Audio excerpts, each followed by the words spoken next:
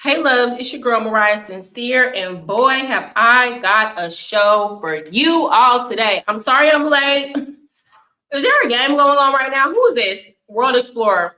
Y'all playing this during the game? Hey, not everybody watching the game, but anyway, today I'm going to be reviewing an interview that I saw Jamie on Travel and Motivate Unfiltered and Where is Milano at? Okay.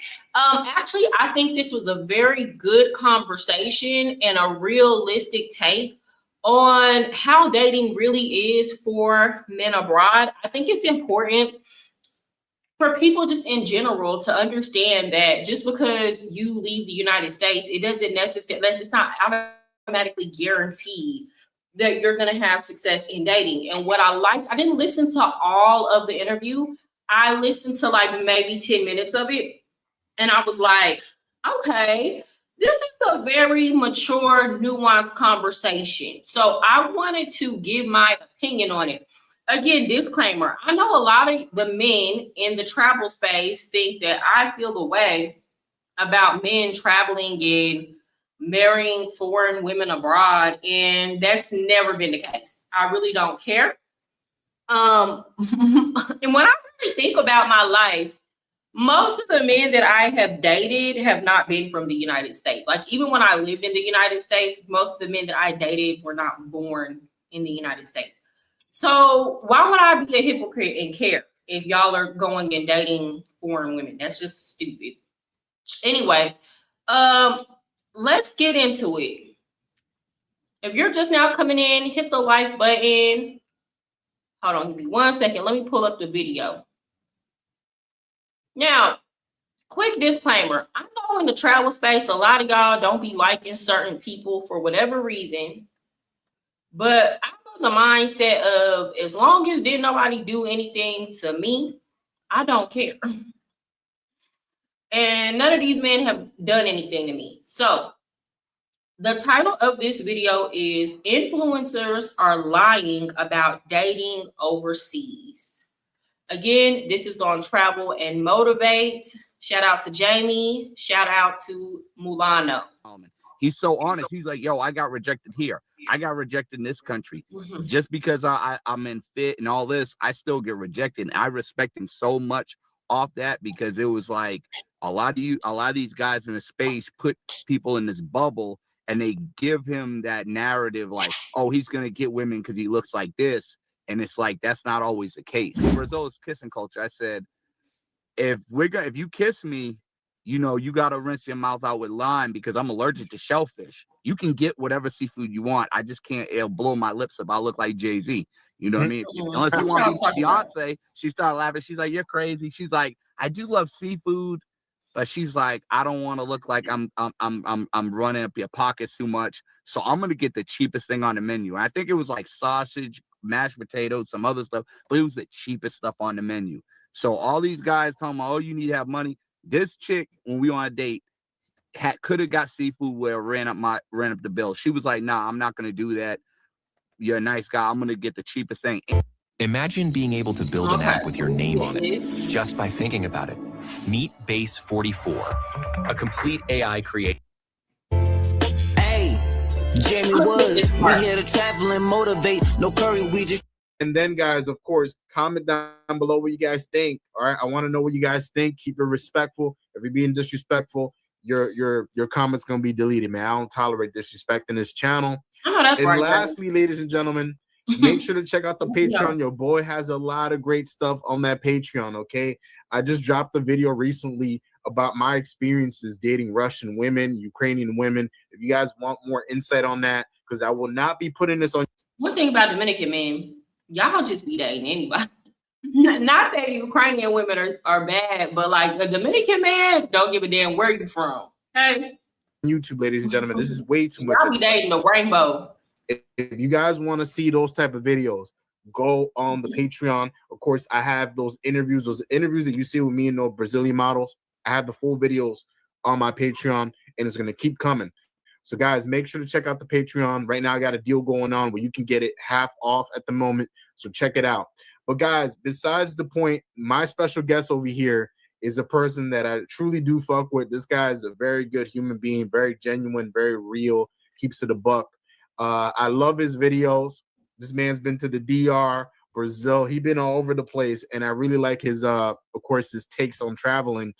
And funny enough, I don't know if he wants me sharing this. Okay. We did a interview beforehand, like literally a couple months ago, and it ended up, because of the program I was using, it ended up not being recorded.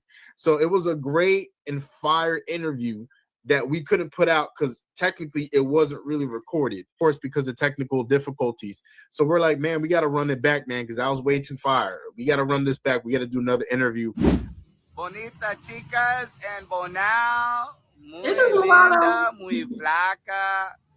Todo bien. Muy tímida. You are gorgeous. You're like the third model I see. And I hope they don't hear this. I think you blow the other two out of the water. What do? Jump out of a magazine and just come here? You're welcome. You're gorgeous. Have a good night. And of course, he's here Milano, now. But I'm referring to my friend over here, Milano. How you doing, man? What up? What up? What's good? Round two, should I say? Technically round one still, because round two, well, the first one, I would say this. was never released. But, he got a good personality. And a lot of y'all might not agree with this, but dudes that have a good personality, they funny. Y'all don't gotta like it. Raymond, you talking about he corny. Here's the thing. Those type of dudes, if you're funny, you can make a girl laugh, you got a good attitude, you gonna be able to get a woman, okay? Some type of woman. Well, what's up, Justin? I'm in East Africa, Tanzania. I think Africa is the best place for Black passport bros.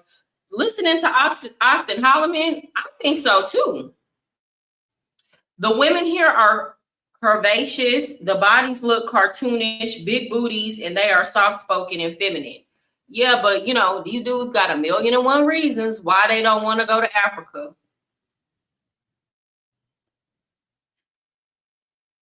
What's up, Manny? To be honest, young people going overseas, they're going to date and smash. I mean, it's the truth. There's nothing wrong with that. I didn't say there's nothing wrong with that, anything wrong with that. But I don't know why people are hating. What's wrong with looking elsewhere? You know, do you listen? Do you watch me, or are you new here? Are you talking to me? Are you addressing what you perceive to be my thoughts or opinions? Okay, let's continue. Take two. So this is take two. Take two. Yeah, but Milana, how you been, man? How's everything going with you, man? Everything good? I've been really good. This year, you know, I know a lot of people have that how do you say it, that New Year's resolution. I kind of did mine a little early, and it's funny, people at my job were criticizing me at it, but I started doing burpees to do better with my health, just fitness overall, cardio. And because I know me, going to a gym, it costs money, it costs time. You know, I'm busy working hard. I'm working 6-7 days a week doing pizza delivery with Domino's and stuff. So I said this on my videos. People go to Brazil, they see the workout culture. That's cool and all. But there's guys, and I've said this before in my lives, there's guys that maybe even chubbier than me, chubbier than you, that have baddies. And y'all, and people are like, oh, well, they speak the language. It's not even about speaking language, because if you don't say what the girl wants, whether you speak the language or not, they're not gonna feel you. In Sao Paulo, a lot of the men, and I'm not trying to say, she said in Sao Paulo is like New York, but the difference is, and I don't think it's a difference, but it's just Brazil.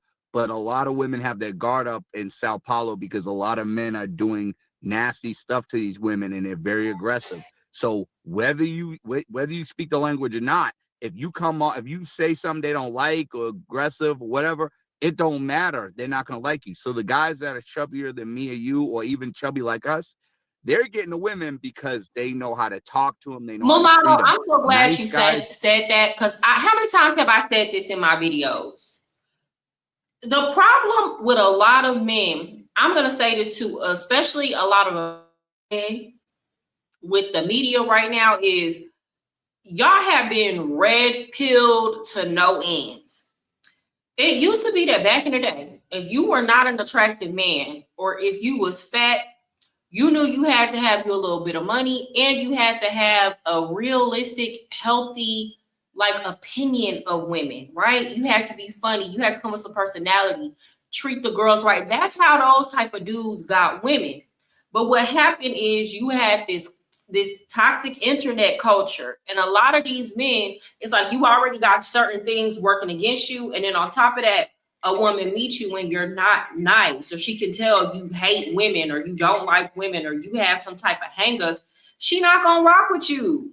She not gonna rock with you. So it's like if you can come with some personality, you can come being a nice person. Yeah, nothing in this life is guaranteed. And I think this is where a lot of people be bitter and they get things confused. Y'all think that just because people are more attractive to you or conventionally pretty that they don't deal with rejection too, or because a guy is conventionally handsome, he don't deal with rejection either.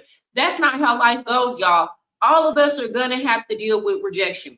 All of us are gonna get played to the left. All of us are going to have to deal with somebody not wanting us at some point in time. It's just some of y'all be so unrealistic and taking that shit so personal that it makes you bitter, and then you just completely like thwart your future chances. And Milano is right. A lot of the times, look, I'm gonna tell you right now, I'm from Texas. Them big old fat Mexicans that's got a good personality, know how to treat a woman, take her out, got some bread, they be having some bad females, period. They be having real bad females, but they be cool. Another place that y'all should look, if you a big dude and you know you don't want to lose weight, go to Africa. You know why? Because they be associated being fat with having money. Yeah, feelings get hurt way too fast, and people like to make it seem like it's just them or just people that look like them, and that's not true. You said the Tanzanian chick made you breakfast, clean your apartment, you getting king treatment in Africa. The women in the US weren't doing that. I mean, I'm glad though she did that for you, but it's like, to me, that's basic stuff. No?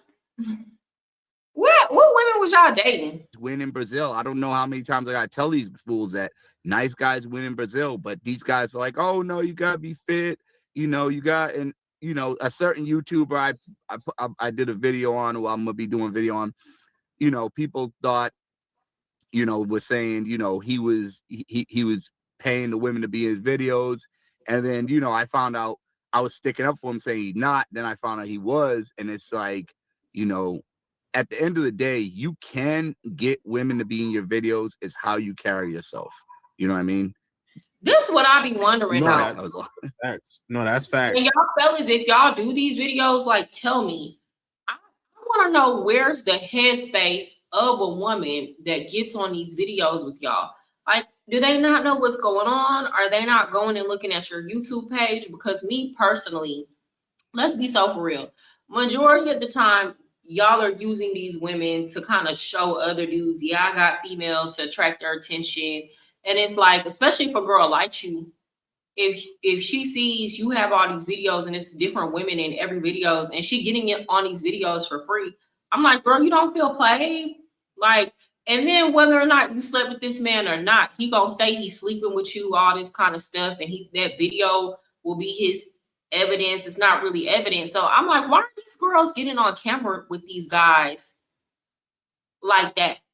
It's the same thing how when I would think of like Fresh and Fit and these girls, I'm like, are they paying these girls to come on these podcasts? Because it's like, I'm like, y'all know when y'all get on this podcast, you're basically going to be used as a prop so that they can like try to embarrass you. Why are y'all getting on here? So I be wanting to know what's the mindset of these women who are getting on these YouTube videos with these men. And you and I, it's funny you bring this up, bro. You and I did have our little debate, of course, over voice messages, and I do agree with you to an extent, but you do have, you know, certain guys in the space that are paying women to be in their videos. Yeah. You know, and so I can't always really fault them. I think this is where we had a little debate because I can't fault them 100% for doing it because the type of women that they're trying to attract to their videos. Yeah. And I mean, it goes back to this point. So let me rewind it real quick to kind of drive the point. because in Sao Paulo, Rio, which is where 98% of us are hanging out at, right? Yeah. These are big P for P cities. So unless you're venturing away from the city itself and other parts of the state, a lot of the girls you're gonna be meeting in Copacabana and of course these bougie neighborhoods in Sao Paulo, they're gonna be P for P. You know, so the thing is, to get these baddies to go on screen with you, I didn't realize pay for play was so big in Brazil. kind of got to give them a little something to come on screen with you, because otherwise, why would they be doing that? They might as well just be hanging out with some other gringos, some other American, or some rich Brazilian guy that can actually give them money for their time. Because a lot of these girls, they're about their business. You know, they're not trying to just come on your freaking YouTube video. That's not when beneficial. Tens and thousands of other women have already been in your YouTube video and be another stat. They want to get some money out of this, and not only do they want some money, but they want a good experience on top of that too. Yeah, that's the only way I can't really fault those guys for doing what they're doing. However, my big gripe is, let me find out. Travel Space YouTube is like the new video vixen.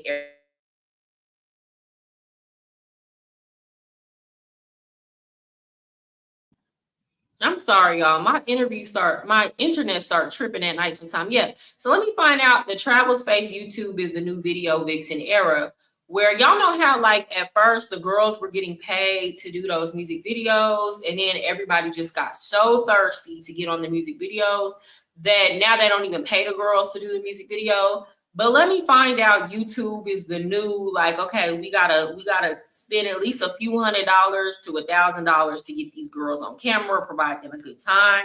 It's just like in another medium, another form. Raymond says, I think they get paid, especially if they basically strangers to these YouTubes. Yeah, like why would you not get paid, girl?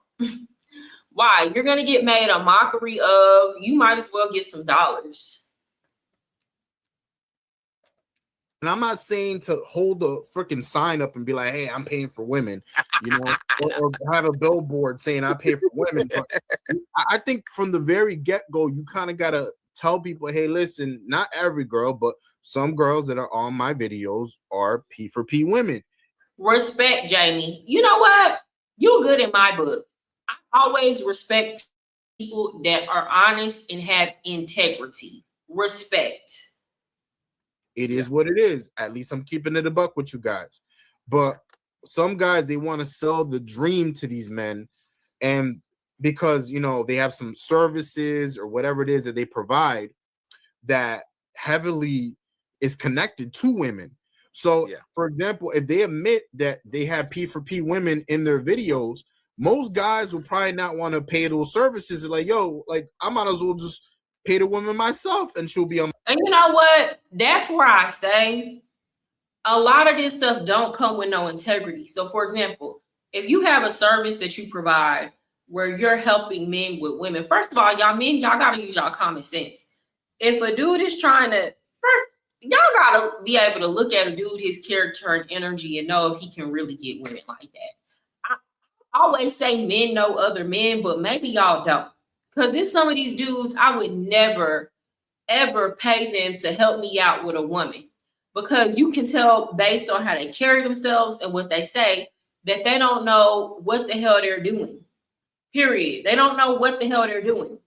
And so it is out of integrity if you're paying women to spend time with you and paying women to be in your videos, and then you have some consultation services to try to help men get women when you can't really get women. And then if you get them, you can't keep them. So, and again, I used to think y'all would just look and know, but y'all don't be knowing for real. My video, or she'll hang out with me. Why do I have to pay you to learn how to get pros? You feel me? So I think it defeats their business model. That's easy. So that's why these guys are being very. You want to get a pro, go where they be, go to where they be selling it, and say hi.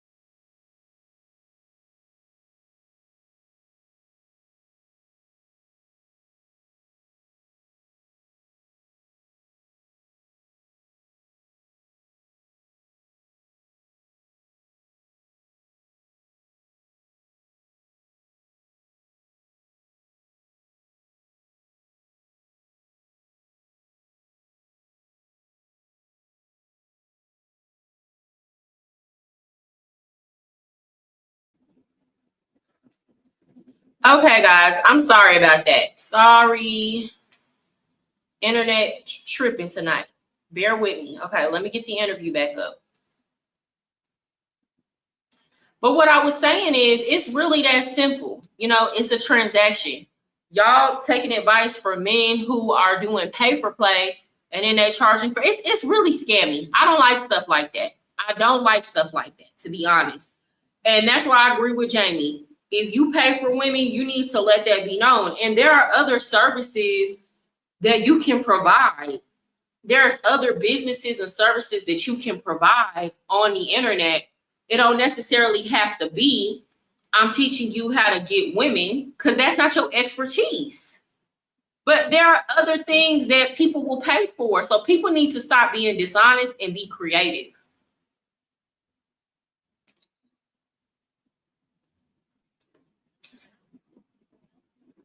Hey, girl. Oh, how do I say your name? Zakana? That's different. That's pretty. With age comes wisdom. Look forward to your growth. Thank you. And thank you for the super chat. Who is Melissa?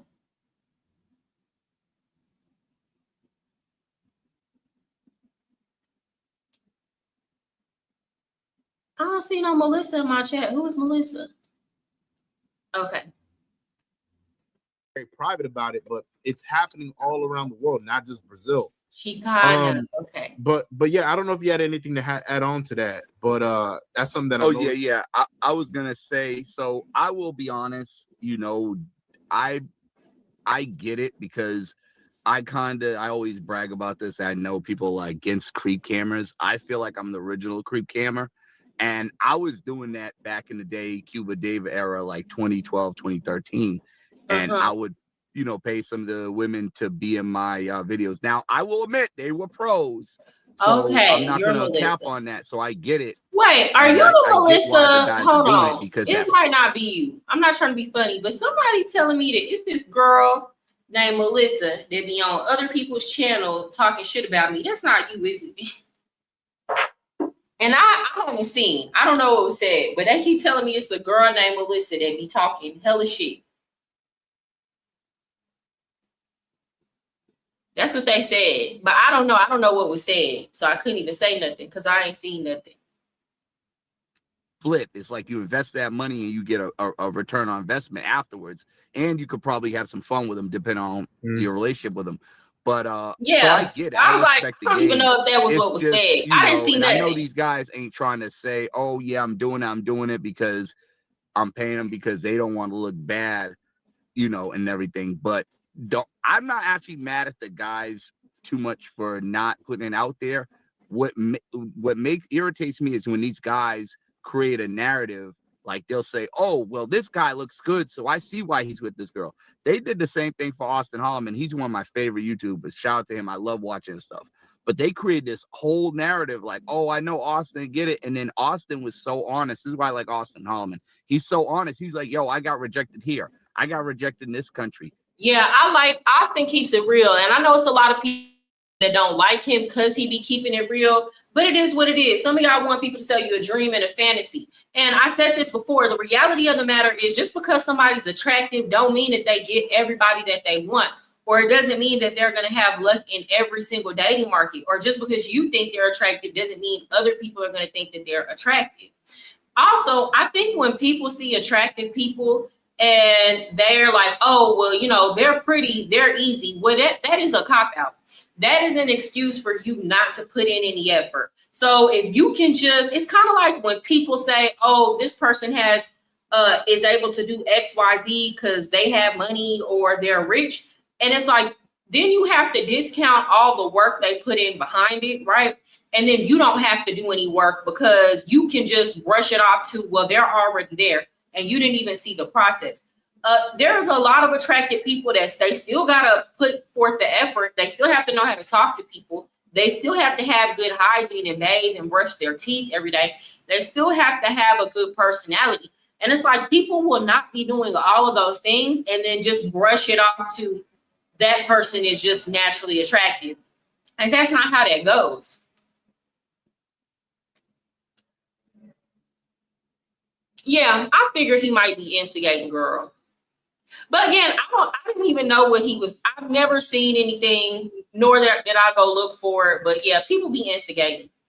Chill, you need to know the characters in the space. Jock Johnson is a troll and drama queen in the space. Always creating drama. Jock has been banished. Not he been banished. Not he been banished.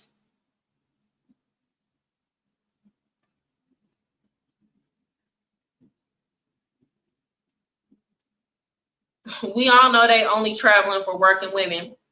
I mean, look, here's the thing. I do believe that it's men in this space that are not necessarily traveling for the working girls that want real connections, but you can tell the difference.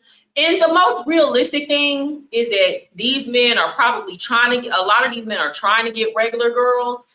And then whenever they don't have any luck with that, then they resort to the pay for play. This reminds me of when I was in Cartagena, y'all. I was in like a regular club, right? And there were some dudes, I wouldn't even call them passport bros. I would call them travelers. So they came in the regular club where we were listening to salsa, all of that in Cartagena. And they tried to holler at me. And then I seen them trying to holler at a couple of regular girls. They didn't have any luck. It is what it is. So guess what? Later on, I seen them go and get to BSOP, which is a club that the working girls go to find Johns. So it was like that was their last resort, if that makes sense.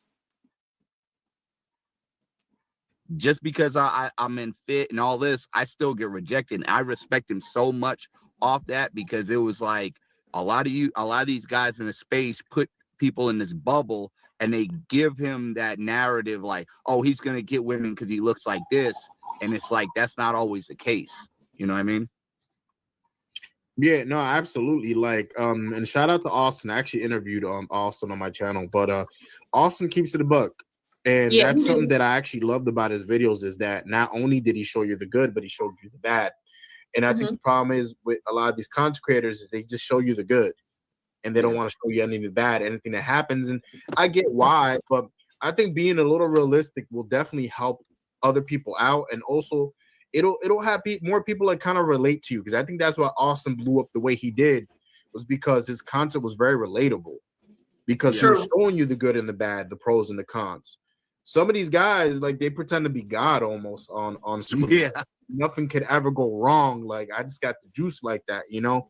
And but we know they be lying. That, like, what happens is you're deceiving a lot of young men. You're deceiving a lot of men that when they do go to a Brazil, when they do go to Colombia, they're expecting the same results. Maybe these guys that are going to these countries are as good looking, like, and I'm a straight man and I'm saying this, but maybe these guys that are going to these countries are as good looking as some of these YouTubers that make these videos, but they happen not to get the same result. And then they question themselves, why am I not getting the same results like he is? Like, I speak the language. But it's what I want to know. Where are all the good looking men in the travel space? I ain't trying to be funny, but I'm being funny a little bit. Like, what, Jamie? Please, who are these good looking?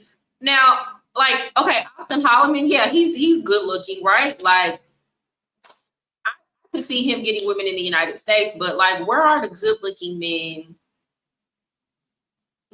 in the travel space? I'm not saying they ugly, but who are you talking about, Jamie? Who are you referring to?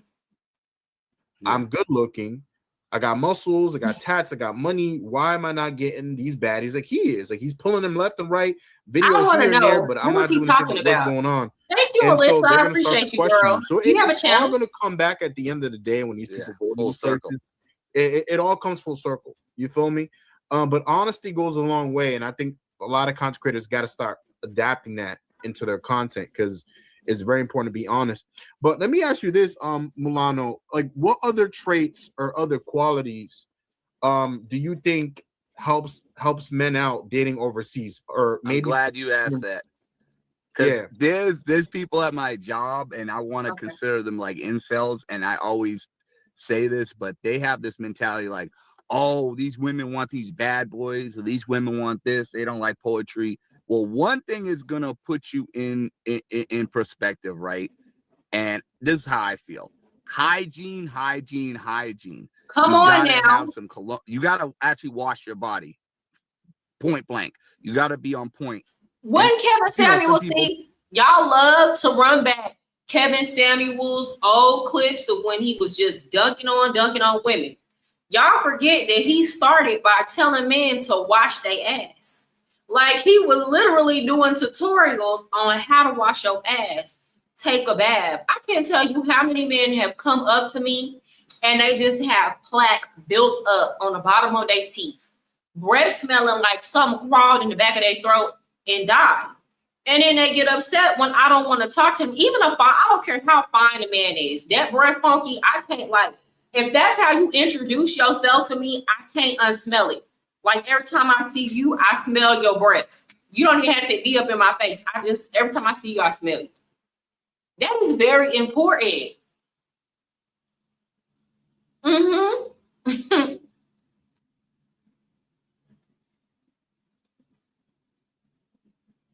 Hold on, I'm gonna have to. What up, Kim?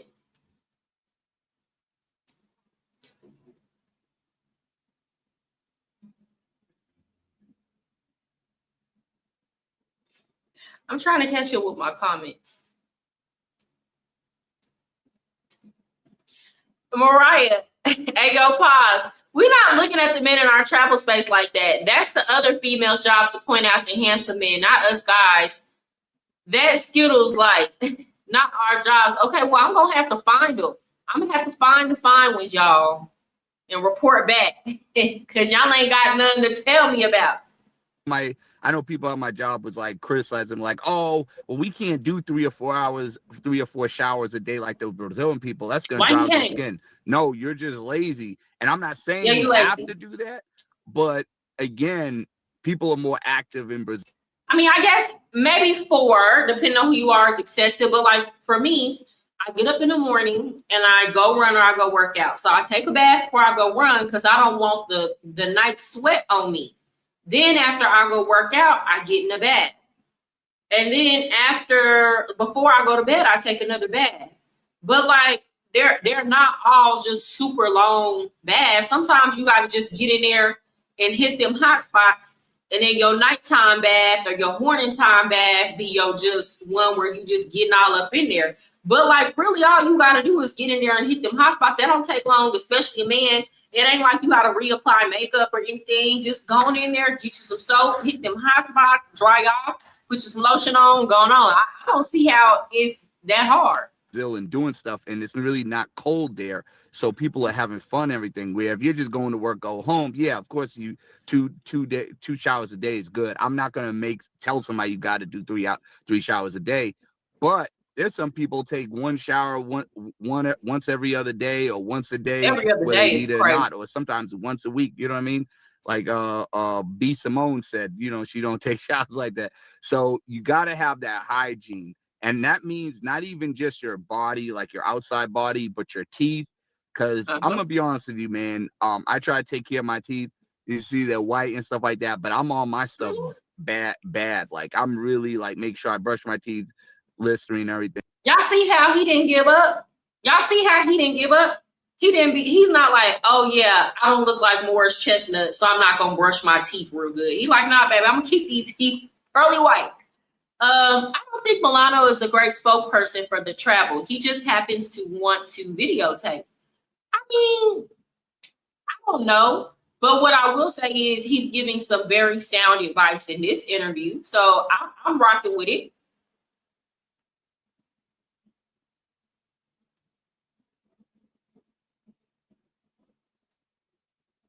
Oh, I think Laura Williamson, I have seen him. I think they have crushes. If it's the same person I'm thinking about, he is an attractive man. I forgot about him. But also, too, you want to have cologne to smell good. Because one thing that blows my head up and gets and like gasses me up is when I have some cologne and girls are like, yo, you smell so good. Like, bro, I feel like I'm winning. It don't matter what. As long as I don't say anything crazy, or even if I do say something crazy, nothing offensive, I'm good. So the hygiene is 1. The 2, and you was talking about overseas, right? So hygiene is 1. 2, I would say, because, and I say 2, I want to say embrace the culture, respect the people, right? So hygiene, embrace the culture, you know, respect the people. When I say embrace the culture, look like you intrigued and you like the culture, but also respect the people too. You know what I mean? That goes a far way. And then number 3, I would say It learn the does. language, because that will help you.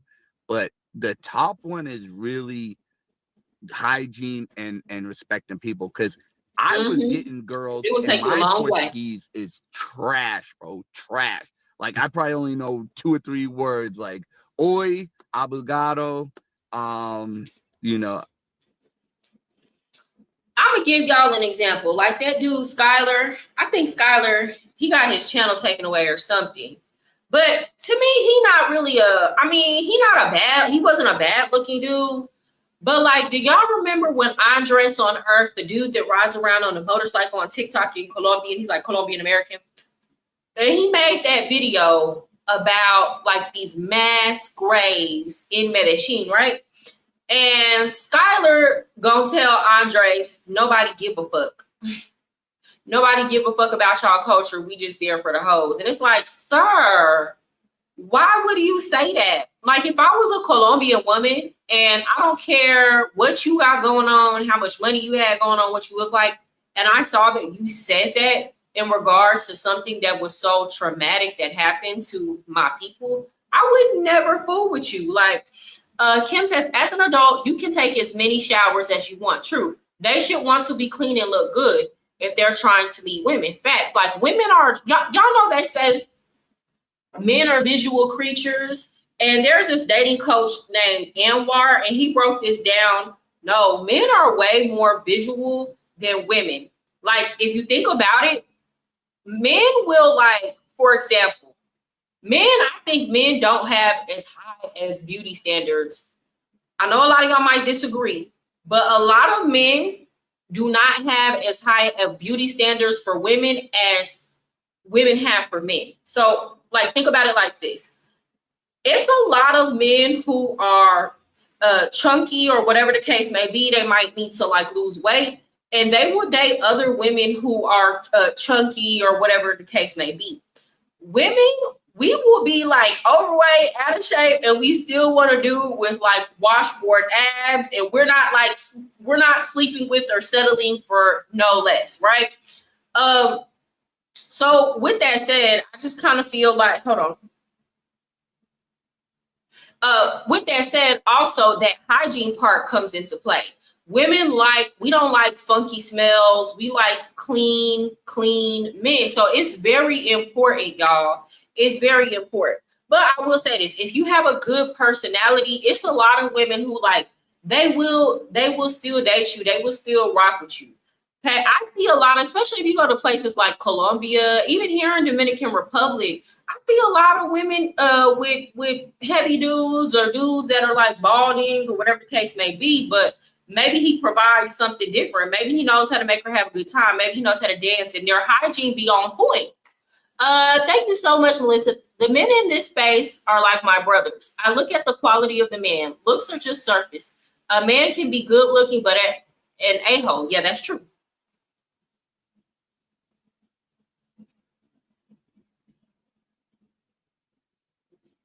See, now you're making this a gender war conversation. Show me one woman who wanted longevity with the man who did not want to be a part of his struggle.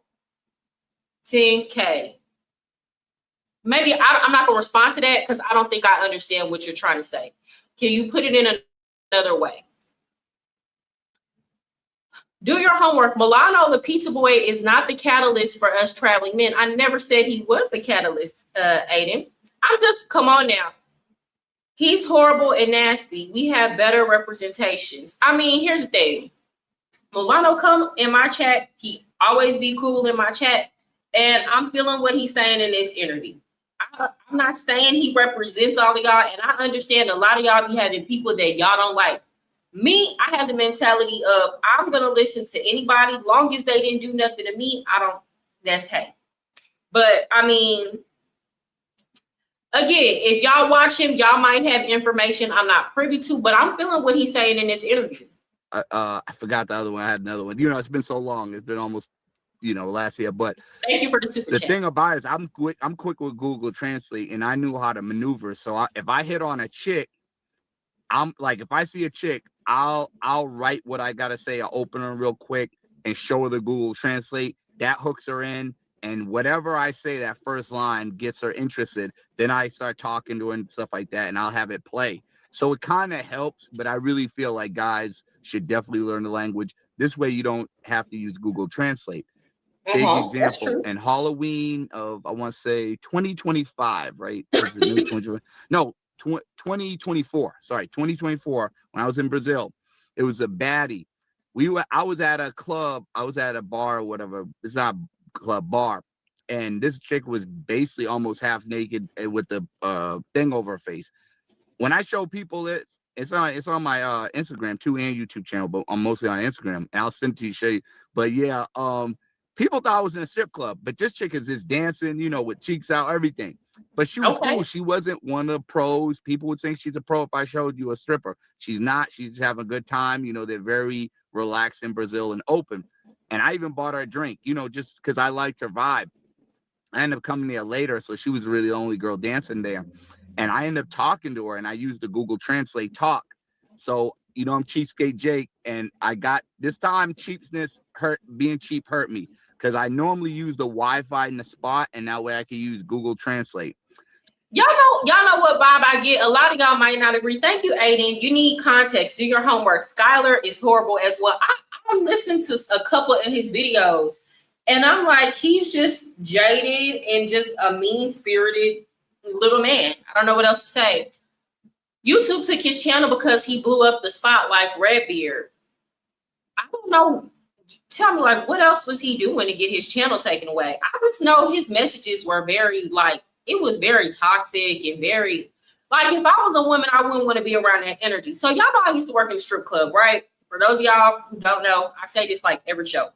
And what I do notice about Milano, because I'm a pretty good judge of character for men, because I used to be in a strip club. I used to be around men all the time. So you get to like learn different assets and facets of men and kind of watch them in that environment.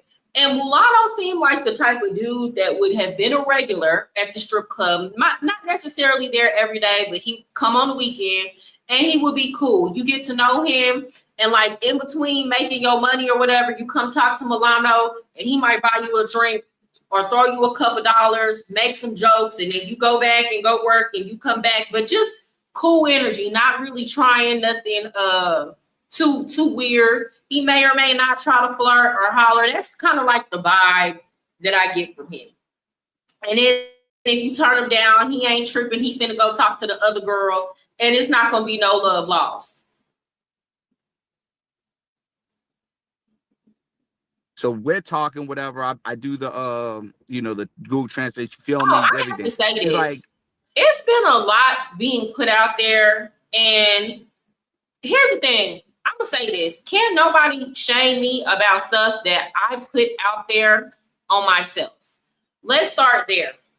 I know a lot of people are upset that I'm a single woman doing YouTube traveling. And a lot of these men, I'm not even finna say no names, y'all already know who it is, feel the need to put it out there or try to insinuate that I'm an escort. Let me be very clear. I have never sold kitty cat at all. Never did. And if I was doing it, I would come say it, because who gonna check me? Who gonna do something to me about it? I have been very, very transparent about my life. So there are these rumors going around here that the reason why I'm able to travel is because I'm out here selling cat. First of all, if I'm going to sell cat, I'm going to go sell it in the United States where I can get some bands for it, not pesos or not. Y'all be arguing with these girls about giving them $100. So that don't even make no sense. I would be put up in an apartment downtown somewhere if I was going to sell coochie. I have an actual job. I have my own business. And of course, I'm on YouTube and I make money from Facebook. There are 1,000,001 ways to make $1 without having to sell cootie cat. So I'm just going to leave it at that. I'm not going to keep on clearing that up, I don't sell coochie, never had. If I wanted to, I will, and I will stand on that. But it's just not, for me, it's not something I want to do. I told her I'm cheap just to see what she was gonna say. She's like, "Oh, my ex-husband was cheap too. He was American. I don't care. I got my own money. I don't need your money." So, all right, cool. When we get out of the club, or the bar, not the club, bar. Yo, my phone's like, "Yo, bro, we ain't got no Wi-Fi." So I have it downloaded where you could type.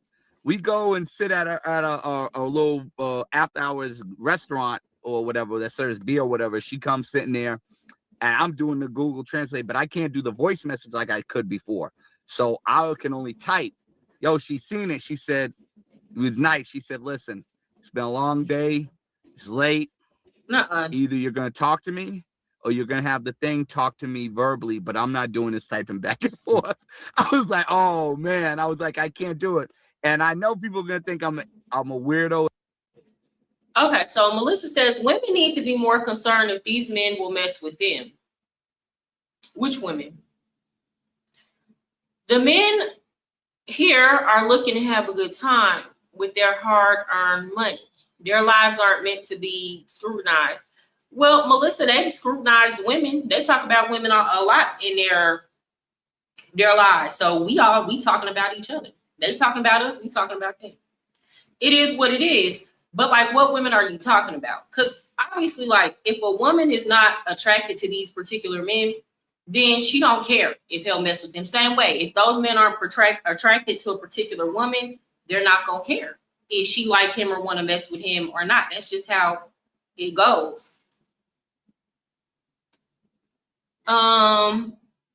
But are you talking about the girls that work in the club? Or are you talking about the escorts? Are you talking about American women? Or are you talking about women in general? I'm worse than an escort. I'll let you F me for free. That's funny. An anal for this, but guys, hear me out. She said she was like, "You're a nice guy and you're attractive and everything like that. Have a good night. I just can't be typing on this too long." I got rejected in a nice way, and I'm so used to getting rejected bad. I felt so discombobulated. I had to give her the middle finger because I was like, I felt like I was getting mind screwed. Like, wait, you just reject me, but you're saying I look good. And like, I was just discombobulated, man. Like, and I thought I was a weirdo for doing that. But even people I talked to that are from the States, when I told them that, it was like, wow, she rejected you, but still respected you. Yeah, you. Wow. You know what? That's actually really sad. That's actually really sad. I think you should always be respectful in how you reject somebody, because you never know. You could be their 13th reason why.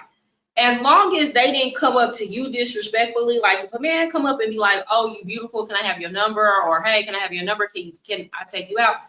Then you should respectfully decline. You could just say, "Hey, I'm not really interested," or "I have a boyfriend, but nice, thank you, I'm flattered, but I have a boyfriend."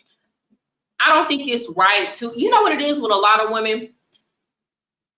A lot of women feel like, especially if a man comes up to them and he's not really their type or he's very unattractive, they feel like, "How dare you come talk to me?" And I don't think that's the kind way to be.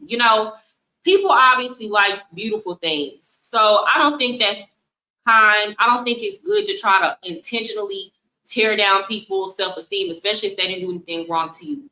And then for the men who come at you impolite, that's when you check them. When they come at you impolite and real disrespectful, that's when I think it's okay for a woman to check that. But if the man just tried to holler at you respectfully, regardless of how he looks or how you feel about him, you should be polite. It's their space. I don't know what you mean. This is my page, so this is my space. And again, I tell people all the time, they dragged me into this space. I didn't ask to be here. They started making videos about me on Instagram from Instagram, and they started coming on my Instagram page. I wasn't even talking about men traveling or nothing like that. They were just upset that I was a woman documenting my life in Colombia. But when on my YouTube channel, this is my space. And again, I tell people all the time, they dragged me into this space. I didn't ask to be here. They started making videos about me on Instagram from Instagram, and they started coming on my Instagram page. I wasn't even talking about men traveling or nothing like that. They were just upset that I was a woman documenting my life in Colombia. But when on my YouTube channel, this is my space. MySpace, y'all remember MySpace?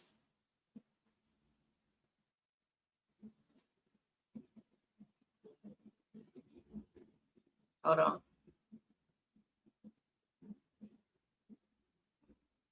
The ones you're mentioning would mess with them if they did A, B, and C.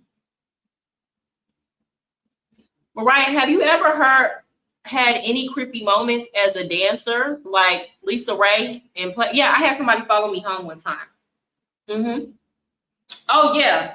Oh, I'm gonna tell y'all this story real quick. I didn't even notice they were following me home. It was late at night because I worked at a club that closed like at 6 o'clock in the morning. And at this time, my boyfriend and I lived together. So he had to get up early to go take his cousin to work. So he was already like gone. I'm on my way home in my car. I did not notice this dude was following me, which was my bad. This might have been like my second year dancing. And I did not notice this car was following me, but I pull up to the house and I see this car pull up, headlights on, and they're just stopped. It was like they were waiting for me. And I was on the phone with my boyfriend at the time. I was like, I think this person's following me. I think they followed me home. And he was like, don't get out the car. He was like, don't get out the car. I'm on XYZ Street. Meet me there, right? And I'm like, okay, I'm finna get off the phone with you. I'm actually finna head to the police station. So call me like, so I'm gonna call the police while I'm on the way to the police station, right? And at first I'm like, okay, maybe once I drive off, this person will stop following me. No, y'all. I call the police and I'm telling the police, hey, I'm on the way. This dude's following me. Whoop-de-woo. I pull into the police station. This is how messed up the dude was. He sits there and waits for the police to come outside. He don't get out the car, nothing. I'm so scared and I'm pissed because I'm like, bruh, I called y'all 10 minutes ago and I told y'all that a man is following me. Y'all should have been outside waiting. Now I'm just in my car, doors locked, waiting, like hoping this man don't run up on me. The police come, they get out the car. And they go ask the man, like, why are you following her? Whoop-de-woo. And he was like, that's my cousin. We were just playing dominoes. What? They arrest him because he had other warrants. And the crazy thing, y'all, is that they told me that they could not arrest him for following me because it's not against the law to follow somebody. What? Then when I tried to go to the police station and get his name so I could be on the lookout for him, they told me that they could not give me his information out of respect for his confidentiality. Y'all, they really will wait until somebody do something bad for you. And even the police were like, you know, a lot of the stuff that we do is after the fact, it's retroactive. Sorry. They will literally wait until something bad happens to you until, you know, they make a move. You ain't wrong, man. Lana, you did. But after that, I started always being more aware and watching. But yeah, that was the worst thing that happened to me.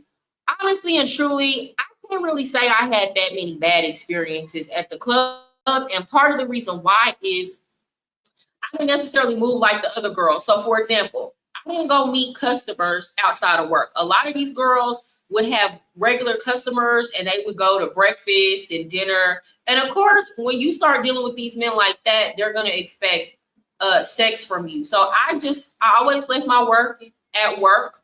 And majority of the time I was in the club, I had a man anyway. But even after we broke up, I still didn't have customers and I didn't meet with men outside of the club. So that cut down on a lot of foolishness. The right thing, because that would have messed my head up too. Like, she's dissing me, like, oh, I'm good on that, but she still give me a compliment and just like threw you off. It throws you off. Like, you're like, what the hell is this? But yeah, shout out to her. No hard feelings.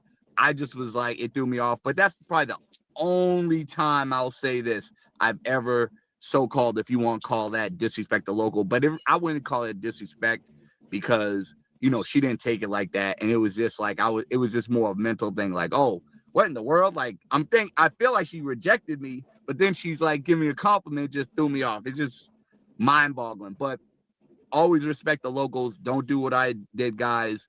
You know what I mean? And also too. Ok, tú vas a sacar la piedra y hueputa. Bend.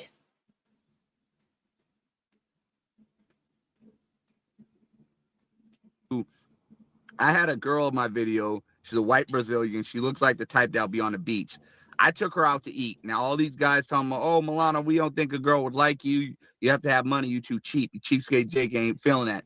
Yo, we went to a restaurant. This chick loves seafood. I said, you know, because I know it's in Brazil, it's kissing culture. I said, if you kiss me, you know, you got to rinse your mouth out with lime because I'm allergic to shellfish. You can get whatever seafood you want. I just can't, it'll blow my lips up. I look like Jay-Z. You know what I mean? Unless you want to be my Beyonce. She started laughing. She's like, "You're crazy." She's like, "I do love seafood," but she's like, "I don't want to look like I'm running up your pockets too much. So I'm gonna get the cheapest Okay, thing on what the do y'all think about that? Y'all tell me in the comments. Kissing culture in Brazil is insane. So I met these two girls. I haven't been to Brazil yet, but I met these two girls like from Brazil. And when I was in Cartagena and we started hanging out, and they were telling me how like in Brazil, people will like meet each other.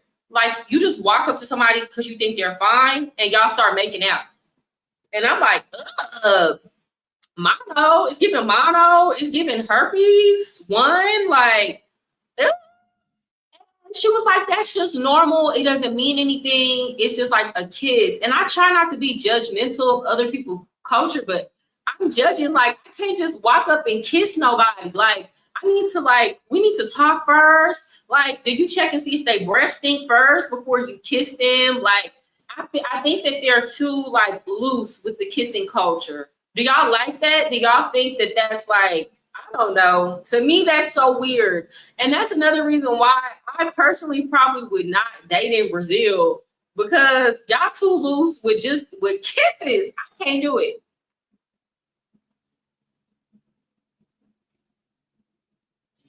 Shorty, after my military stint, I was DJ for about 3 months and the same ish happened, my girl. That's, I asked, super cringe. Yeah, I think a lot of us get followed. I think we all get followed home at least once. Kissing culture is disgusting. I think so too, Judah.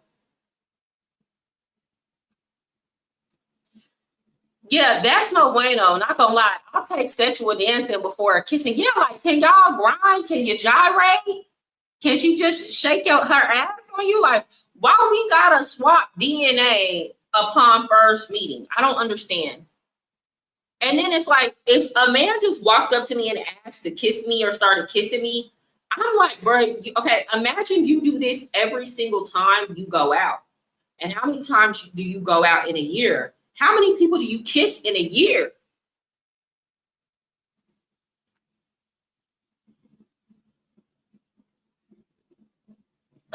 I know, yeah.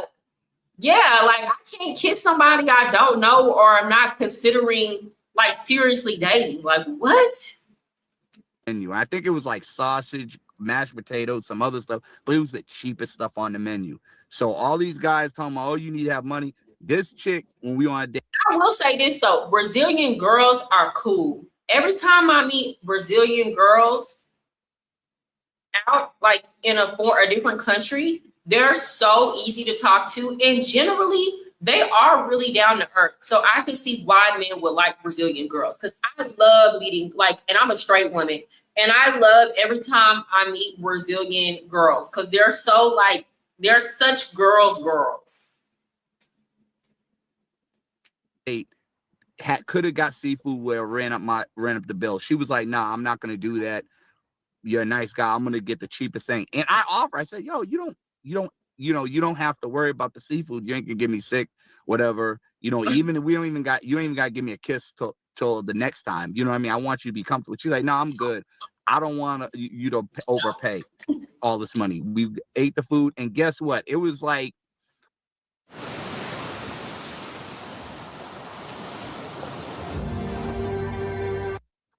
we were talking. I was like, "Yo, this is a good time to go to the beach," because she looks like one of them white Brazilian girls you would see on the beach. So I was like, because she's really laid back. She's cool, but she has that beach look, like the blonde, sandy blonde hair. But she looks like she's like one of them hippies, like, because I know she smokes mota, you know, marijuana, Mary Jane. So I was like, you want to go to the beach later on? What are you doing later? And she's like, I gotta go to work. Bro, I literally kid you not, it's like 4:15. I said, oh, what time you gotta go to work? Chick looked at me and said 4 o'clock. I said, what? Wait, you about to be late? She's like, no, calm down, don't worry about it. I knew They this, don't but give I a really damn. wanted to spend time with you, so I'm good. She said, when we go back though, when you walk me back, we got to sneak, because she worked at a pizza spot. We got to sneak around, make sure they don't catch me. So again, guys can talk trash all they want. Brazil is king, because, and I'm not saying the other, shout out to Thailand, Philippines, they're good too. I love DR. Y'all better not blacklisting me over there. Y'all know I love y'all. But when you have a female, and even guys at my job and in the States, they would never, ever have a female risk their job, be late for work. She could have got fired, and jobs ain't that plentiful. I'm not saying you can't get a job in Brazil, but with her, you can't. It's not like the States. You get fired, you get a job next day. You know what I mean? So she's putting all at risk to lose her job just for me, and I'm not giving her no money. We're just going on a so-called cheap. It's like in America, they don't take timeliness as seriously. So it might not have been the risk that you thought it was, right? But at the same time, what I will say is, just based on what I've heard of some things he's saying, I wonder why y'all don't hype Brazil up as much for dating. Because, like, okay, in Colombia, not all of Colombia, but the places that y'all go, especially Medellin, it's very difficult. Like, if you're going for a relationship. Now, if you're going to just sleep around, Colombia is probably king, right? But, like, for those of y'all who want to, like, date girls that aren't pros, why isn't Brazil hyped up more than Colombia? Because again, like I said, by all accounts, most of the Brazilian chicks that I meet are very cool, very down to earth, very realistic. They be liking men, like they like to be around men. So I don't know. I feel like it should get a little bit more hype. Jake date, you know what I mean? And it was good. And a lot of guys in the States, they can't say that, because you tell a female, yo, we gonna meet at 4 o'clock and she gotta go to work. Oh yeah, you gotta do it tomorrow when I'm off. You got Okay. They're gonna tell you do it on day off. Like, they ain't gonna risk that. You know what I mean? And in the States, you get a job like that, even if it's McDonald's, and you can. Guys, when this is over, I'm gonna do a panel. I only have a few moments left, so if you want to come up, start getting prepared. Now, if I ain't see you really just chatting, I'm not gonna let you come up, because it's somebody that be coming on here under different names, and every time they get in the back, they be pulling out their ding-a-ling. Get a job at another. You don't have to cam up though. You can just come on here and talk. Please don't come in here, y'all. That panel I did yesterday, I'm gonna be so honest with y'all. I need to work on this. I don't have a lot of patience. It's not that people can't disagree with me. Disagree. I talk to people that disagree with me all the time. I don't like stuff that's just stupid, y'all. And I'm trying to do better. I'm trying to develop. Maybe like the more I do these panels, the more bandwidth I'll develop. But like, if you're gonna come up here, listen and dissect what people are saying. I don't like having to explain myself over and over again, and you still didn't comprehend what was said. Please. If you already know you that type of person, please just don't come. Don't come. I love y'all, but like, please, I can't handle that tonight. I dealt with that too long last night. McDonald's, Burger King, and the chick working McDonald's, she's either gonna take the whole day off, or you ain't gonna see it till the next day off. It's just that simple. You know what I mean? And I think that's worldwide. Is girls love a man that smells good. That's why I always tell guys, like, invest in cologne and good cologne. Don't be getting no cheap in a few cologne. minutes. Get some good shit. If you're gonna go, hold on, I got a pushback on that. Now I'm gonna tell you, cause we rocking with Jamie Woods, he's my boy. I'm gonna give y'all a game. No other people are gonna get this. Rue 21 is king. They got cheap cologne and it's good quality, and I got good stuff. But I know what you're talking about, because I'm mixed. My pops and shout out to my white boys. I ain't dissing y'all. Y'all know a lot of y'all old school white dudes be loving that brute. Thank you that for the brute ain't super working, bro. You gotta get some Calvin Klein. You know what I mean? You got. Okay, I'm gonna go ahead and drop the link right now for those of y'all who want to come on. Y'all, my internet is tripping. I'm gonna drop the link. I'm in the Dominican Republic, Sigma. Sarah, what up, Sarah? Hold on. Why is your comment not coming up? Hold on.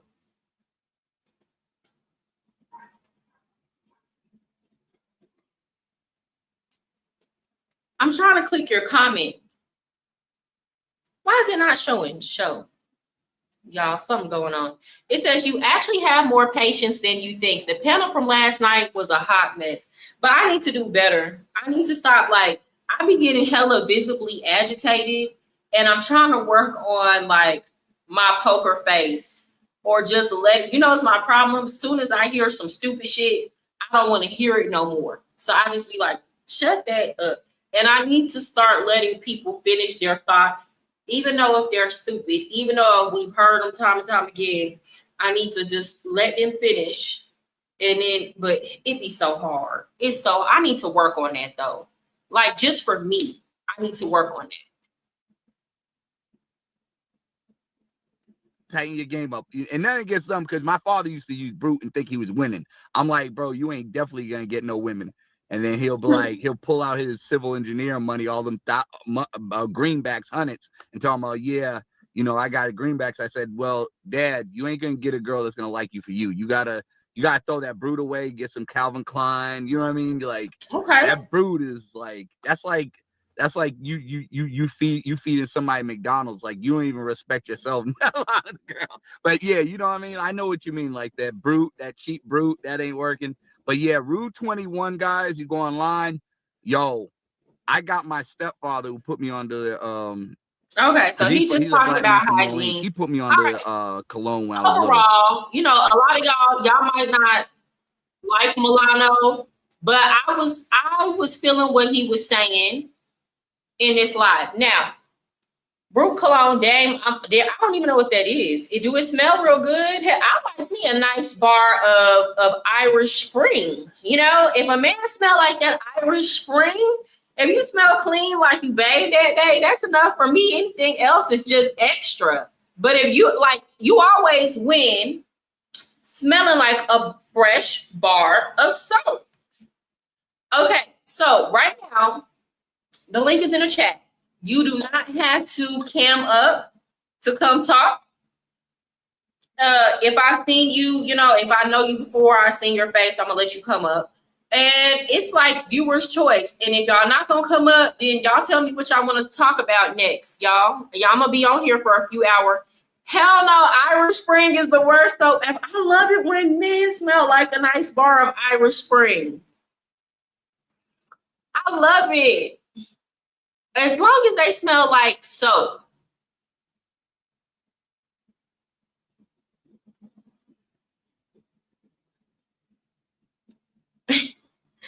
Who be putting on cheap dollar store spray? Old Spice is okay. It's like, the only thing is, a lot of times y'all be putting on too much. Y'all putting on too much Old Spice. And then it give me a headache. Y'all just okay, so if y'all are not going to come in here, I'm gonna still give y'all a chance, but I already said I'm gonna be on here for a while tonight. There's this African. Hold on, y'all. Y'all know the African dude that be talking about passport bros or the whole y'all know what? I know everybody keeps telling me to review his content, so I'm gonna do it. Hold on. Nawaba, what is his name? Y'all know who I'm talking about.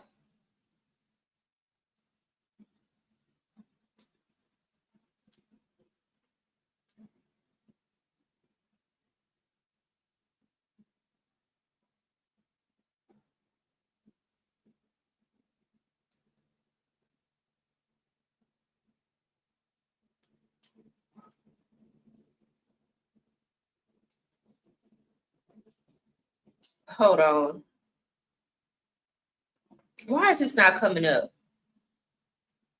Kelvin. What up, Kelvin? Hey, what's up? I can't hear you. What's up, Mariah?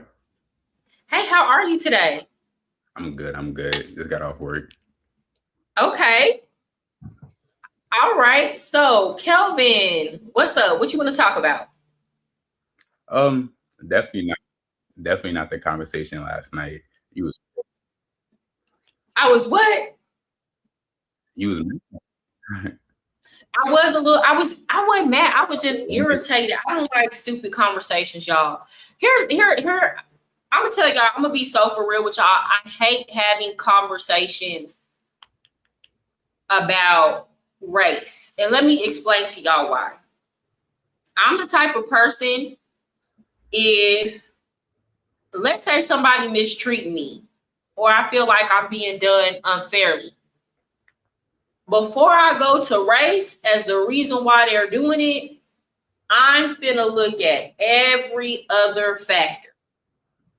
okay. I'm finna analyze myself and how I showed up in the situation, or maybe some other advantages that a person might have had over me. Maybe they worked harder. Maybe they dressed better. Maybe, I don't know, maybe they kissed more. And I'm gonna like go to everything else first before I even think about race, right? That's like a last resort, like a last, like when don't nothing else make sense. You know what I'm saying? So I hate it when we're having a conversation about a particular topic and it's like, let's automatically jump to race when there are so many other nuances and complexities to be considered. Does that make sense? It does. It's just yesterday it got spirited because you were making a general statement about the black male image is all. But I do understand What was the statement you didn't like? So what was the general statement that I was making about all black men? It was more centered around how, regardless of you pushing the narrative, Colombia and hotspot countries for passport bros, we're going to be attaching all of the negative aspects of the movement to black men. It's sort of what it sounded like. Is that You're correct? saying because I said that so this is what I was saying. There's been so much poison put in the water and so much done by the men who are online doing too much that passport bros now has a negative connotation to Colombians, and there's no rehabilitating the term. Is that what you got? Is that what you think I was saying to generalize all black men? Well, that sounds exactly like what you said yesterday. And my only issue with it is just saying like the quiet part out loud of how that's essentially not fair. But life isn't fair, so I get that. It's just we've seen a repeated pattern of just taking a small subset of a fraction of a fraction to represent a whole group. It never works. That's why it was like a ton of pushback yesterday. That's all. Okay, well, let me ask you this question. Do you think what I said is untrue? Do you think that black men, I'll put it to you this way, do you think that black men can just explain to Colombians, no, passport bros aren't here to do to record women and aren't just traveling to your country for sex? We're actually good, hard working men that want to come here and invest in business and find traditional wives. Do you think that y'all explaining that to them alone is going to change their mind or make them be like, oh, you know what? It's really just a couple bad apples. Do you think that alone is going to be able to change the perception? No, but I think it's stupid on their part to use a very small fraction of folks and push a narrative that applies to everyone. It's clear that they've already addressed like the issue. There's a new post on migration Colombia every day of just a tourist coming in and being sent out. And I guess there's a gap, something's getting lost in translation, but my approach is like most people are coming into life with like good faith. They are good people. They're not looking to show up and do bad things, and just providing grace for all should be what the conversation starts as, rather than you're already starting a couple steps behind. But I do hear what you're saying. Like, I fully understand that. That's I not. was just wrestling with the reality of this has gone beyond the point. And I say it all the time, Kelvin. I don't know if you like watch my streams from beginning to end, but I say it all the time that there are Black men that are in Colombia. You never see them because they're not online, that are in Colombia, that are married, that have businesses. And there are Black men who do come and they date around, or they might even do their pay for play, but they're not necessarily putting it on the internet or harming anybody. They pay for their services and they go on. But like,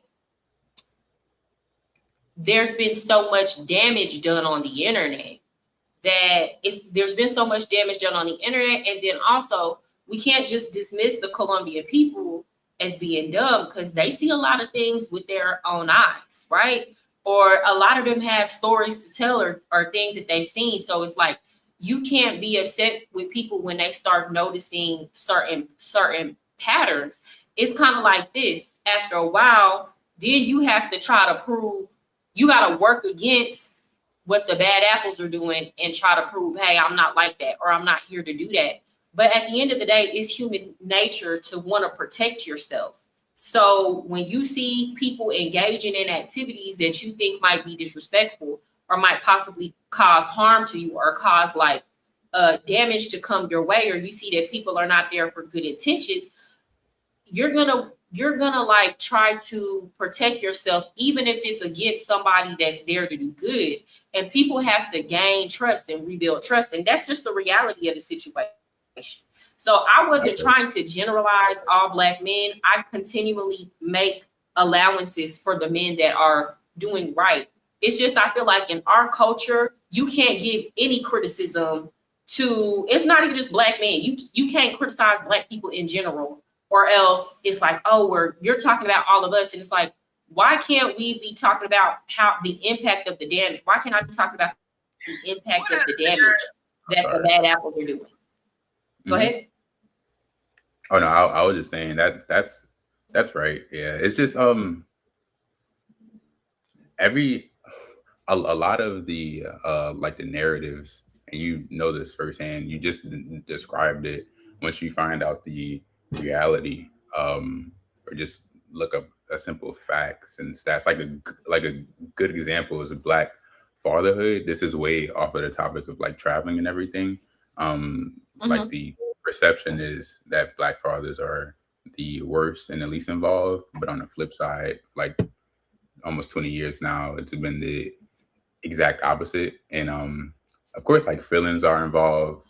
It was definitely my feelings involved yesterday, being a Black guy and hearing that. But it is a conversation of like, we need to be able to take critique better, especially going into places that aren't even associated with us at all. So I hear it. Yeah, and I understand why it's difficult to hear, especially when you feel like, dang, I just can't catch a break, or we're constantly being criticized. I get it. What's up, Born Ready?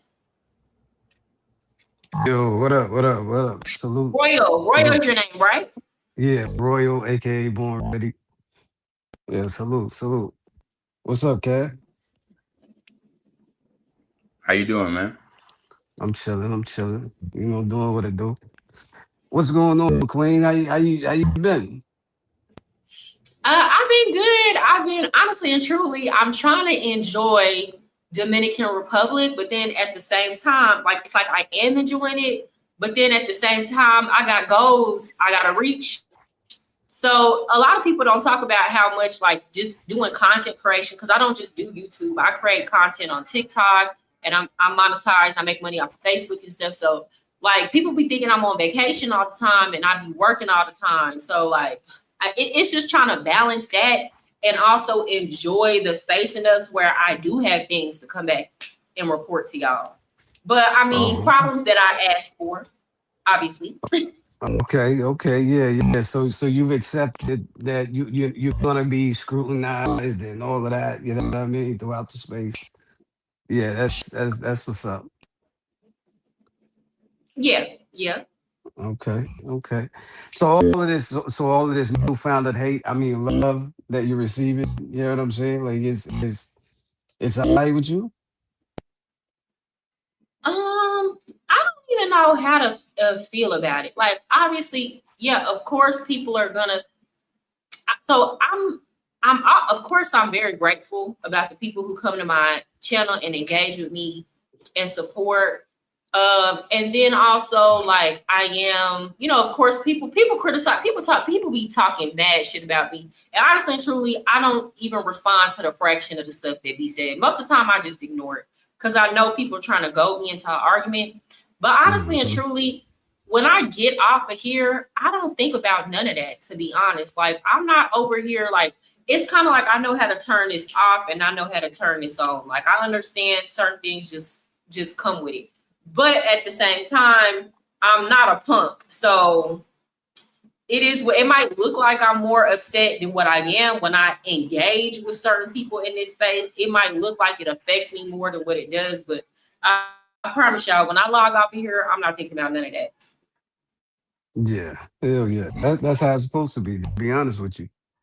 You know, a lot of Yeah. people be taking this shit way too serious. You know what I mean? But it is what it is. And like I said, like when I first found you, you know what I'm saying, or better yet, we found each other. You know what I'm saying? Like, I think it's good. I think it's good convo for the space anyway, to have a woman's perspective. You know what I mean? To be out here like you are, you know what I'm saying? Like, standing, 10 toes down on whatever you say, you know what I'm saying? And boom, you go on the war with, whoever, whatever, you know what I mean? You ain't picking and choosing, you just doing what it do. So yeah, I really want to see you win. That's good. That's good shit. Thank you. And I appreciate that. Yeah, I remember when you came on or you found my channel. I remember when you came on, and it's like I'm constantly getting put on to new people. So I'm learning the space. I think too, like, I think one kind of misconception people have is that I intentionally tried to enter into this space, but honestly, I was dragged into it. Like, somebody started with me, and then it's obviously when you see that people are interested in what you have to say about a particular topic, it would be dumb to not talk about that, right? So it's like, once I saw, people want to watch me, or people, that's one thing, that's one positive thing I will say about people when they talk shit about me online. Every time they talk shit about me, they subscribers come, and if you sit and watch my body of work, you be like, oh, she's actually not like what they're saying she's like. So that's one thing I will say. People that watch these other channels, they will come over here and they will stay. It don't necessarily work the other way around. I'm just being honest. But I think too, people expect me to, because there are negative stereotypes in the space about American women, people expect me to try to fall in line so that I don't necessarily fall into them stereotypes. But honestly and truly, I do not care. I want to be correct, not politically correct, or I'm not here to try to change perspectives on American women. People can feel the way they want to feel about me. I just am going to keep it real.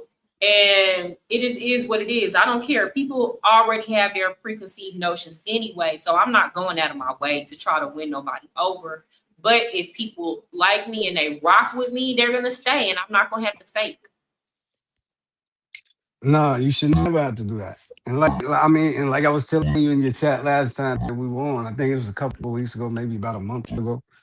Like, I guess I don't know if they criticizing you about the weight thing or whatever, but like the picture you was showing, like for real, like that's why I was telling you, leave that shit alone. You good. You good. You look good. Come on, man. Like, a blind man can see it. You know what I'm saying?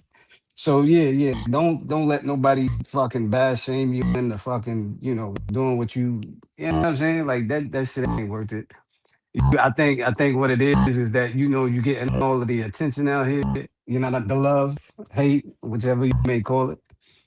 And yeah, they gonna feel some sort of way. You know what I'm saying?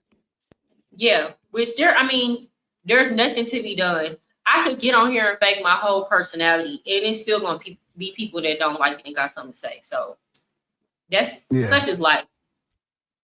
Yeah, that's what's up. Yeah, and the 499, it was a joke. The homie, I guess he had sent in like 499, you know what I'm saying? And the homie's been, getting at him about it, just snazzing him, just harassing him a little bit about it. But it ain't nothing. I'm That was sorry, a joke. something's going on with your mic. Something's Something going on with going your mic. on? Something. Oh It's shit. like cutting in. It's like making a little noise. Okay, hold on. Let me say something. All right, what about now? Okay, keep talking. What about okay? Is it going in and out again or? Yeah, it's like doing something weird, it's like making like a little robot. Like I don't know how to explain it. You know what I'm trying to say, Yeah, Kelvin? yeah. Man, these are the fucking AirPod 3s, the newest joints, and oh man, it's crazy. All right, so let me drop down. I'm gonna come back up. Okay. Okay. All Hold on, Melissa. What's going on? Hold on. Who bipolar? What happened? Who said they would? Okay, said he was going to dispute the charges. What's going on? Game changer. If you want to come up here, you can come up here. But sir, please do not come up here with like. Could you talk about something other than your dislike of black women when you come up here? I do not care. How many of the women in the DR look black? Because I grew up in Spanish Harlem, and it was nice being around Dominican and Puerto Ricans. So you asking me how the women in DR look? Yeah. Okay, so disclaimer. I'm in Santo Domingo. Okay. I'm sure if we go to Santiago or like a place where there's more like money, maybe more pay for play, like Sosua or Punta Cana, the women are probably like drop dead gorgeous. But I will be I gotta keep it 1,000 here because I'm not trying to disappoint y'all. How do I say this? Okay. It's not just the women, but on this side of the island, they have very, very real problems with weight over here. A lot of problems with weight. It's a lot of men and women are very extremely overweight here. And I think part of that has to do with the fact that it's so hot. They don't have the workout culture like they do in Medellin. And they eat a lot of fried food, fried salami, like they even fry their onions to put the onions on top of the mango. And then when they make the mango, they put vegetable oil in there and then butter. Like these are the type of breakfasts that they eat. So you're not seeing like, honestly and truly, when I see the American Dominicans, the Dominican women that live in the United States, I thought I was going to come here and everybody was going to be like a 10, like a baddie. That's not how it is over here in South Domingo. Like, it's not like that. I promise you. Maybe you got to go to another part. And another thing, too, it's not like Colombia. Like, in Colombia, the women are not going to leave the house without, washing their hair. They're not going to leave their house without...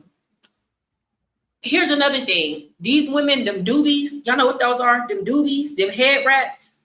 Mm-hmm.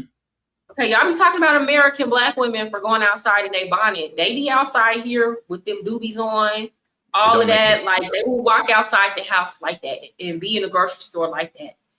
So that's what I'm saying. It's like it's like being in the hood sometimes.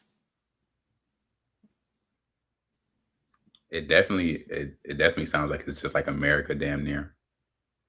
it's very like how women like, and me, I'm a type of person, if I don't look like this is the worst I'm gonna go outside looking. Does that make sense? But I at least made sure like my hair was combed.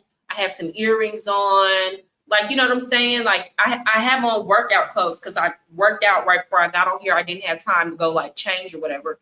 But it's like, it's certain things I'm not gonna wear outside, but they don't give a damn out here. I ain't gonna hold you. It's like the closer you get to the equator, the better looking folks are.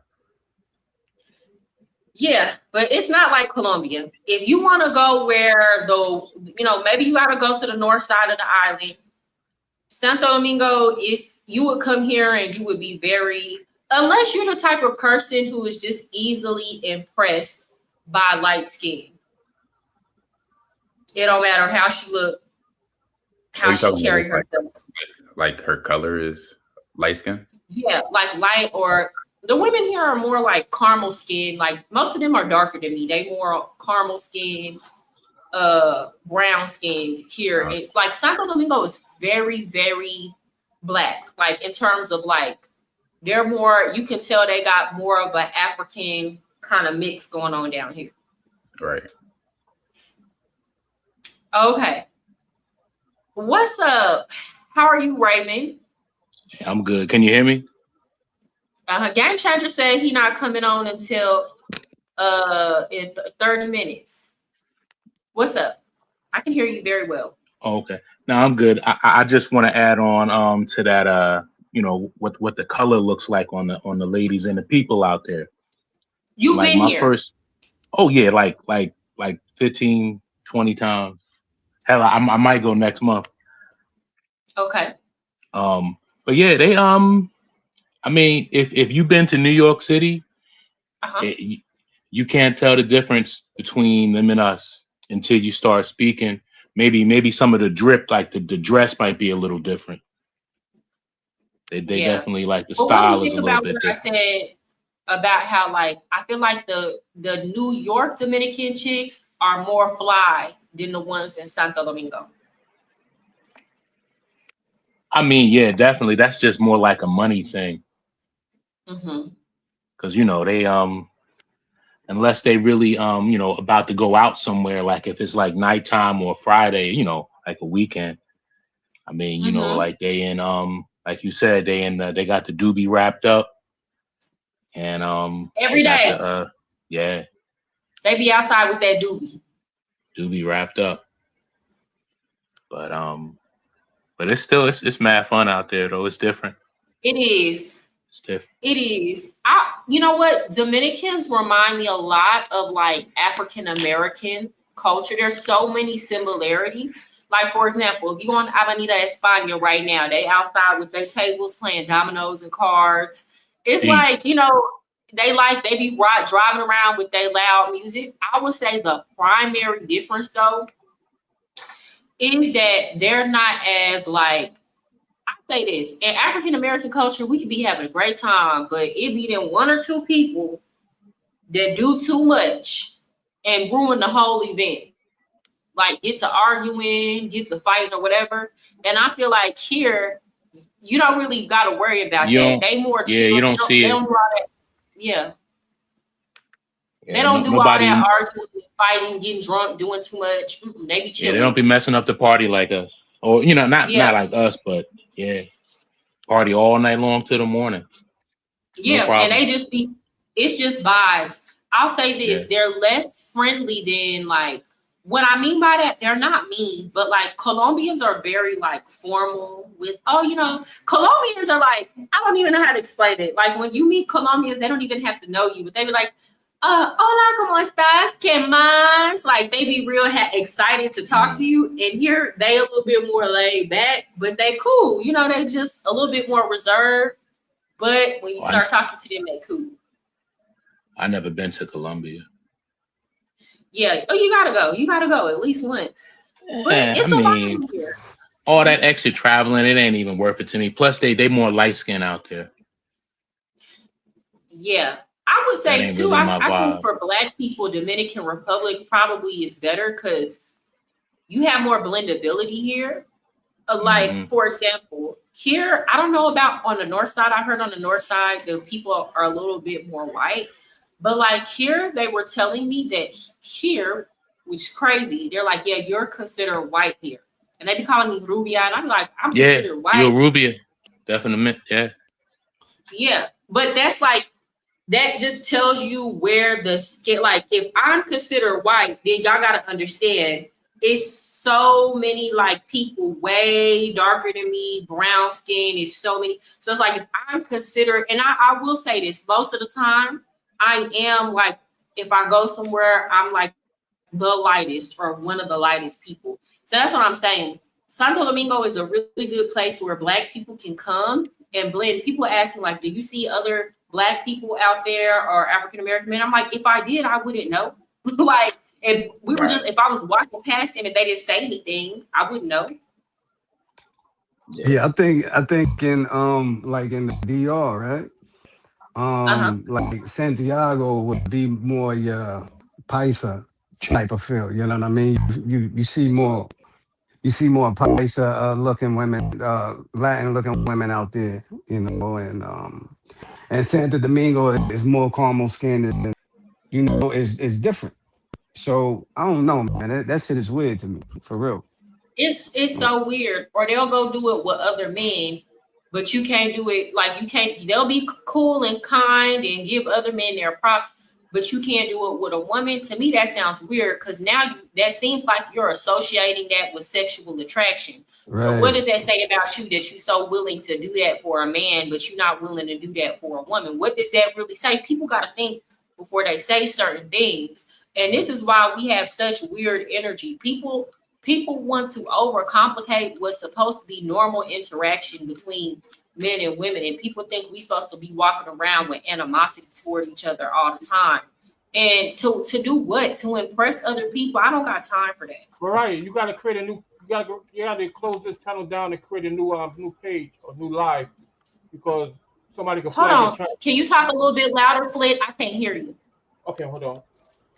You gotta turn off your live and start a new one because somebody could flag your channel because that perverted video is still out there. So somebody can watch and still watch. She's gonna go through and clip it out. I understand that, but the video is active right now, so somebody could be looking at the video and somebody could flag her because of that.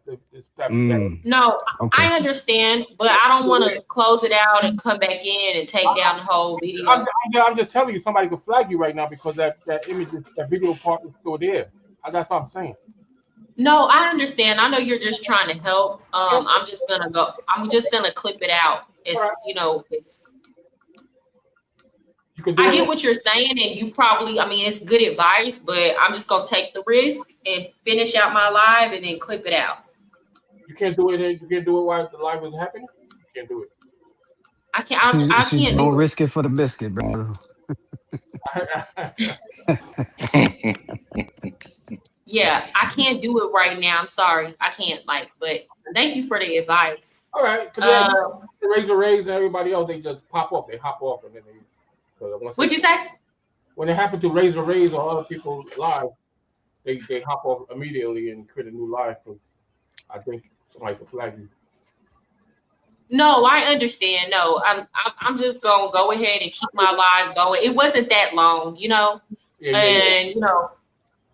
It is what it is. I'll just clip it out later. Yeah, definitely. When somebody you don't recognize in the back chat, let them look at themselves a video. Show their face. Yeah, the thing is, they use the name that I see in my comments often. Yeah, they could use my name and they could use anybody's name. Yeah, that's so sick. Do y'all see how sick some people are? Where is Game Changer? He said he was gonna get on in about 30 minutes. Now I'm telling you now, Game Changer, we not finna come on here and have a conversation about Black women hair and weave. I don't give a damn. I don't want to hear about that. I don't want to talk about that tonight. God dang. All right, let me say something real quick. I think a reason why Colombia is acting the way they are because Black men, a lot of travelers be getting drugged. So it put a bad light on their own people that creating victims. and bringing the bad light of their people committing criminal activity. It becoming very hot. So they're like, okay, we keep these guys from traveling here, and then that activity won't be happening that much where they're being drugged. So I think that's what it is. I think they're projecting. Fair point. I was talking to another guy he's like an expat, but he's been in Colombia for like a while, like over 10 years. And he was saying how like what's new is the actual, scoping. Yeah. So he was like, back in the day, locals used to worry about getting scoped, but it wasn't something that was happening like that. And the men were coming and traveling too, and they weren't getting scoped. And then like with the boom that happened during the, I call it the scamdemic, the boom that happened during the scamdemic. Not that I don't think the sickness was real, but I call it the scamdemic because everybody was scamming the government, getting to the money. There was so much money in the economy at that time flowing. Yep. But anyway, when the scamdemic came, it was like now the type of tourists changed. And then they started coming in droves. And then that's when these gangs kind of figured, hey, well, we can scope these dudes and we can make way more money robbing them than we can with them. They only want to pay $50 to $100 for the cooch. We can clean their accounts out. So a lot of these, like y'all got to understand, in Colombia, they have the saying, no dar papaya, which papaya is like a very tasty fruit. So it's like, don't tempt people, don't give people a reason. So they have this culture of, they're going to blame the victim. So a lot of the times when these things happen to these men, they're like, well, if you wouldn't have been out here indulging in that type of activity.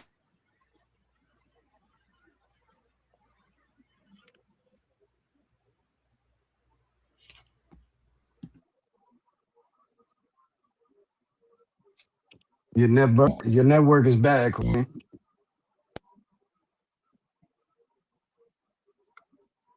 Yeah, I think our network is bad.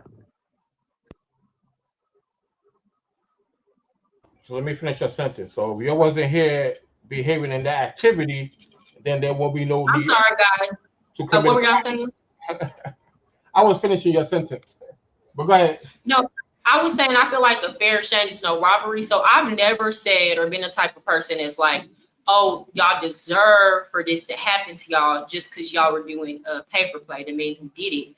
But it's not about what I think. Unfortunately, it's like, especially in Colombia, the locals be kind of happy when they see that stuff happen. They be like, good, serves them right, So yeah, that's the reality of what you're gonna deal with if you go to Medellin and something like that happens. Nobody's gonna have empathy for you.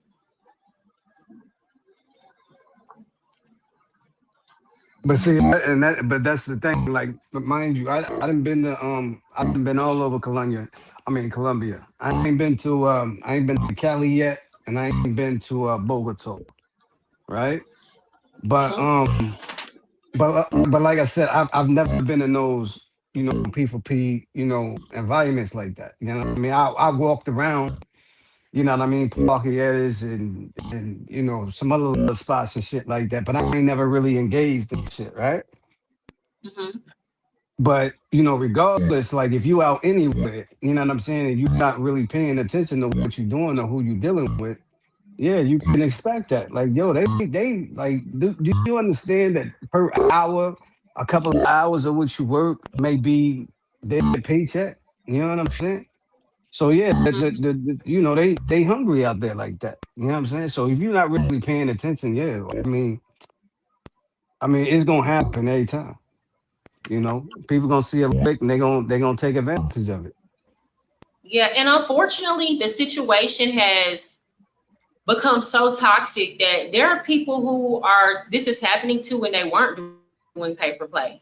They might have just been vibing with a chick at a bar, right? A person who they thought was a regular girl, or she don't even have to have gotten on Tinder. It's a lot of dudes that's out here. This is happening when they're meeting girls at bars, but like, as soon as it happens, they're going to run with the narrative that you was doing pay for play, and they're not going to care. Or they're going to figure out a way to say it was your fault. Right. You're not getting any empathy. Would you raise a family And Go ahead. in these places, would you raise a What'd you family say? in like the DR? Oh yeah, and Colombia too. Okay. And Colombia too. Colombia, I actually, and that's why I say we should be showing other parts, especially if the men in the movement are saying, hey, it's better to raise a family in Colombia. I would not disagree with that assessment, because Colombian people, first of all, they like kids more. And in the United States, they expect kids to be quiet, shut up, and kids are just kind of like a necessary like inconvenience. That's how they're treated. In Colombia, for example, you can go to a really nice steakhouse in Colombia and they'll have a kids play area. It's just assumed that you're bringing your kids to the nice playhouse. Like they'll have a play area. They might have some llamas or something. And it's very cheap to put your kids in activities. So for example, if you have a kid that's playing soccer, club soccer, you're gonna spend hundreds, if not thousands of dollars every month for them to play that sport. In Colombia, it's like my daughter was in the best soccer team in Envigado, and I was paying $9 a month. And I think her uniform wasn't even $30. That's pretty nice. So it's like very cheap to put your kids in activities. They like kids. People are always like watching your kids, too, like to make sure, your kids aren't getting into anything that could harm them. Not necessarily because like they want to they think they're in the way, you could realistically, if you wanted to have a wife and 2 kids, you could do it on between $3,500 and $5K a month in Colombia. The $60K a year max. Yeah. I don't think you need that. Living to the standards us Americans like to live, Colombians can do it for cheaper. Yeah, I mean, from a couple of friends of mine, man, I heard the same thing about Mexico.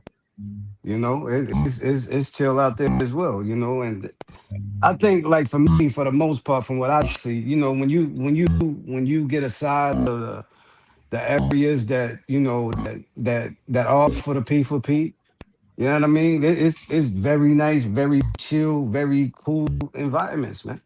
You know what I mean? Especially to raise a family around. I don't think I will raise any kids in Mexico. Yeah, I went to Puerto. Sorry to cut you off. I went to Puerto Vallarta, Mexico for like a work trip, and we were always doing excursions and everything, and you can just feel like the presence of the cartel. I was on BS. I'm not gonna lie, I was on BS. Yeah. But, I can understand how Mexico would be appealing, but I think it would have to be on like I think you would need to have to be able to get up and go though in Mexico. I would do Mexico City. I've never been, but I hear nothing but good things, being that it's like a super, super large city. But Mexico is just too they cartel a different animal. It's not like Colombian cartel is more classy. Like Mexican cartel is like it's a different level. They'll go slaughter a whole village like it's nothing. Like they have so many just mass graves of people that they slaughter. They're in every aspect of society there. Colombian cartel is more classy. They don't like to do anything that's unnecessary. They rather stay low key, under the radar. They're not as like cutthroat. And if it's not, they don't like any unnecessary violence.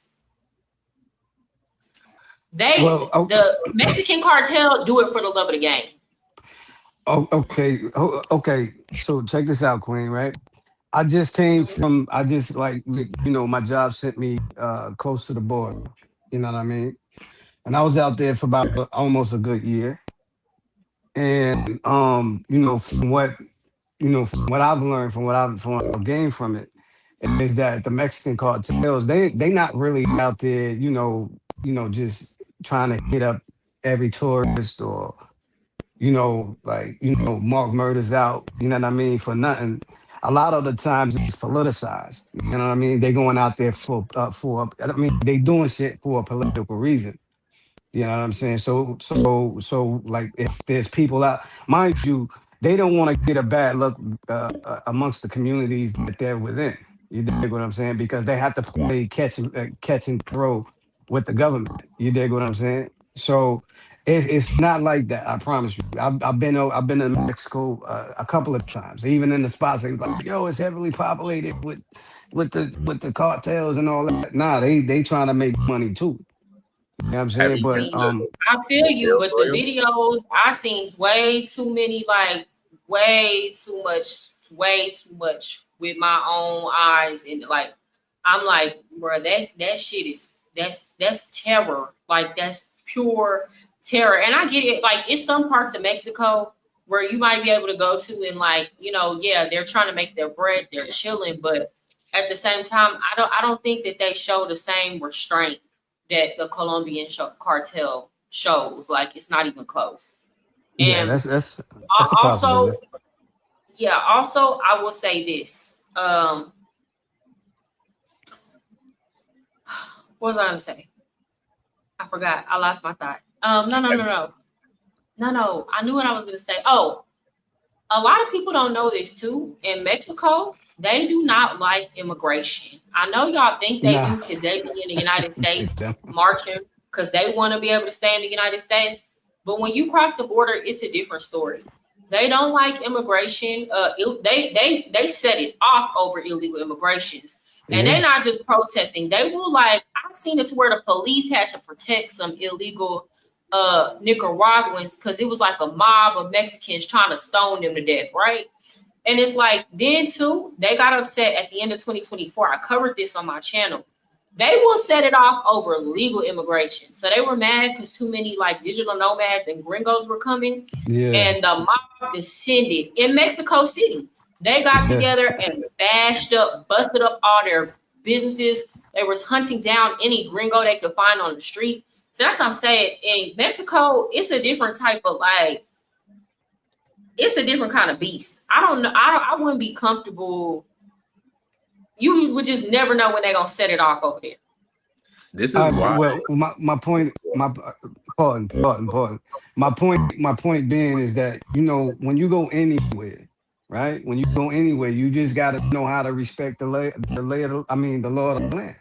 You know what I'm saying? Like, and move strategically enough to where, okay, boom, okay, I see this, I see that, I know what to do and what not to do. You know? Yeah, facts. Facts. Okay, so we have Game Changer and Pharaoh on the channel now. Hey, how you doing, Mariah? And the rest Did y'all want to say something? Fair, you go first, Game Changer. What did you come up here to say?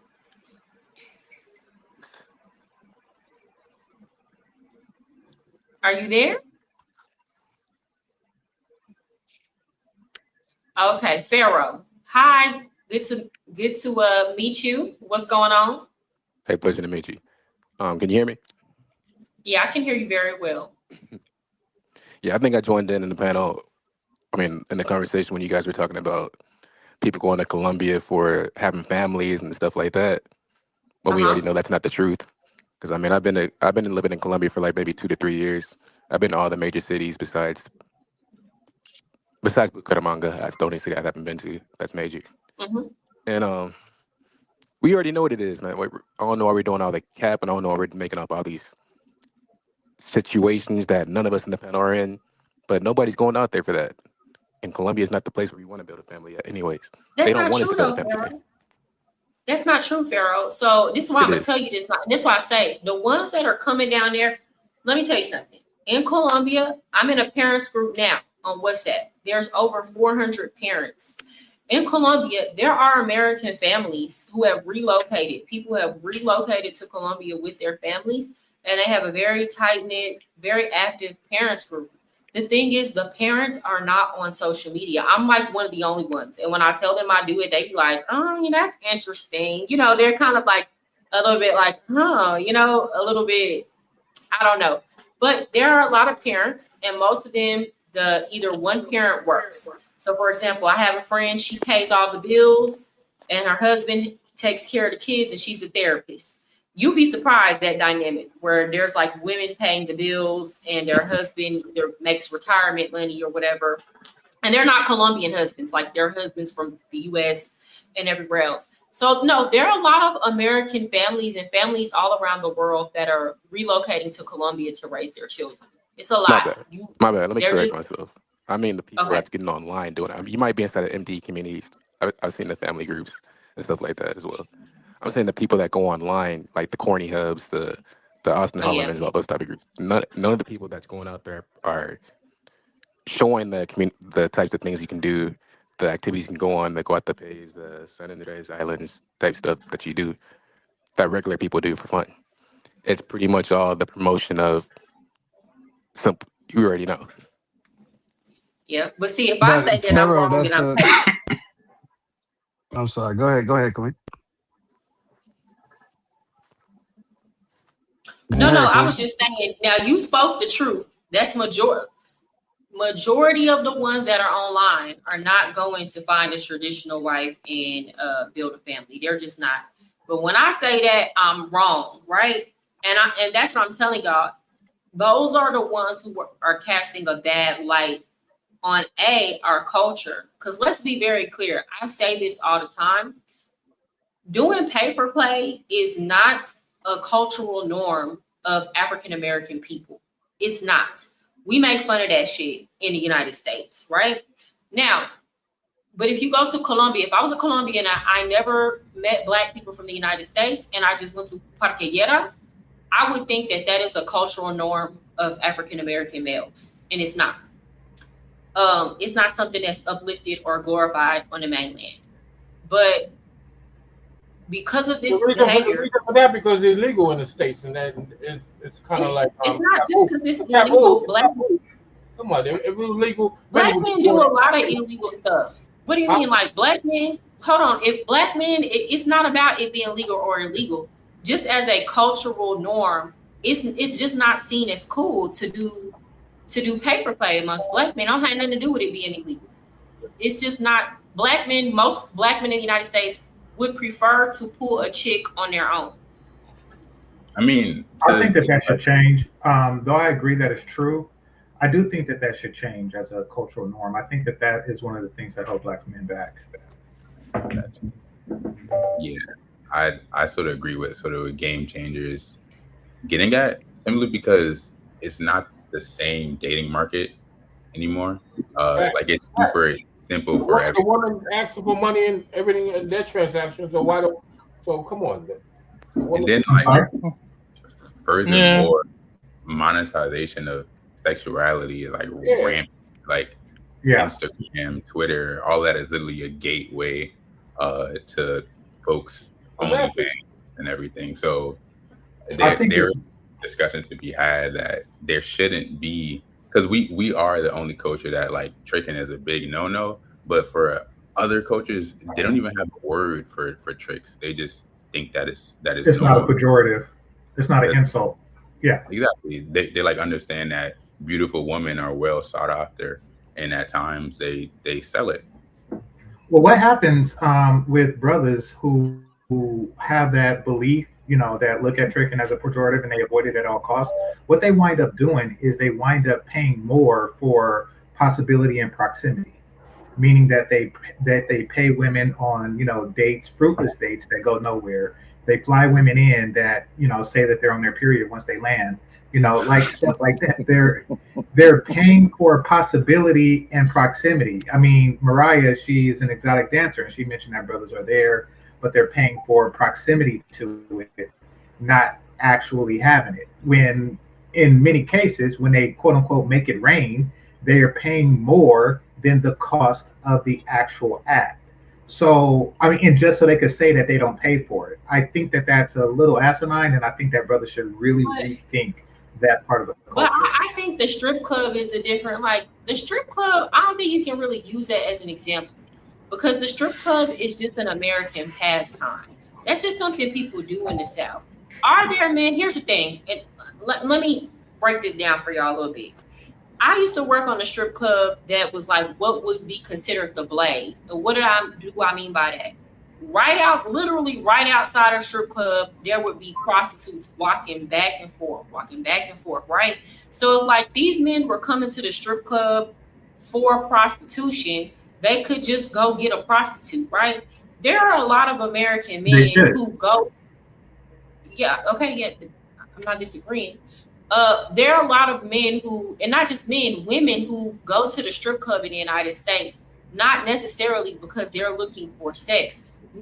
Now, are there some that do that? Yes. And to them, I'm like, just go pay the prostitute. Why are you coming in here with that? Right.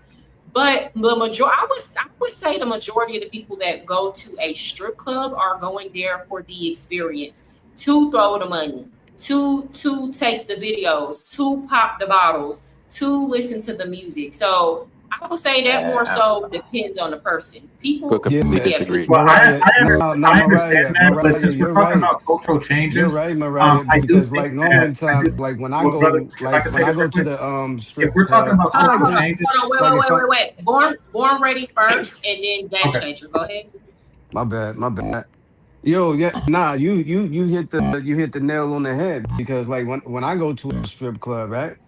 I know I'm not caught up under the illusion that when I throw money at a woman that's automatically, smash time afterwards. No, when I go there, you know what I mean? I like to see a woman, shake it and look and so forth. And that's, I'm getting the service that I'm paying for, right? Or I'm getting what I'm asking for. You dig what I'm saying? So yeah, nah, none of that. I mean, it's different, like you said, and like outside of the club, you had the random pros walking here and there, boom. So you already know what you got. You already know what it is. You know what I'm saying? So I don't see nothing wrong with that. Yeah, I don't necessarily view that as the same as a man trying to pay for it by proximity. Even then, game changer, and then I'm gonna let you speak after me. It comes down to what you value. If you just see relationships with women as simply like a means to an end for you to get sex, then I could see your point in like, okay, well, you just spending all your money and it's coming out fruitless. But there are a lot of men who will just they were gonna spend the money anyway, having a good time. They Right. just rather be in the company of women. So it's like, okay, let's go on a date. And they don't necessarily care if they sleep with you afterwards. Those be the men that eventually get it, Or there are men who, again, they no, they value don't. other things. What I will say is this: if you can tell, this is the mistake that I see a lot of men make, and I've seen it because I know this because I've seen them try to make it with me. A lot of the times, men will take girls out that clearly don't have an interest in them. It's just women, a lot of women, and I don't agree with this at all. They will have food dudes and stuff like that. But if you ask a girl out and she not excited to go out with you, she not excited to be in your energy, then don't take her out or don't keep going out with her. Like There you that's go. just plain and simple. If it don't even seem like it would make sense for her to like you, quit taking these chicks out. But a lot of times, dudes will take girls out that are clearly out of their league or clearly is not showing much interest in them, and then they get upset when it doesn't result in sex. And it's like, bro, you low key doing that to yourself. Just go based off of a girl energy. I'm not advising men just spend a whole bunch of money on women that don't want them, but a lot of that situation be these dudes' fault. Or if a girl keep telling you no, or you had to convince her to go out with you, she don't want you. Okay, Can I I'm speak gonna after say Game this. Changer? Yeah, or it's up to her. But I'm gonna say this: that a woman can fake energy, and if she's into you, in fact, that's what women who take advantage of men are adept at doing. So don't think that oh, if she shows energy, then there's a possibility. I do think that it is not fiscally responsible to pay to see someone naked and not go all the way. I just don't get it. Like, because if you would have paid a working girl, you would also see her naked. So I don't really understand that particular aspect of Black culture. I think that it's a fiscally responsible element, and I think that it keeps a lot of brothers broke. to be perfectly honest. But if they have extra money, and that's some people like to spend their money on shoes, some people like to spend their money on cars, and it's a lot of men that go to the strip club that don't necessarily. It's for a party. That's the way that they party. They don't be having a lot extra of those money. men They that might go as to the well strip invest club. I get it. That also keeps brothers broke.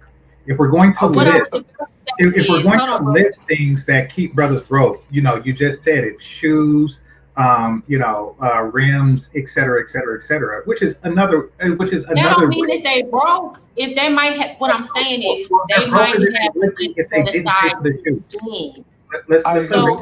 But game changer. So if you went to look at it like this, If you went to the Knicks game, right? You paid. I know. I'm just. I know. You're right. Let him But land I'm his just plane. saying. Go ahead. My bad. Go ahead. No, what I'm saying is that throwing money in the air for delight is not a fiscally responsible thing. It is the exact opposite, whether you got it or not. Floyd Mayweather was rich, he had it, and now he don't because he does stupid crap like that. I think that if we're going to critique and examine the behavior of black men spending, a lot of what we spend on, you see, it's very bizarre because we spend a lot of money for proximity and possibility of another word that starts with P.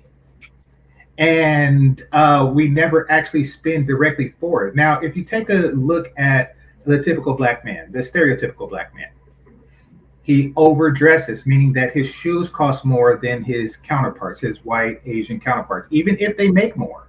His shoes cost more, his clothes cost more, his jewelry costs more, and typically his car costs more. Everything that's visible to the opposite sex costs more.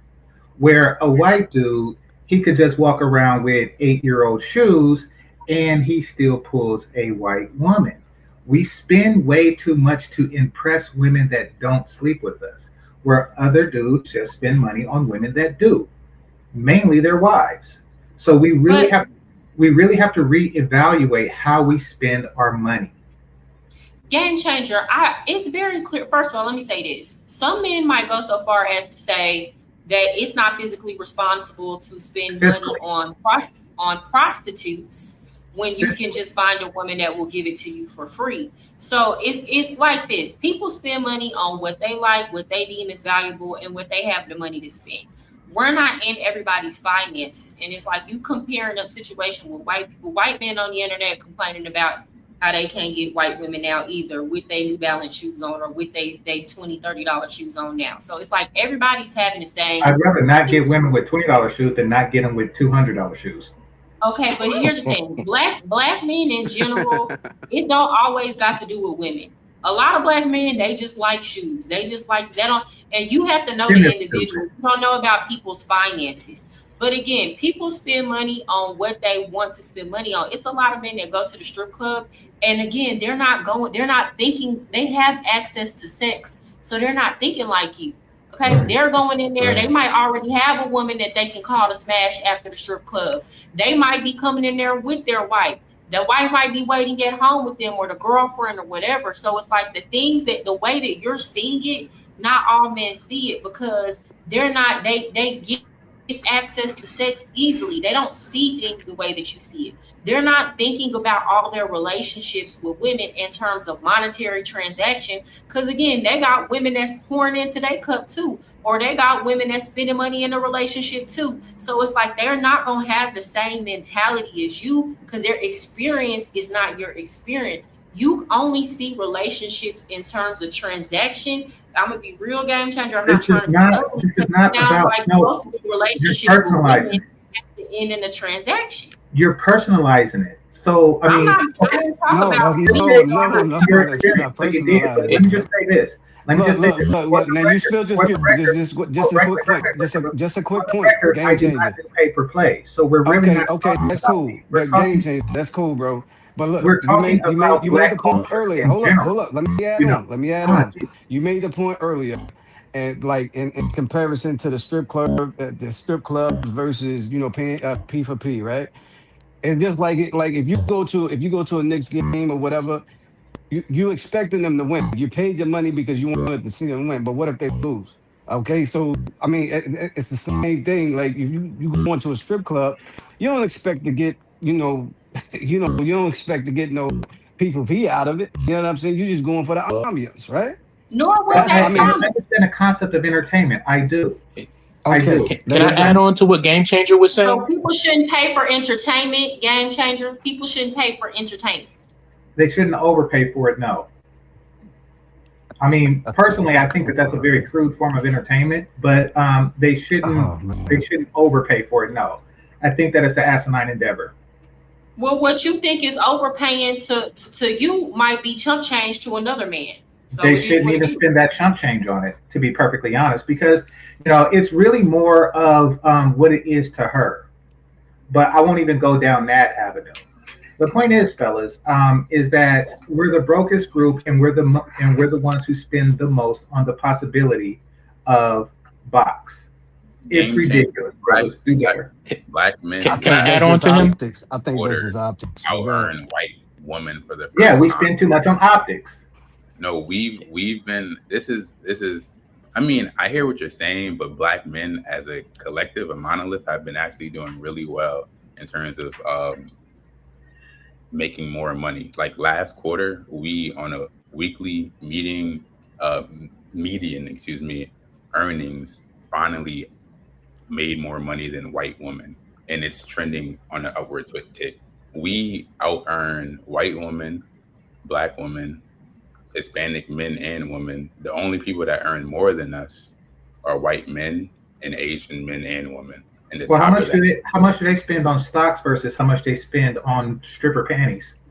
Let me tell you, okay, as somebody that's working a strip club, you're not being accurate in your assessment. White men spend way more money on strippers than black men. Girls who work in white strip clubs make way more money than girls that work in Hispanic strip clubs and black strip clubs. It is our dream to be able to work in white strip clubs, but white strip clubs have higher standards. So, for example, you can't have a lot of tattoos if you're going to work in a white strip club.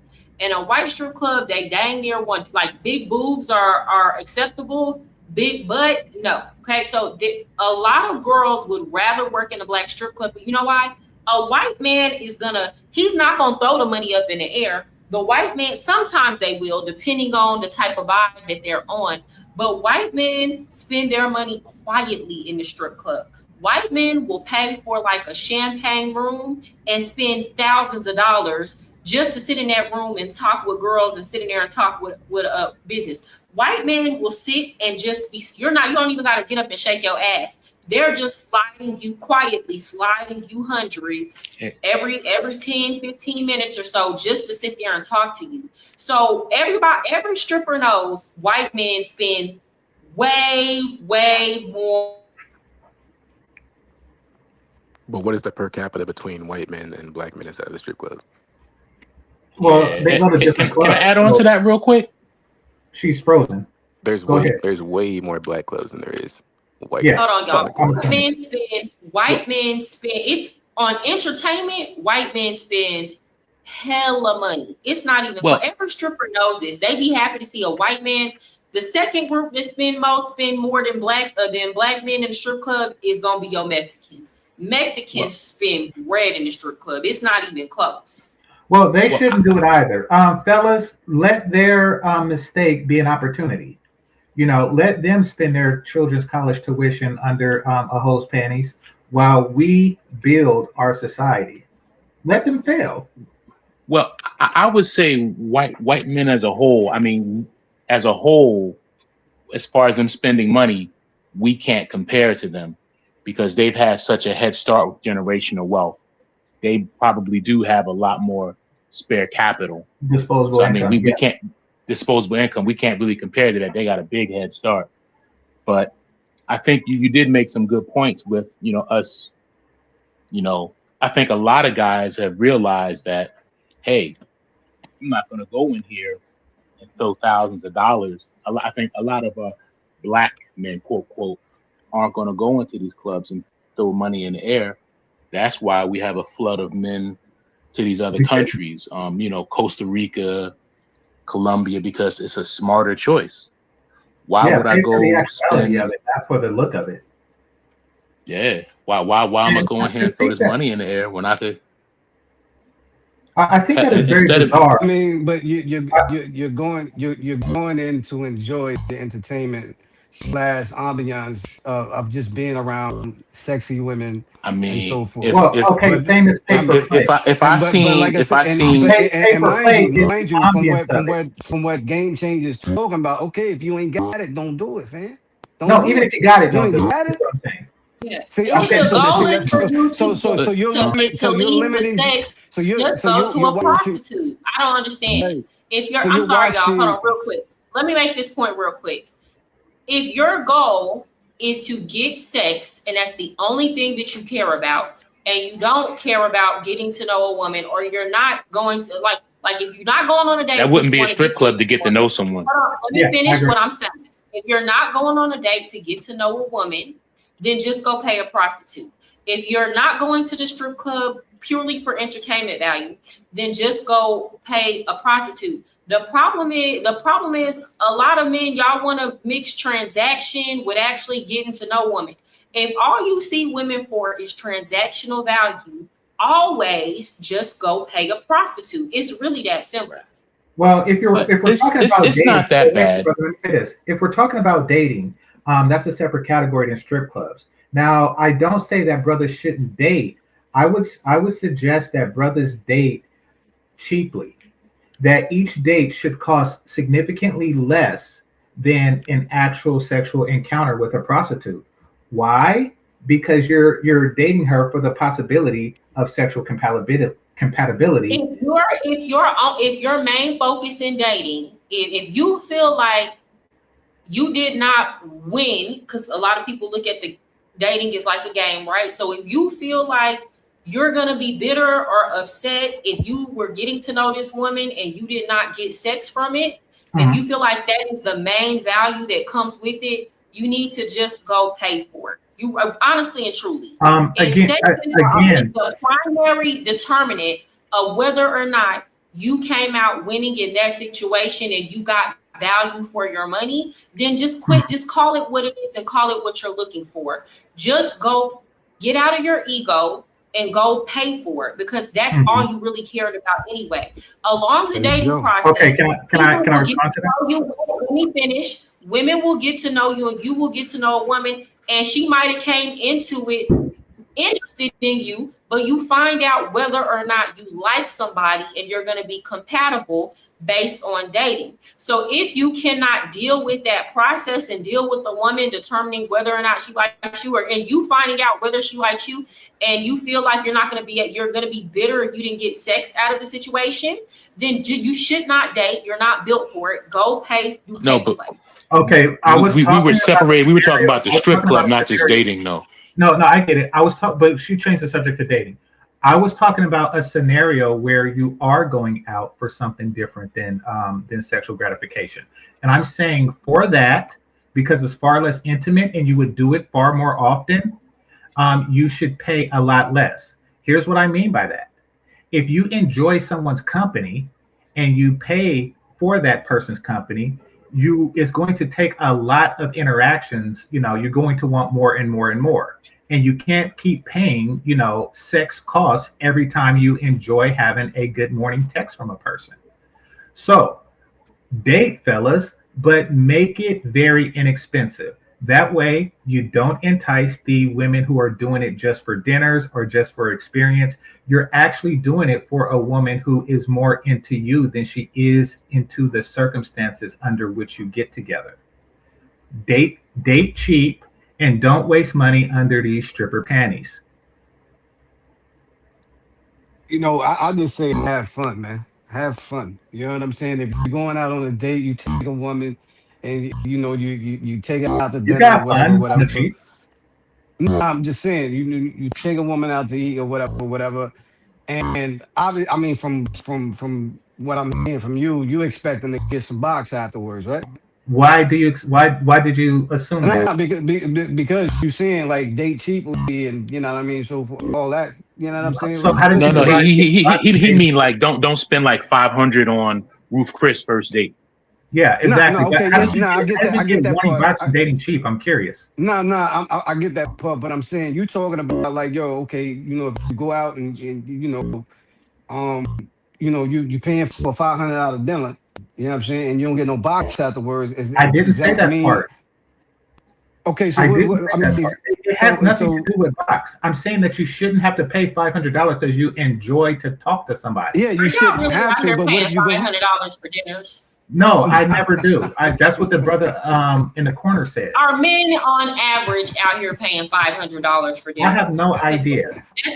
Men ain't out here doing it. People out here doing weird stuff. They not out here doing it. Men who are dating and they're trying to find somebody that like them are not. Y'all, the numbers are overinflated. Here's the thing: take the girl where you like to go. Take the girl where you like to go. Go where you was gonna go anyway if she wouldn't be there. Take the girl where you like to go. If she like you, she gonna go and she not gonna make a big deal. It's really that simple. Don't worry to you. Date a woman according to your means. If you date according to your means, you're not going to be sitting up here thinking penny pinching and thinking about money all the time. Sometimes you just got to say, hey, her taste is out of what I'm used to. But all of this just being so concerned with every little dollar that you spend. So now I feel like, no, date within your means, date your taste. It's really that simple. Go to places that you like to go to. And then you feeling like you're not going to be feeling bitter about it because you had a good time anyway, because that's what you wanted to do. Black man. I mean, honestly, folks, I think we're saying the same thing. Go for it. We're saying the same thing. I think we're saying the same thing. I mean, everyone is actually. I mean, you're saying date within your means, which means date reasonably. No, we're not. You know. I mean, because your means, okay. A person who has wealth, he has, property, he has assets and stuff like that. He can afford an expensive date. He shouldn't expend that particular expense on a date. What I'm saying is be fiscally responsible. For whatever, meeting a new person should not be an expensive endeavor, even relative to your massive wealth. It just should. Definitely. It comes to a matter of brothers understanding cost versus value. And overspending on brief experience or interpersonal interactions is not a cost value benefit. It's not. And throwing money at a stripper to wobble her booty is also not. Especially considering that they do it for free at regular clubs. So, I don't I don't get it, but I'm not from the South, so Okay. South is a little different. It's a lot different. Game changer. I think you're too focused on other men's finances. Here's the thing. I understand that in a perfect world, men with a lot of money wouldn't spend it because it levels the playing field for all men. Like if everybody's being cheap, then y'all all have the same opportunity with women. But the reality of the matter is this: it's certain men that have certain tastes. It's men that got expensive as hell taste. So they like to break bread. And when they go out with women, they like to break bread. They was going to be breaking bread whether or not a chick is or is not there. And that don't mean they being financially irresponsible or physically irresponsible, because they might just have the extra bread to break. What you consider is irresponsible for somebody else's lifestyle. They know their money. They know their budget. They know how much money they're investing. They know how much money they need to put up. So it's kind of like one of those things where it's like a crab in a barrel mentality. For example, it's a lot of women that are unattractive and they will try to tell other women, oh, you shouldn't be doing X, Y, Z. You shouldn't be putting on makeup, or you shouldn't be doing your hair. You shouldn't care how you look. People just accept you the way you are. What it is it's a way for the women who are not as attractive to level the dating field and tell other women to not put as much effort into their looks, because then they become more appealing because the dating field is more level. You can't do that. It's certain men, they gonna spend what they want to spend. They got the bread to spend. They was gonna spend that type of money if the chick was there regardless. Mariah, what I'm saying is that it's fruitless. A woman looking better, like a fat woman working out, or a woman with weave, getting her natural hair, that actually yields better results. What I'm saying to fellas is spending an exorbitant amount of money on these women do not yield better results. Maybe him spending more money get him a better bitch than you. Right. Maybe he want a bad. Maybe he wants a Barbie. Maybe he more money to get him a better looking chick than the dude that's then just buy her. Then just buy her off the street. But listen, it typically doesn't work that way. The same disrespect that they have for guys that buy the box, they have for guys that buy the view of the box. You're actually if you're gonna spend $100 to look at it, you think that she respects you more for not spending $100 to stick it in? No, she thinks you're stupider. So it depends on the dude. So for example, if there was a chick, let's think of Cameron back in his heyday. Let's think of dudes like Cameron, Joel Santana. These are the type of dudes that's fine anyway, right? These are the type of dudes they would be getting chicks anyway. So now you get these dudes and they have money, so they want to floss and they want to all that. I'm gonna be completely honest about how females feel. When those type of men go and drop bread or spend money on dates for women, those women do not look at those men like a sucker. You know what those women look like? Look at those men like, I would have slept with this dude anyway, right? It's just, I like it. It turned me on even more that he out here dropping bread. But here's the thing, those type of dudes will be dropping the money anyway because they flashy and they like to flaunt. It all depends on the dude. Yes, if you're the type of dude that a girl would not have been sleeping with anyway, if you didn't have no money, yes, she looking at you like you dumb. But it's a lot of dudes out here, and you wouldn't know unless you were these dudes that just like to break bread. But whether or not they have the money or not, they can pull the exact same females. And those women are not looking down on them just because they're spending money on them.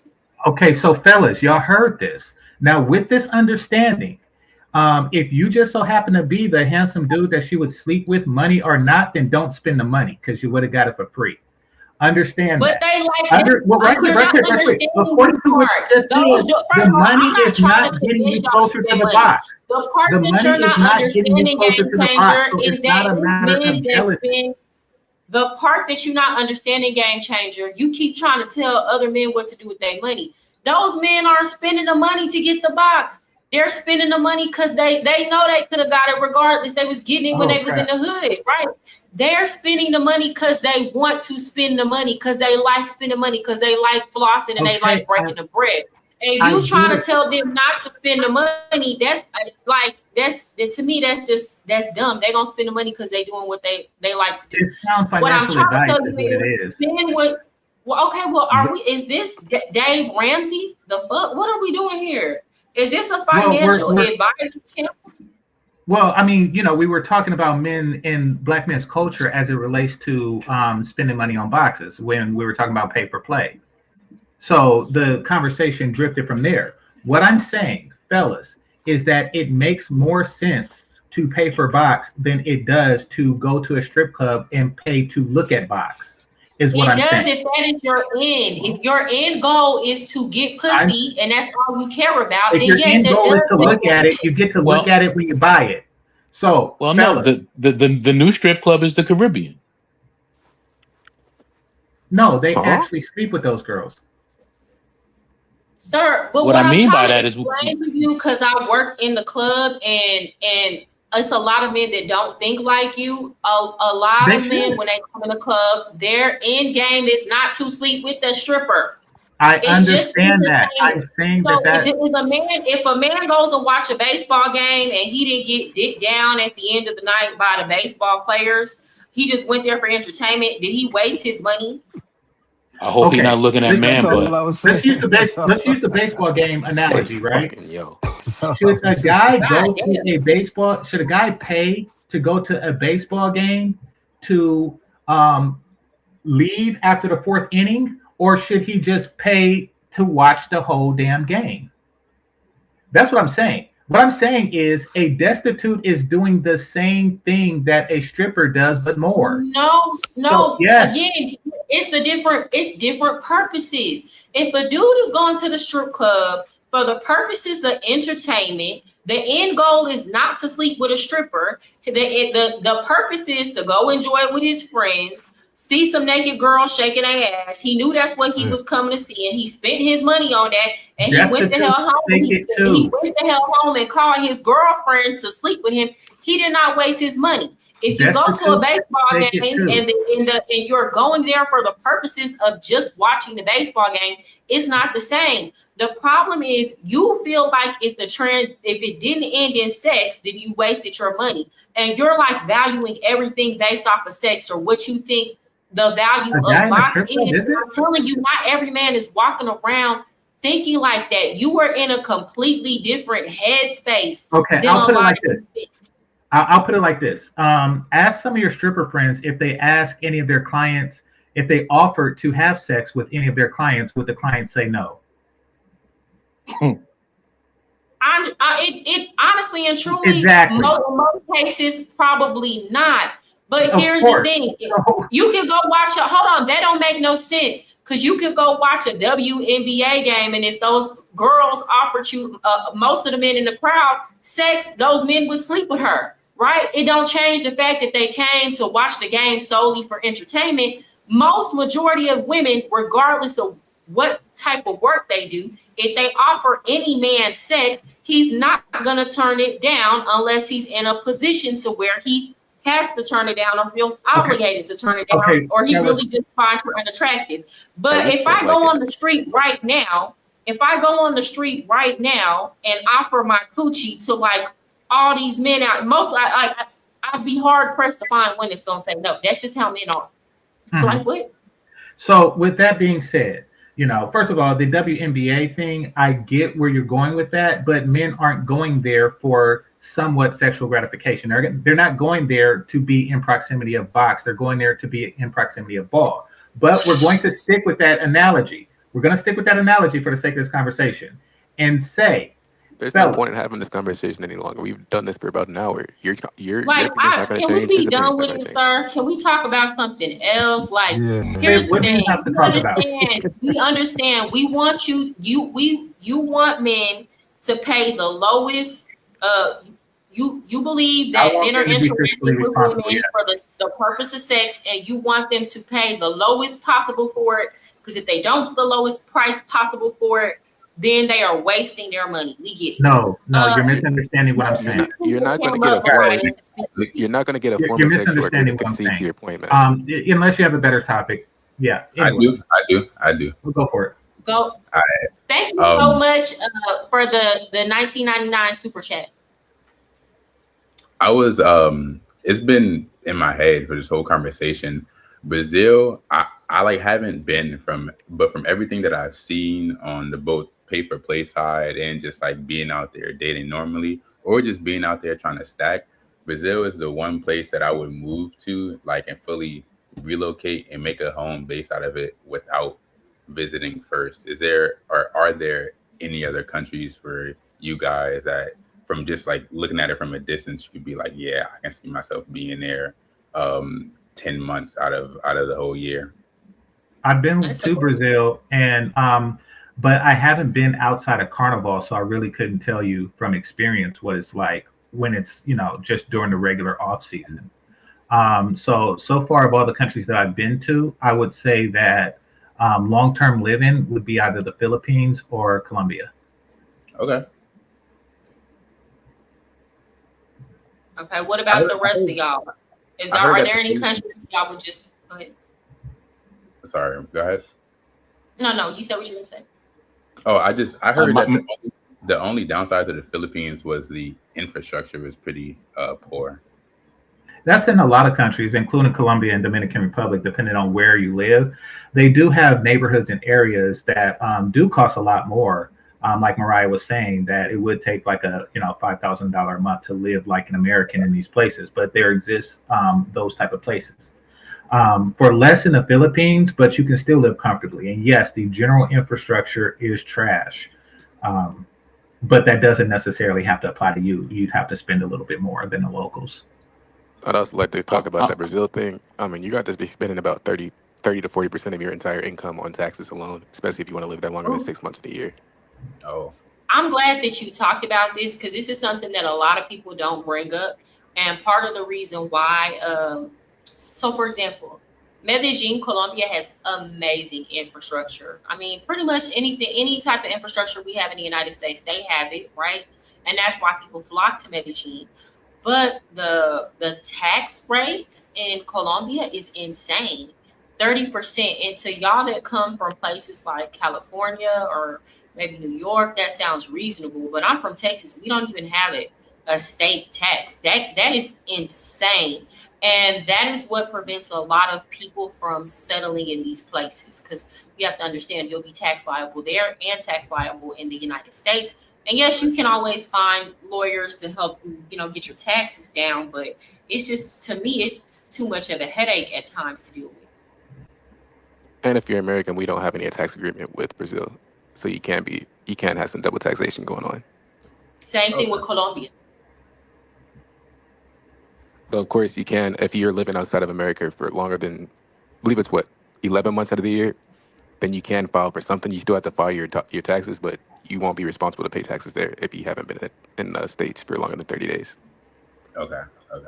So like for that first year, you're gonna be double taxed essentially. Yeah, if you spent longer than 30 days inside the States, you're gonna be double taxed most likely. For Brazil specifically. Okay. It depends on the country. In Colombia, you have to be there, I think, 183 days in order for you to be tax liable. I think that's about every country. Mm-hmm.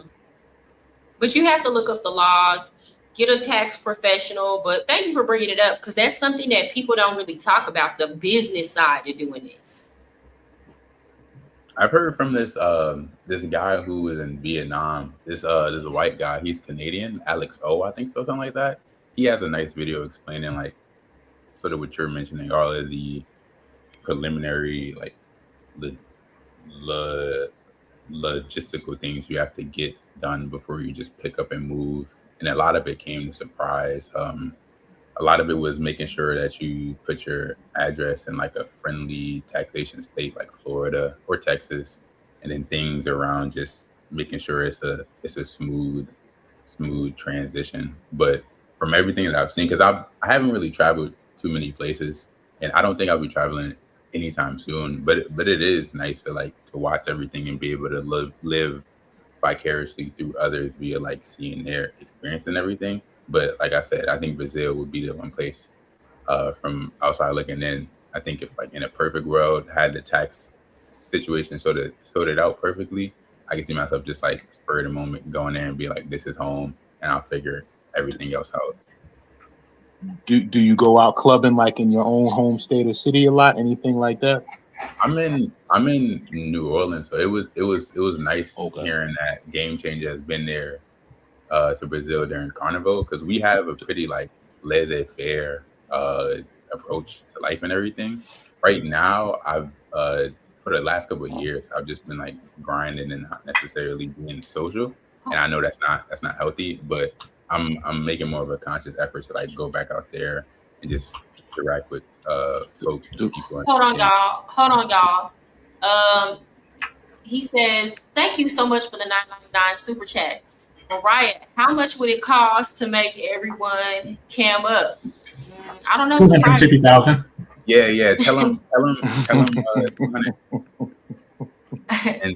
100 piece would be nice. Yeah. 250,000. Surprise me. Okay, go ahead. The reason I ask is because, like, I'm in Northeast, and what I realize is that if I go out to New York, I might spend like, I don't know, 40, 50 on tolls, 100, 200, 300 on a club. What I started doing, many years back, me and my man was like, yo, man, you could spend that same money, get a flight, go to the DR, have 10 times as much fun. And that's how I got very, very preferential with the DR. And like when you ask where would you move to, like, after researching schools and all of that other stuff, I would say the DR. Okay. No, I was saying he's still asking how much. I don't know, y'all. Okay. What do y'all think is a reasonable price? What would y'all charge? No, for what? No, I'm gonna tell you, because I say this on my channel all the time. 250,000 to cam up. And 250. No, $1,000. that's too much.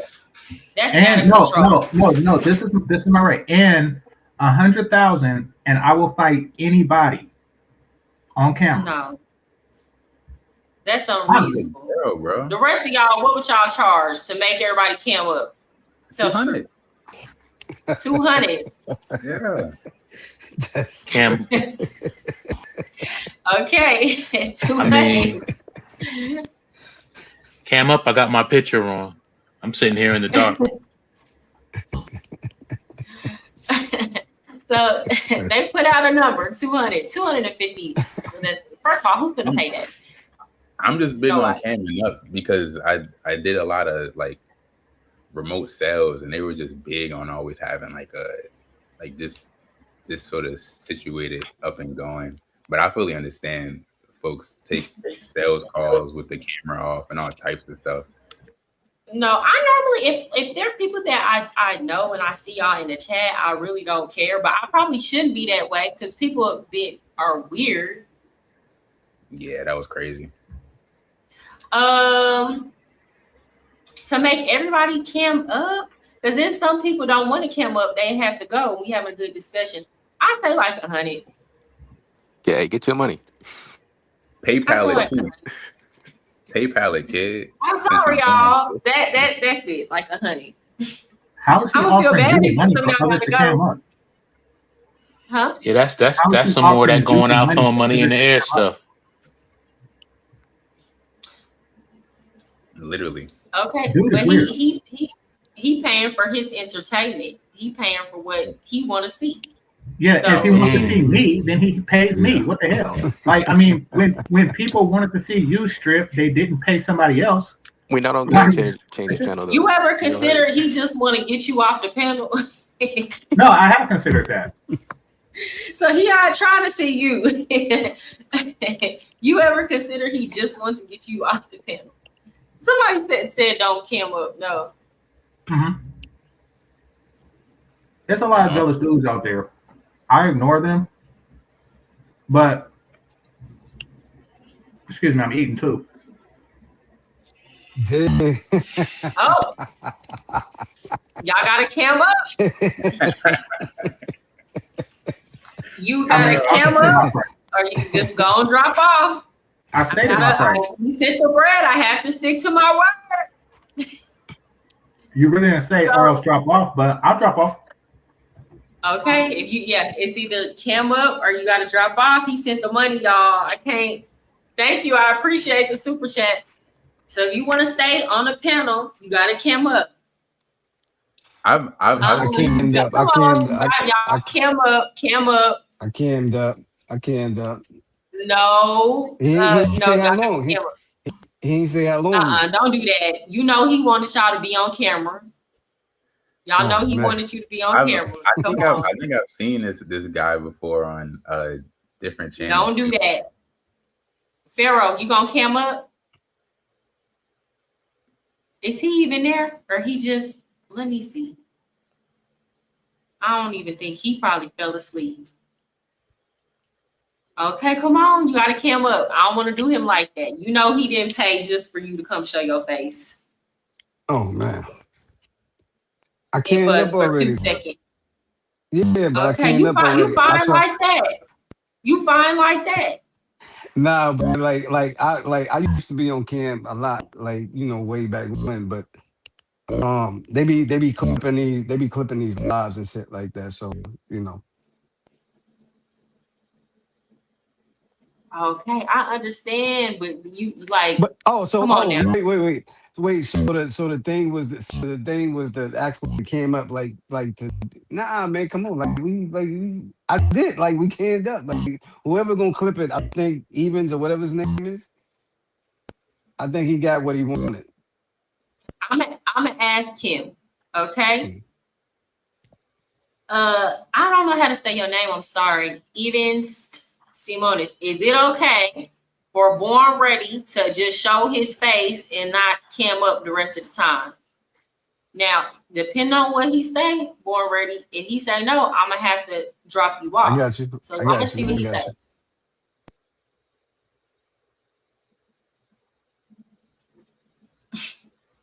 What up, Andre? What up, Andre? Because he the one that broke his bread. Why you don't want to get on camera, Born Ready? No. It ain't nothing like that.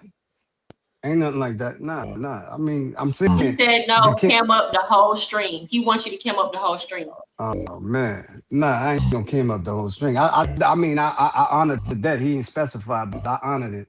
But I'll drop down Yeah. if it's necessary. Okay, yeah. Just catch us on the next one. Yeah, for sure.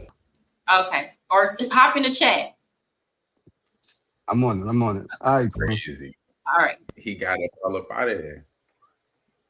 Okay. That's crazy. I'm gonna put the link down if anybody else wants to join the stream, but you must cam up. If you do not cam up, you cannot get on stream.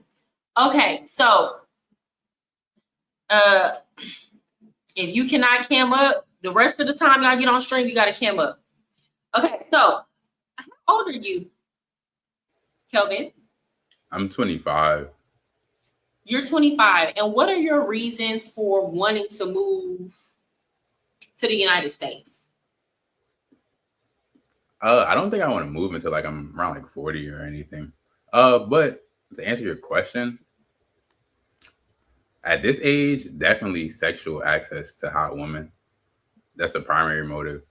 Then also, I did the numbers. I think I should be like out of debt and at like a zero net worth around like age 28, 29-ish, if all goes well. So then if some opportunity happened to where in my field, I can get a job that's remote, which is highly possible, I would want to move over there secondarily to like be able to stack money and come back to the States and actually take like a entrepreneurial approach, and so to get that stereotypical American dream.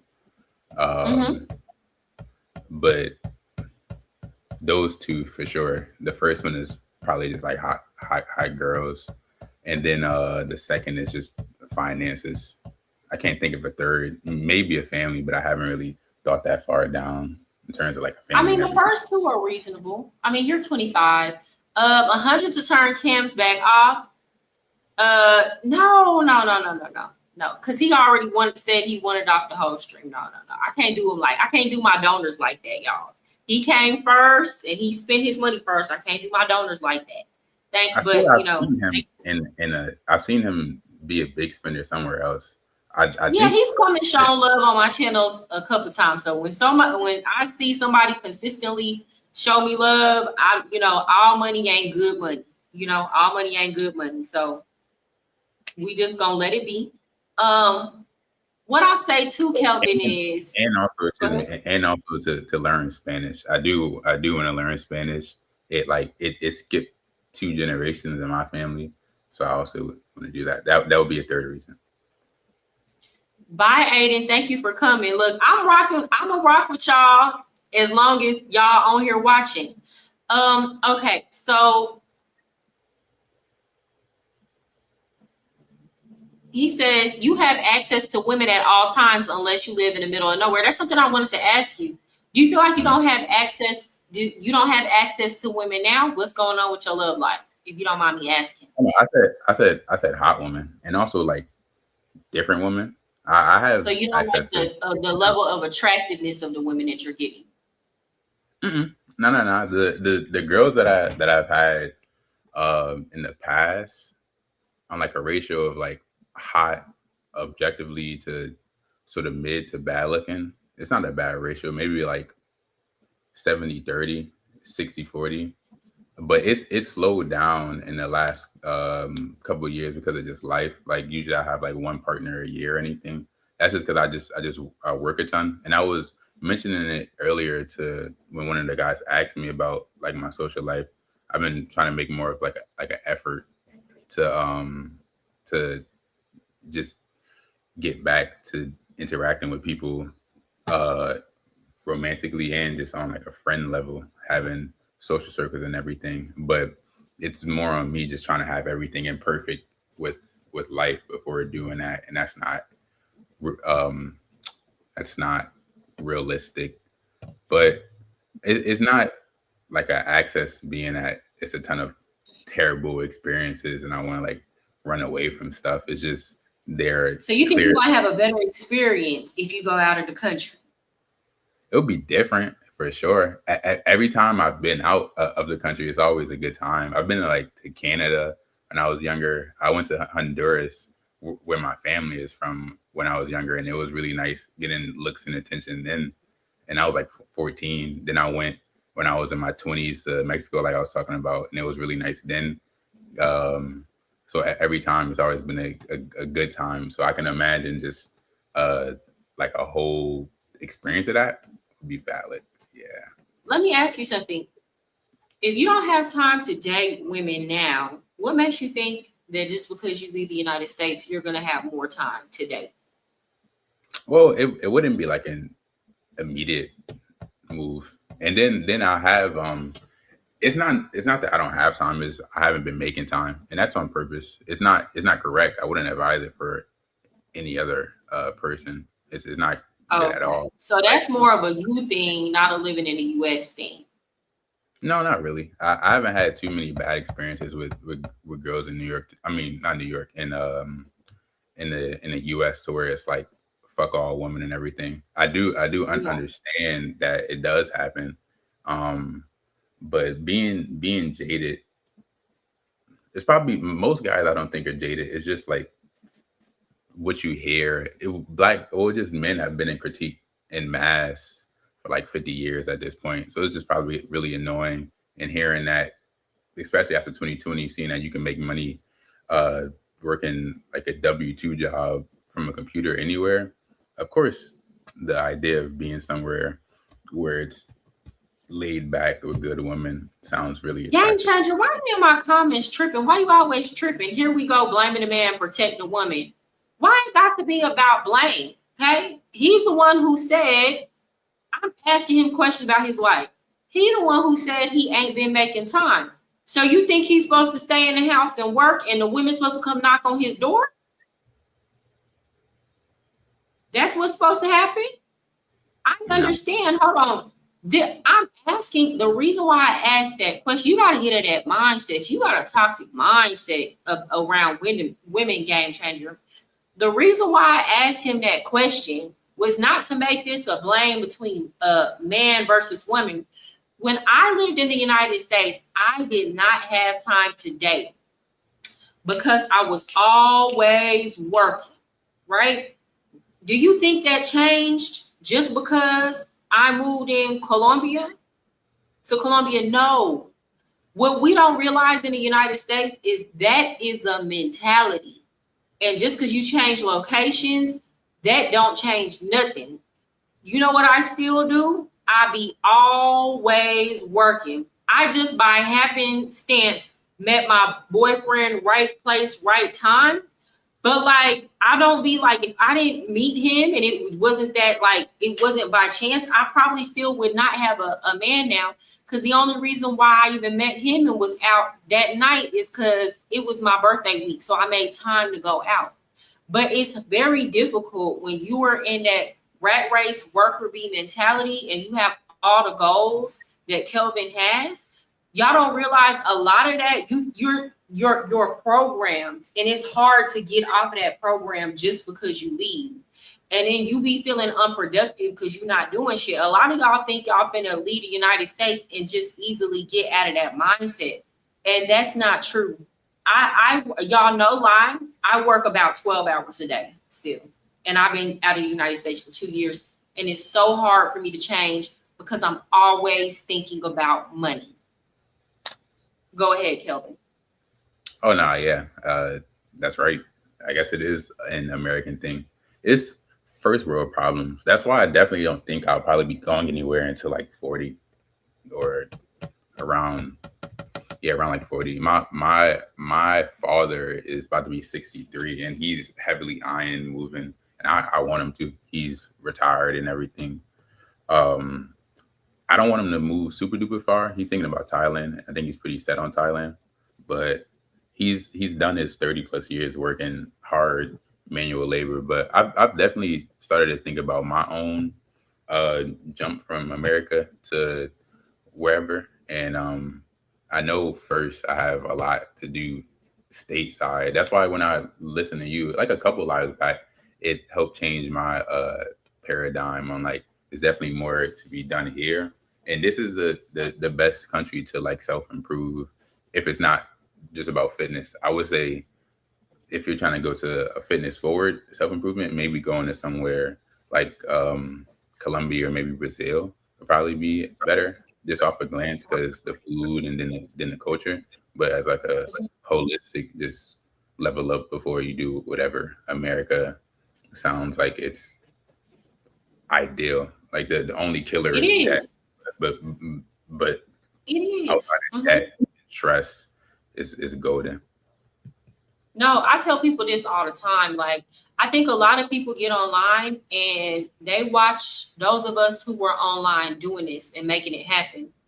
And they don't see the time that we put in where we work for free, right? So it's like y'all might see a YouTuber and y'all might see them, oh, now they're getting views, now they're getting super chats. Let me tell you something.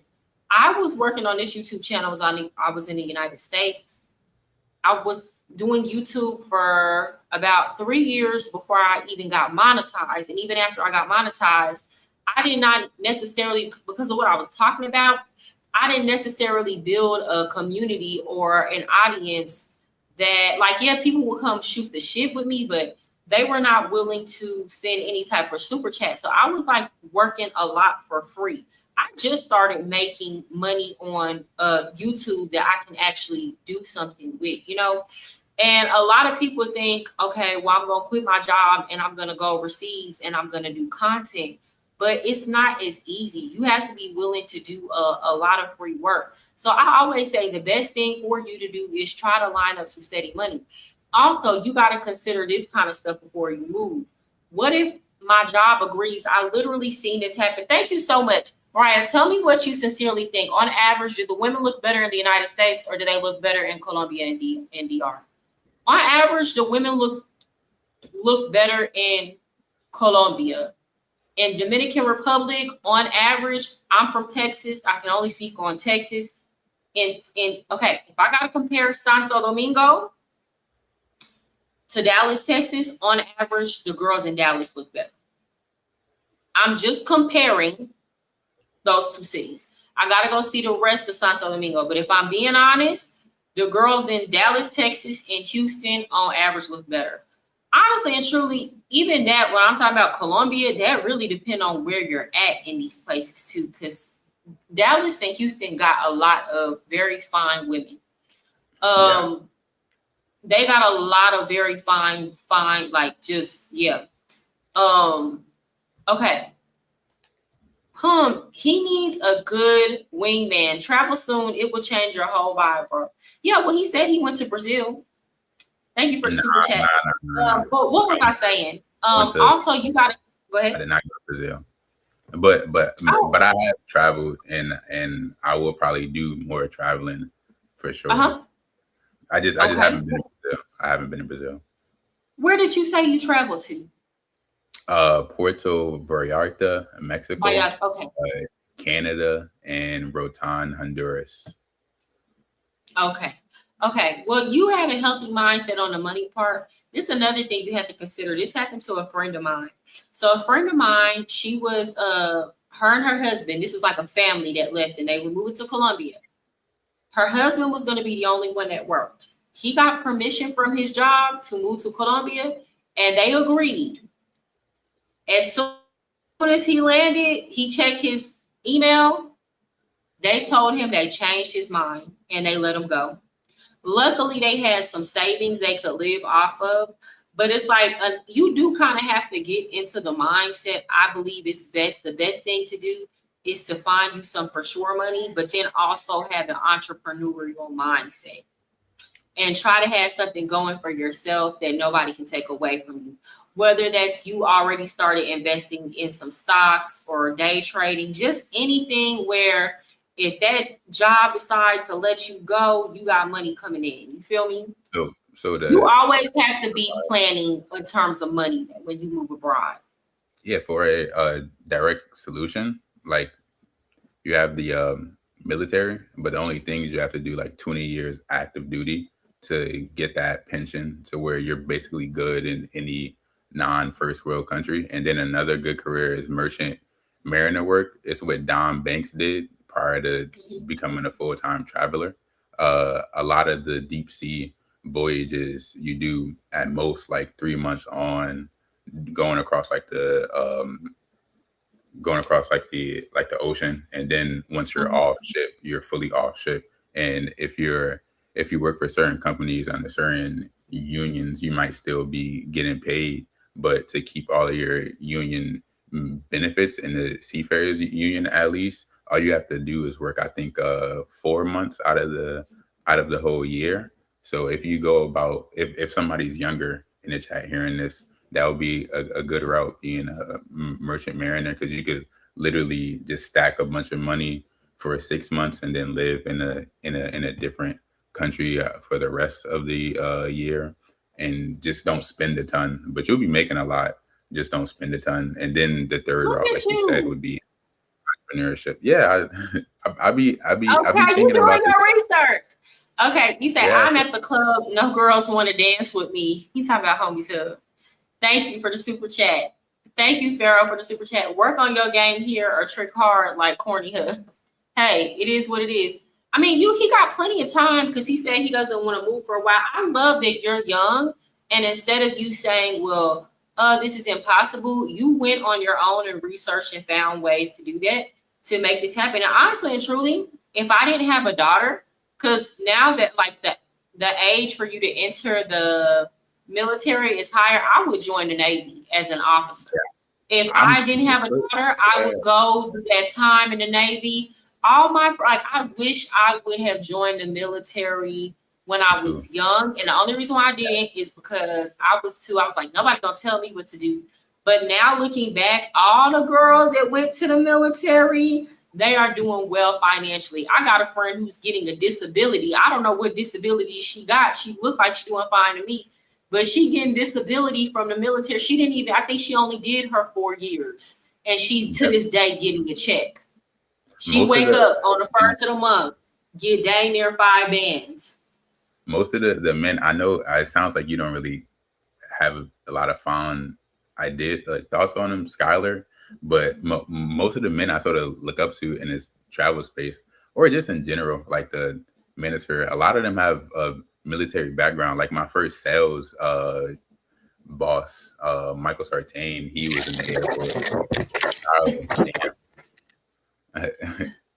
Oh, okay, hold on, y'all. My camera failed. Sorry. Go ahead. But yeah, the military, particularly like the Air Force, is a cheat code. Now the only question is doing 20 or not. If you definitely want to have just a pension that you set and just don't even think about it, I would say like fresh out of high school, definitely do that and just do 20 years active straight. And there are no, for the Air Force, the probability of you sort of dying is severely low because there aren't any direct combat roles. It's a support branch in nature. Meanwhile, like the Army and Marines and even low-key like the Navy, they have like infantry roles or where you can literally sign up for your job to be what you see on movies and everything. But I was gonna say something else. Oh, I have a friend too. He works for a major airline, and he's actually 1 year older than you. He's 26, and he does airline maintenance. And he's actually he's been working there so long, he's a supervisor of airline maintenance. So guess what? He goes and they sent him to Korea for like 3 years. And then he wasn't even looking at Colombia. They were like, hey, you want to move to Colombia? We have a position open in Bogota. So now he's in Bogota, 26 years old, supervisor of aircraft maintenance. And on top of that, he does 30 days on, 30 days off. 26. Got a visa, everything.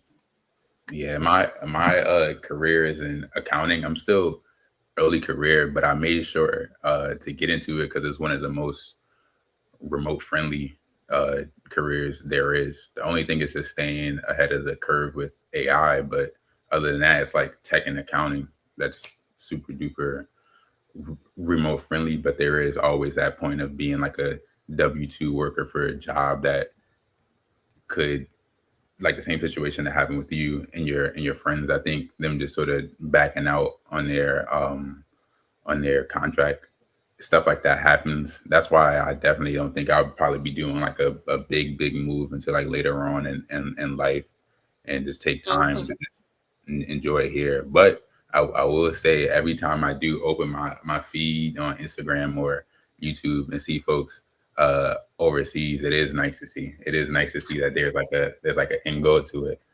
Can't even front. Yeah. I mean, I would say, look, if you feel like you got the time and you're in a good place financially, don't rush it. But if you can find a gig where it's a win-win situation, because they are out there, I would say be open. Don't be like, oh, I gotta wait, till I'm 40. Of course, you have personal circumstances that you're considering too, right? But I would just say be open. Always look for an opportunity. Always look for an opening. Sweet dream, Mariah, I'm going to leave the club lonely like the loser that I am. Are you, is he really, why are you saying this? Is he like live streaming the club or something? Most of my overseas friends are faking VA disability, tech, or selling insurance. Yeah, Yes. Sales. A lot of tech, sales, marketing, insurance. Yeah. I just couldn't do sales no more. I can't like the persuasive voice. I couldn't even fake it no more. But sales is definitely 10 out of 10 if you're trying to live anywhere and just have that like jet setting lifestyle. Yeah. But you still gotta perform and meet your KPIs. But it's definitely the perfect way to do it. Like on that Mexico trip, that was for a sales company, and a lot of the top salesmen, it would just be like country hopping and everything, and seeing what every country has to offer. I've thought about getting into high ticket sales. You know anything about that? Yeah. That was what I was talking about. I was a setter, or like a appointment setter, or let me see, business development rep. Yeah, like a sales rep. It's nice. It's really good. But is it difficult? So, for example, I work for a company. Well, I'm not work for them. I partner with the company and I send them leads. But like right now, I'm like, bro, what's going on with y'all? What's going on with y'all closers? Because I'm sending y'all the leads and they not closing the sales. What's going on? Yeah, it's that's why like finding a good offer to where every single step of the run is high functioning. It's like chef kiss. You gotta hold on to them when you do get it. It's just so many things that you don't have direct control over. That's what turned me the other way. I needed like a stable W-2 job, but if you have like the chops for it, and you have a network to like hop from job to job, or just hop from opportunity to opportunity and like land on one that fits you, and just like the time, I would say go all in with it. I did it. Yeah, because people think that's an easy job, but it's not. Like you can get location freedom, but you don't get time freedom. Not at all. Not at all. Yeah, you got to be willing to put in work. Even this, I tell people this, like I have my own business that I run online. For those of y'all who don't know, if y'all are, let me plug myself in real quick. So for those of y'all who are looking to move to Latin America and you want to learn Spanish, go to my website to sign up for Spanish classes. You can pay for a class. I also have bundles. They are private one-on-one Spanish lessons. Also, for those of y'all who are having trouble with the ladies, y'all asked me to do consultations for y'all. So my books are open to do consultations. If you want real advice from a woman that's going to be blunt, honest with you, but also non-judgmental and not put your business out here in the streets, you can now go to my website. My link is in the bio and book with me. So I do several things. Like I run workshops for people who want to move to Colombia, but people think it don't require work, and it's a lot of work. It's a lot of work. Yeah. Like selling your own products is a lot of work. Yeah, I'm not cut out for it. That's the main reason why 40 is the age, because I know I want to excel in my career. And then the only entrepreneurial venture I can see myself like sticking with, not even sticking with, it's not that I'm gonna like I start and quit shit. That's not the case. It's more of it's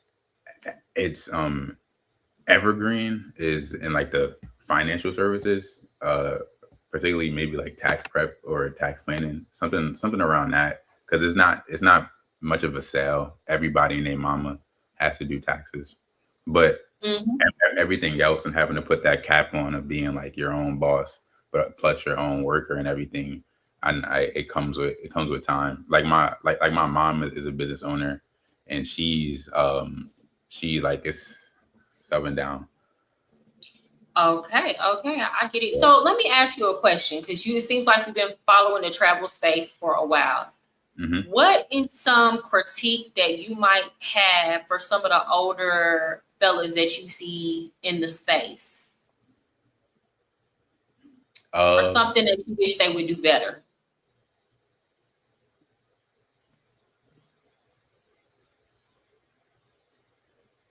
I don't really see anything wrong. I'm not gonna lie to you. Like, I guess from what like you brought up, maybe holding folks accountable, being more accountable about your image, and representing men, black, white, whatever, in a better light, especially being American.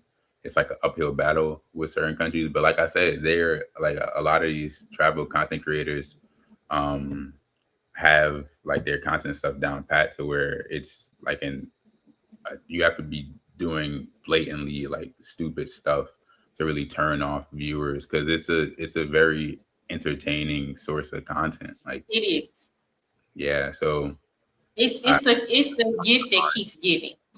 Yeah, exactly. Because it's always something going on. Okay, it's always something going on. Do you see them doing anything like that you really like that you think you wish they would do more of?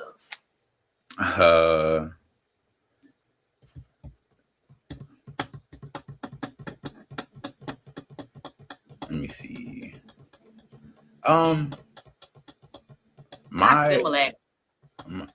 Has to be on the ground for he still got some like he called me wet behind the ears. My first, but he got good sense though, y'all, don't he? If you sit and listen to him, he got good sense. Thank y'all. He's only 25. My first introduction to like traveling and just like the whole idea of being out of the country as an American man and sort of having that as your game plan to get a ton of women was this guy named FedEx Fearless, but he leaned heavily towards just like being also like super duper attractive. So it works wherever he goes as well. So it was interesting to see him put more content catered towards like becoming the best version of you. But then on top of that, it was very like, he's definitely like grown past that 10 times over now. But at first, when I was a bit younger, it was nice to hear about the like the straightforward aspect of just like being around hot women a ton. But it was nice to have like that balance. But he was clearly doing something that could easily be replicated. Then he just kept it a buck, I think, about paying for it as well versus just getting it off of GP. It wasn't until I listened to like other creators where paying for it became something I could be like, okay, I sort of understand why folks do it and how it has a means or how its role in the whole dynamic of the ebb and flows of interactions between men and women. Now I'm open to it, but I will say like probably 5 years ago, it was a big no-no. I would say this though, and you could correct me if you've observed something else. The men that tend to already start off attractive or have some type of looks, I've noticed that with time and with more experience in these countries, their content evolves. They begin to shift their content away from just the women or just dating. Have you noticed that pattern? Just with the one guy I talked about, and also, I guess I would try and view it like, I guess, a conventionally attractive man. I think Don Banks is too new. Like, he's only been doing it for like a year and a half to really have a shift. I never really watched Lord too much. Yeah, Lord Williamson. Is that who you're talking about? Yeah, I think so. You know what? I feel like his content is like, of course, it's a business for him, right? So yeah, there's like, I'm gonna say this, like with him, it seems like he actually provides really good experience, and he really focuses on the quality of the content a lot. So it's not just him just showing a whole bunch of like fine women that he paid to get on a video. Cause I watched some videos of him, and he didn't necessarily talk about the women or put any women on there, but like it was a weekend retreat. So like the men came in, like somewhere in the background the women were involved. You gotta have that, because that's part of what's attracting the fellas. But like him personally, he don't seem to care too much about that. Does that make sense? Yeah, it does. It does. Oh, appreciate it, bro. A good example. Go ahead. Now let me read the super chat. Thank you so much for the $19.99 super chat.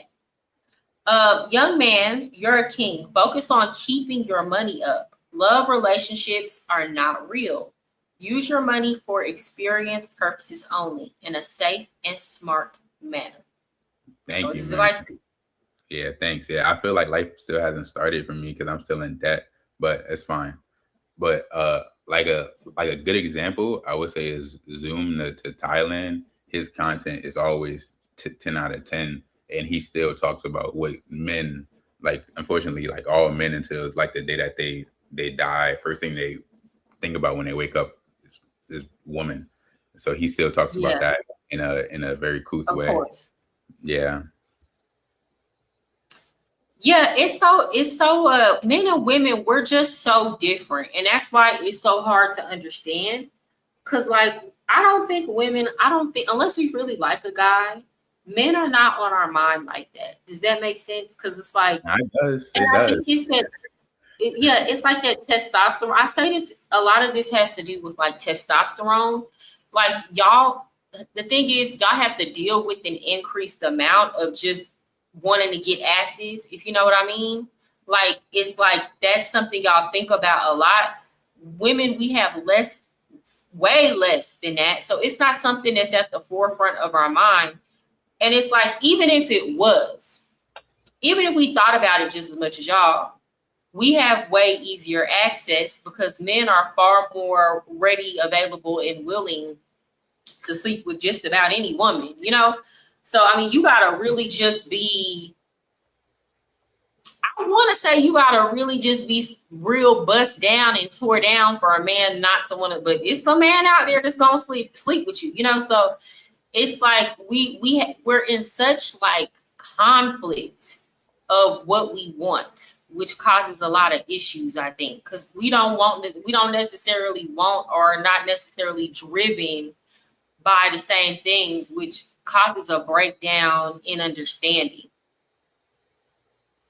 That's fair. And I think women don't understand. Most women really don't understand just how different, just how much y'all think about sex, and just how different our brain chemistries are, and just how different the capacity. Like women, we be like, well, why can't y'all just do this, or why can't y'all just? And it's like, bruh, it's easy for you. People have really bought into this propaganda that there are no differences between the male brain and the female brain. And there are major differences. Yeah, it's nice to hear that. Pretty refreshing, I would say. That's why I was like yesterday I was a bit upset just about the aspect of like giving grace, because it's not pretty common uh in the space. It's what it seems like, because there's obviously like three sides to the story, but like the same space that women like always have had to be understood on their shortcomings, uh no matter how bad or how good it may be. There's always like a bit of a, well, let's chillax and everything. And just like hearing what we were talking about yesterday, I can't even recall what it was. That was where I was coming from with it. Just like there's obviously like the human aspect to it. And we've seen like a pattern of like big meta points being justified and held as a standard off of just a subset of stupid people, when we all know that good people outnumber bad people in all groups 10 times over. So You think so? You think good yeah, people outnumber bad people? yes, Really? yeah, Why do you think that? because most people are going throughout their days just trying to be just decent. Like no one wakes up with intent to have a fucked up day via self-harm or harming others. Most people are just doing their best in lives. I think, okay, I could agree with that. I could see what you mean. I could agree with that.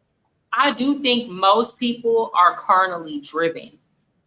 And most people will choose their carnal needs and desires over having consideration for other people. I do think that.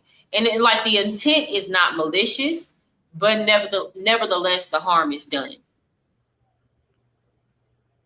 Okay.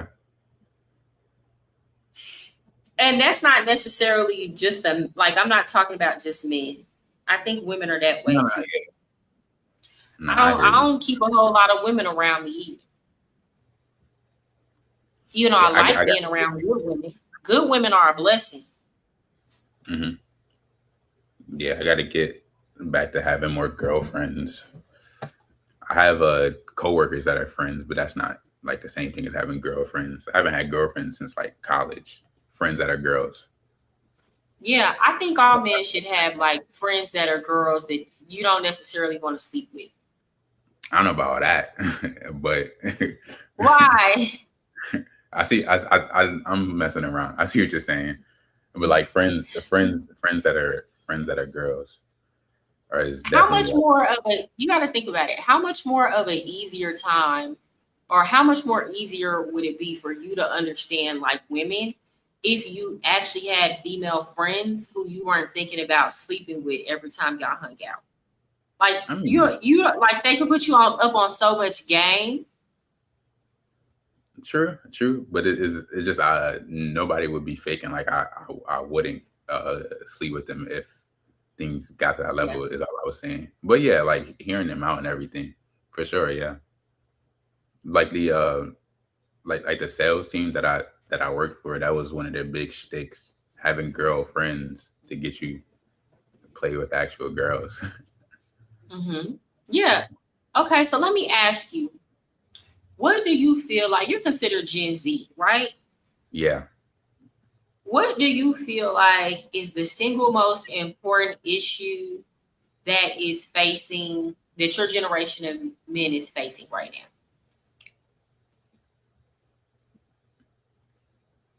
now?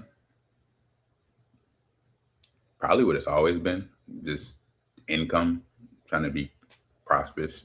Like all of it circles back towards like the economy, and lately it's been way more stratified to where it's the haves and the have-nots. It's like clear as day.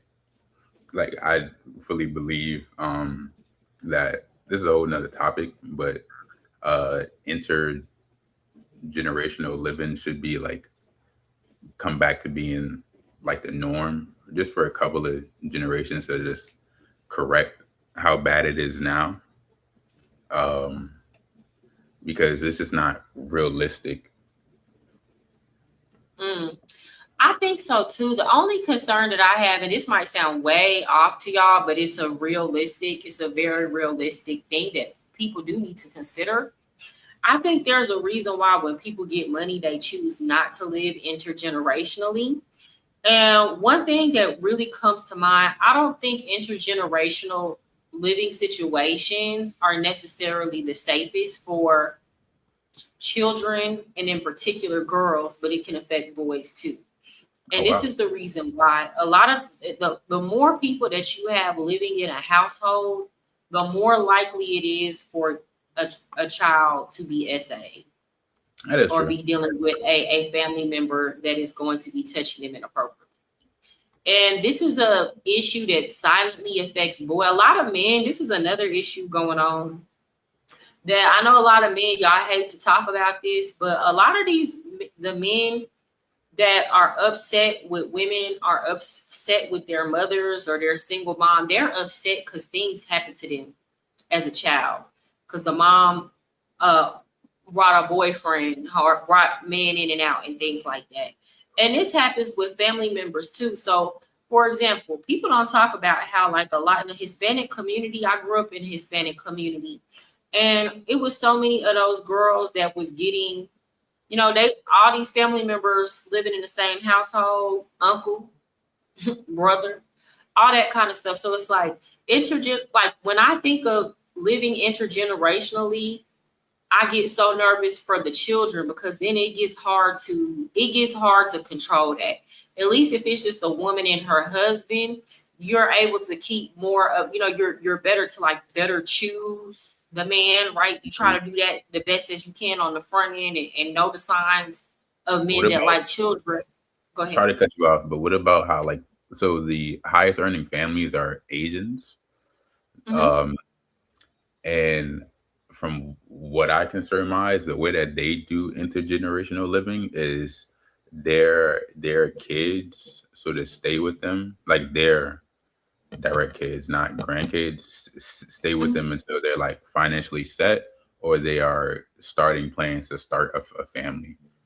And I think having it sort of the outlook of like not having a bunch of kids, like not having parents, kids, grandparents, uncles and all of that, just more of just like stay in a structured household until you have everything sort of set for I think that could be a good idea. I think that could be a less risky idea. Also, the idea of just having here's the problem with first of all, thank you so much for the super chat, 1999 super chat. The best way to understand women nature is through experience with money. It's the only way, young man. Anything less is a finesse. You must always have leverage.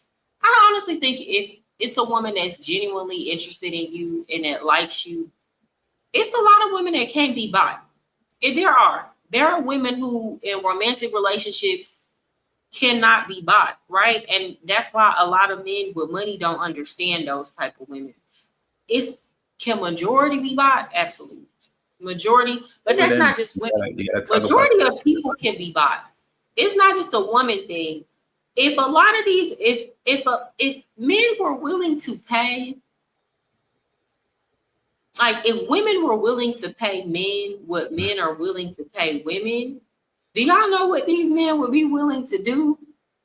But for a little bit of money, like let's be so for real. If women were willing, the thing is we're not driven by sex as much as y'all, and we don't have as much scarcity to it. But like if women were willing to fund men in the way men are willing to fund women for sex, hell, I remember I was in a strip club one night, and they used to always kind of talk about me and say I was square because I genuinely never sold coochie. And I would get offered thousands of dollars to go home with dudes. So somebody asked me a question. If you got offered $500,000 to, go down south on a man, would you do it? And I said no. And all the men in the room, it was security guards in the room, they was like, that's cat. if somebody offered me 500, if a man offered me $500,000, I would do it. Okay. I swear to God, they said that. I swear to God. And one dude was like, no. And then somebody was like, well, what if you got offered $1 million? And he was like, shoot, that's life-changing money. So it's like a lot of, as much as men want to talk about women and we can be bought and you can understand us with money, if men had, though, if you turned the tables, the stuff that men would be doing, in my opinion, would be way wilder than women. Way wilder. It's just, the life don't work like that. I just think like and I mentioned this before. I think the main idea of this point is just having leverage. And for certain women, leverage is different things. Like some it may be looks, others it may be money, others it may be experience or charisma or riz. But for most, especially the way it looks online, it's definitely money. Or a good amount. Okay. I mean, hey, they say money makes the world go round. And it does. I mean, here's the thing. Everybody got a price, but the price might not necessarily be in monetary value, right?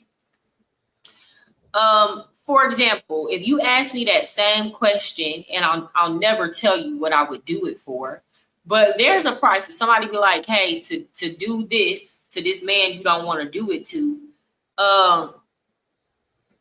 I can think of something I would do it for. I would never tell anybody though, right? But it's not monetary. But Okay. yeah, I can't think of a circumstance under which I would do that.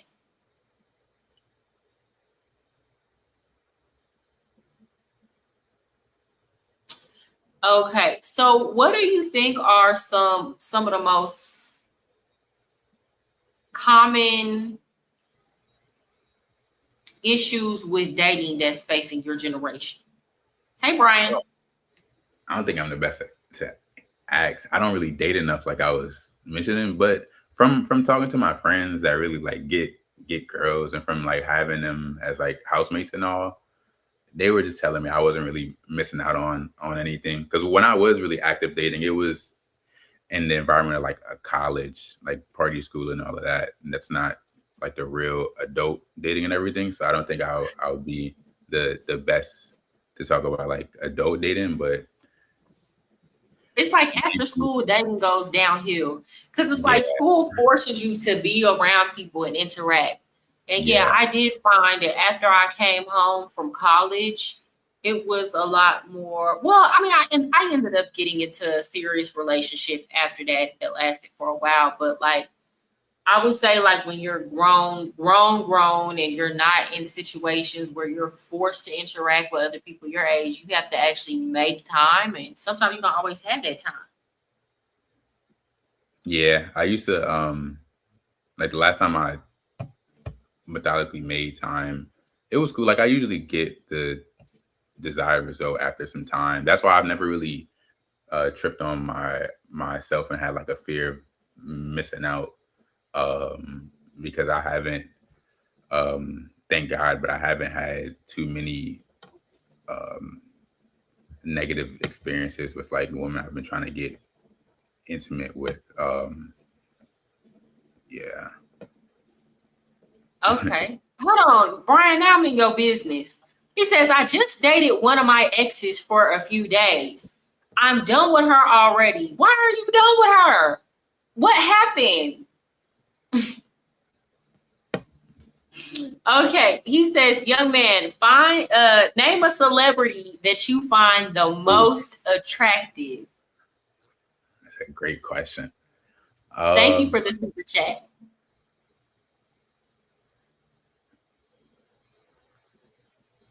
I'm interested to know too. I got you. The first thing that came to mind was Amara La Negra.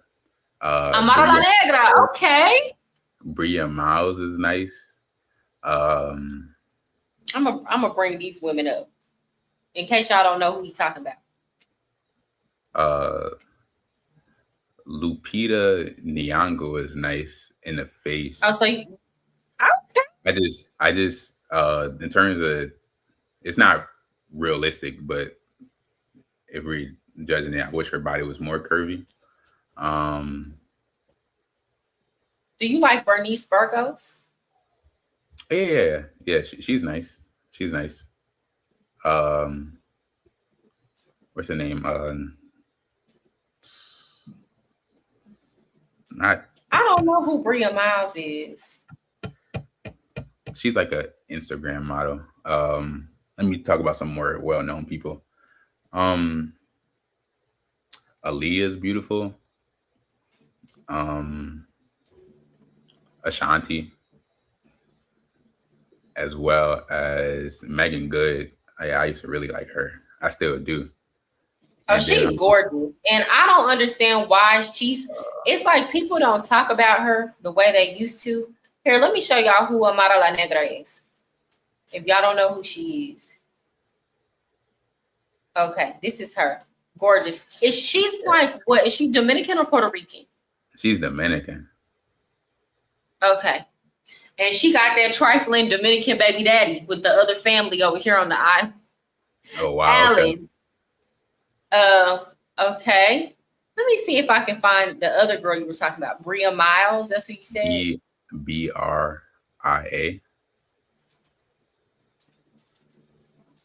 I'm drawing, it's the first one. I'm drawing so many blanks because like attractiveness is really common, or it seems to be really common. She is gorgeous. Because she was just pregnant.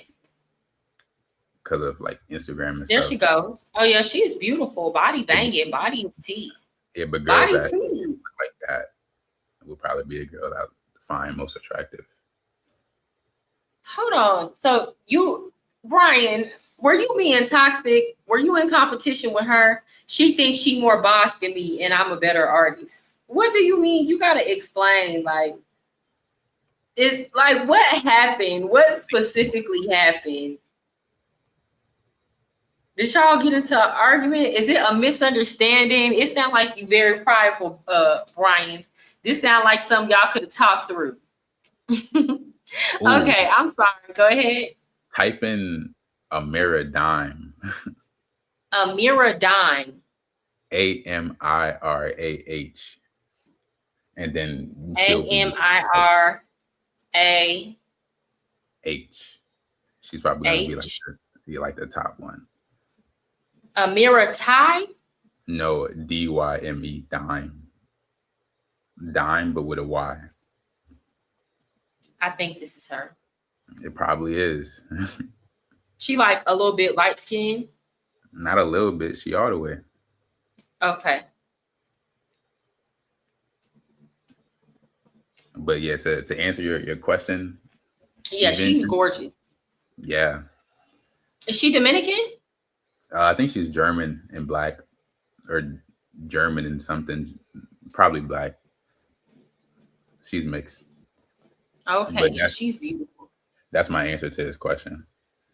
Okay. Y'all got any more questions for the young man? He really kicked off everybody. That's crazy. You said what? He really got everybody to leave, bro. That's okay. We'll come back on but honestly and truly, I do need to have people start coming up because, bruh, that's the third time somebody done came on my live stream trying to show and I think it's the same person. I think it's the same person every single time. And they're just coming under here with new names. And it's really disturbing how people are. But that's okay. To add a point to, you know how you were mentioning like the disconnect between women and men's sexual drive and like their mind. I, as a guy, can never understand like when girls I be talking to be telling me about the guys that they date or guys that are coming for them. I can never understand how niggas are so creepy and weird. It never makes sense to me. Like, but it be true. It be true stories. Man, thank you, bro. Thank you. Thank you so much for the $99.99 super chat. I'm telling you, tomorrow I'm gonna be brand new. Y'all not gonna be able to talk to me because I'm a rich bitch. Okay, I'm gonna be acting brand new. Thank you so much. You have blessed my game on this super chat. Young man, I promise you, get your money up, smell good, and you can experience all the looks you want. Don't listen to any other advice. Okay, look, I'm gonna come on here with a fur coat. I wish I had one where I would go put my fur coat. Let me go see if I got something fancy to put on. Something shit. I need something rich. Like, God damn. I think right now all I got is island clothes. All I got is po bitch clothes. Thank you so much. I appreciate you. No, I'm gonna find some fan. I'm gonna come on here tomorrow, but I'm not gonna be on here this late tomorrow, y'all, because I need to go out. You know, I need to go have fun. So by 10 o'clock, I need to be out this house. Okay, so I'll probably get on and I want to do like a 5 to 6 hour live stream, but throughout the day tomorrow. Also, this is what I will say. This is what I was trying to explain to Game Changer. Differences in personality. Like, you have a very, very good personality. You know what I'm saying? And I'm not saying be naive about the ways of a lot of women. I'm not saying be naive about life. But if you can keep a positive, healthy outlook, again, this don't mean be dumb. With age comes wisdom, and you learn from situations. I think you will find an amazing woman. Mm-hmm. Yeah, I found a couple. I just be fumbling them. That's on me though. Thank you. You be fumbling them. At least you being honest. Yeah, hey, I've Jamal. done like that for a while. Why you be fumbling them? It's at first it was like commitment issues, and then it was like stuff being too good to be true, and then were you scared to get hurt? Nah. It's then just why you say it's too good to be true? Too good to be true. Well, this was when I was super duper young. Like it was just a really popular girl at my school that was feeling me, and then I dubbed her, and then ended up like spinning it's a whole thing. It was dumb. It was dumb, and then I kept that same MO all the way until like my first relationship, which it lasted like a good year or so, and I realized from the jump that she was a good woman. Like I was her boyfriend before I even asked her to be my girl. But I was definitely didn't have it just wasn't compatibility in the first place. But it's looking back on it now, it's funny. That's why I definitely know my experience isn't akin to others, thank God. But no, I can tell you have a nice, kind personality, but of course, young people do young people dumb shit. Here's the thing: a lot of young men that have good personalities and the potential to be good partners. When you young, you gonna fumble. You gonna fumble. Even Austin Holloman. I don't know if you saw his new girlfriend Z, but what was so mature in him is he said, like, when he first got on YouTube, if he would have met Z when he was 22, he would have fumbled her. Yeah, Andre made a really good video about fumbling girls, like I think a couple of weeks back or maybe a week ago, and he was like with his current wife, he was like, a lot of y'all dummies probably would have fumbled her, but he had to just get to a different mindset to be like, is there really anything else out there that I haven't really experienced? That's why I guess that is a critique I would say to some folks. Just in general, like a lot of guys at times have like ran through a ton of women and then be like telling us, or not, just like telling folks that it's best to just be settled down with like one that really cherishes and adores you, which I do agree with, but it took you running through a ton of women to figure that out. And that's the part that is appealing to me at this age. And maybe a year from now, I may be totally different, but I still do see the appeal and like running through women that you like, not just like anybody. Mm-hmm. Yeah, it's a lot of men. I like Aaron the Architect. I don't know if Aaron has a YouTube channel, but he's on Instagram. He does content, and he's moving to the DR. He lived here and then he moved back. Now he lived in the DR, then he moved back to the United States. Now he's getting ready to move back to the DR. And like he did a video where he was like, yeah, I had a Dominican. Y'all be saying there's no Dominican woman that's gonna love you for you, but I had a Dominican woman that loved me for you. She used to meet for me. She used to do everything. She used to cook for me. She used to clean. She wasn't all in my pockets like that. But you know, at the end of the day, I still cheated. You know what I'm saying? So then the women were like, well, what's the point in us doing all this if y'all still gonna cheat? And he was like, well, he was like, me cheating had nothing to do with her or what she was or wasn't doing. I just be cheating, you know? But it was like, even though, you know, we don't want to hear it, I respected him for keeping it so real and not being bitter or blaming her for not staying or not seeing it through. He was like, nah, she was, you know, she was justified. It is what it is. It's me, you know? And like a lot of people don't want to humble themselves and talk about some of the reasons why, you know, because it's like, you got to think about it. If the shoe was on the other foot, would you want to deal with that? No. So it's like some people don't want to admit, hey, I wasn't ready or I was playing around. Or so I always respect people that keep it a G. She really be acting like my program ain't nothing, but always tell me about hers. She be acting like she need a man while talking to a man. Okay, I don't know if I necessarily get that, but okay, we're going to go with it. Let me ask you a question. Keep it a buck. If you could go back and get with that ex that Oh, did my shit die? Oh, it's her internet.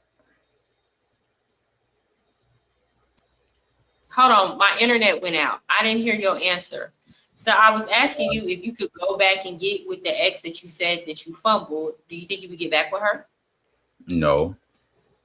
Why not? This particular one, no, because there wasn't compatibility in the bedroom. That was like the main crux of things. So you think so? What was wrong? She wasn't freaky enough. She was just a virgin. So and I was. But what if she got more experience now? I mean, like we never did anything because that was like I wasn't trying to press up on her to take her virginity and everything. We tried the first couple times, but then I was like, nah. And it wasn't like a atomic rejection. She was still like getting me where I needed to be and everything, and it was working and everything. But I sort of realized about probably a year in that I could see her being like the mother to my kids if I have them. And that's when I sort of proposed like a whole manifesto of where I it was a whole thing I wrote down and everything that I sort of gave out to her to where I would like for this to go and where I see life being. And a lot of it had debaucherous stuff in it. She was just like, I'm not with none of that shit. Looking back on what was you trying to get her to do? I wasn't trying to get her to do anything. It was just stuff pertaining to me. Sort of similar to what you were talking about with the other guy. Like, so you were like, we can be together. I just got to have other women. Essentially, But looking back on it now, that's not cool. But I don't think I would probably go back and date her again or anything. Just because of the sex. Like, you don't think at 25 she done grown in that area?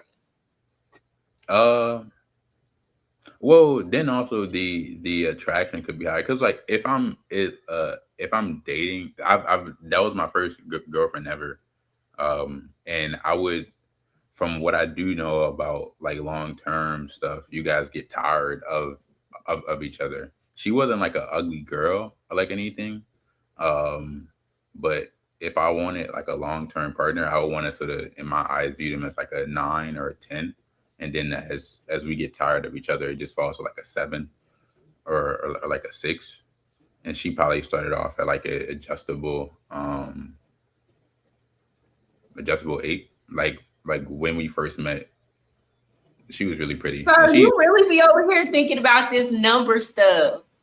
I mean, is looks and attractiveness. But I'm just saying, I made a whole approach to her in a proposal because she was such a good woman that I knew that it was either like us together or nothing. So I wouldn't double back on her to just be her boyfriend for a couple of more years or anything. That's my whole approach on it. So, but you would But be then back again, with her. She was like, let's do what you asked. And then you have all these side chicks.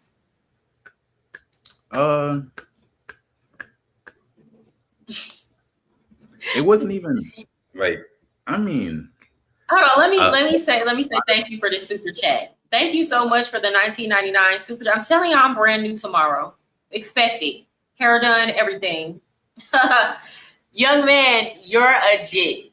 You have no significant past. No such thing as fumbling. The money and good smelling aura will start the real experience. That just sort of answered my question. At this point, of course, being a year removed, I think about her, of course, like, because it's nothing but good memories, but it's not like a whole angst to get back with her. Because I was joking about saying I fumble good women, but it's more of like, it's just I have a good time, and the time passes. It's like that with like everybody for the most part. But she's definitely a good girl and everything. I could see myself maybe like if we had a conversation today, it would be nothing but good stuff to talk about. Before he left the U.S., lives online. I mean, I don't know how Austin was before he left the U.S. I think he was like a barber, and he had a girlfriend that was lazy living with him. Not she was lazy. Nah, I know he had a girlfriend. She said she was lazy. Yes, bro. He was taking care of everything, and she wasn't doing nothing. Oh shit. She was bad though. I can't relate.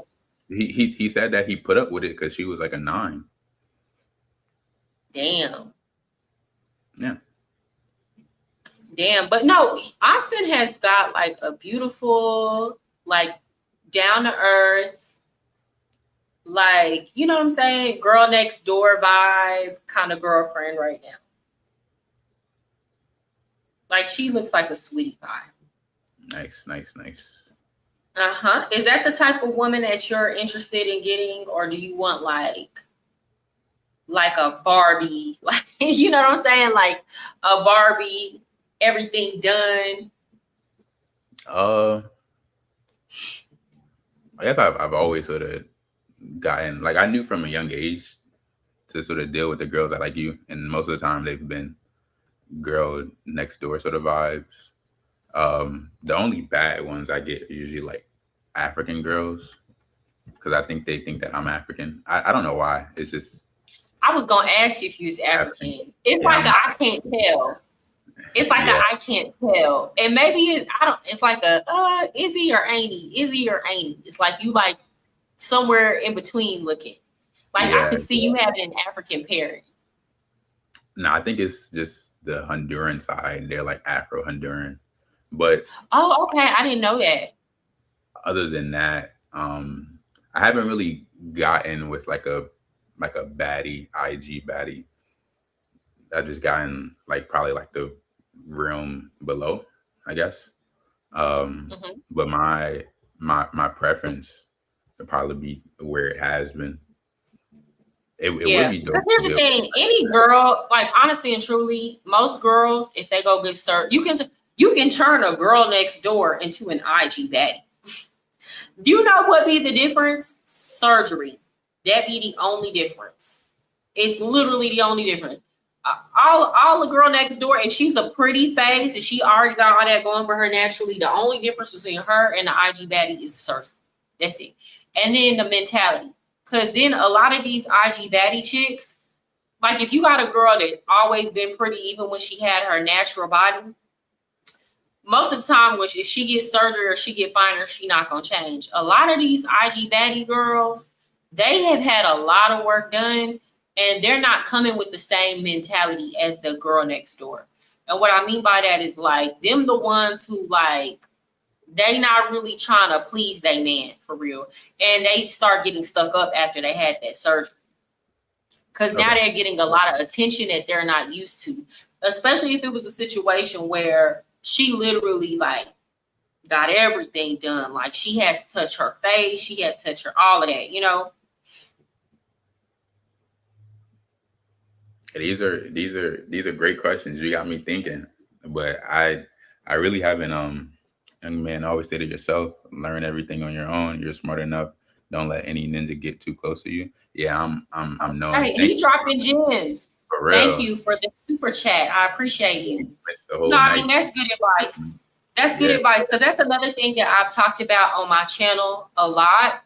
Is okay. So I don't know if you know who Robert from Remote Living Gringo is on Instagram. Yesterday. Yeah, and he's been, you know, reporting these WhatsApp groups, and even he came, and I was telling the men, y'all know it's other like black men that are dropping a dime on y'all. Like he's not going and looking for this information.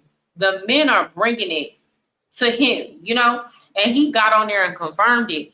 And the reason why a lot of these men are doing that, because they have gotten burned by the Passport Bros movement. What do I mean by that?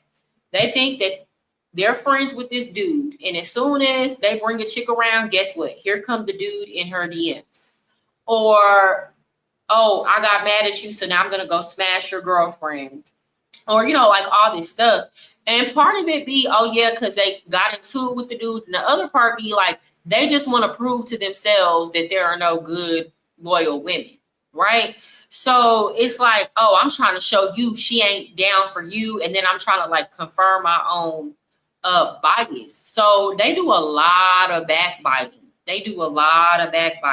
So it's like, yeah, especially like in this space, you need to make sure that, you know, especially as you're traveling abroad, it's a lot of real good, solid dudes abroad.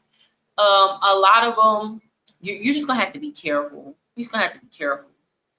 Yeah, I call it letting people into your foyer, not necessarily into your house. Exactly. You just got to be careful and don't let your left hand know what your right.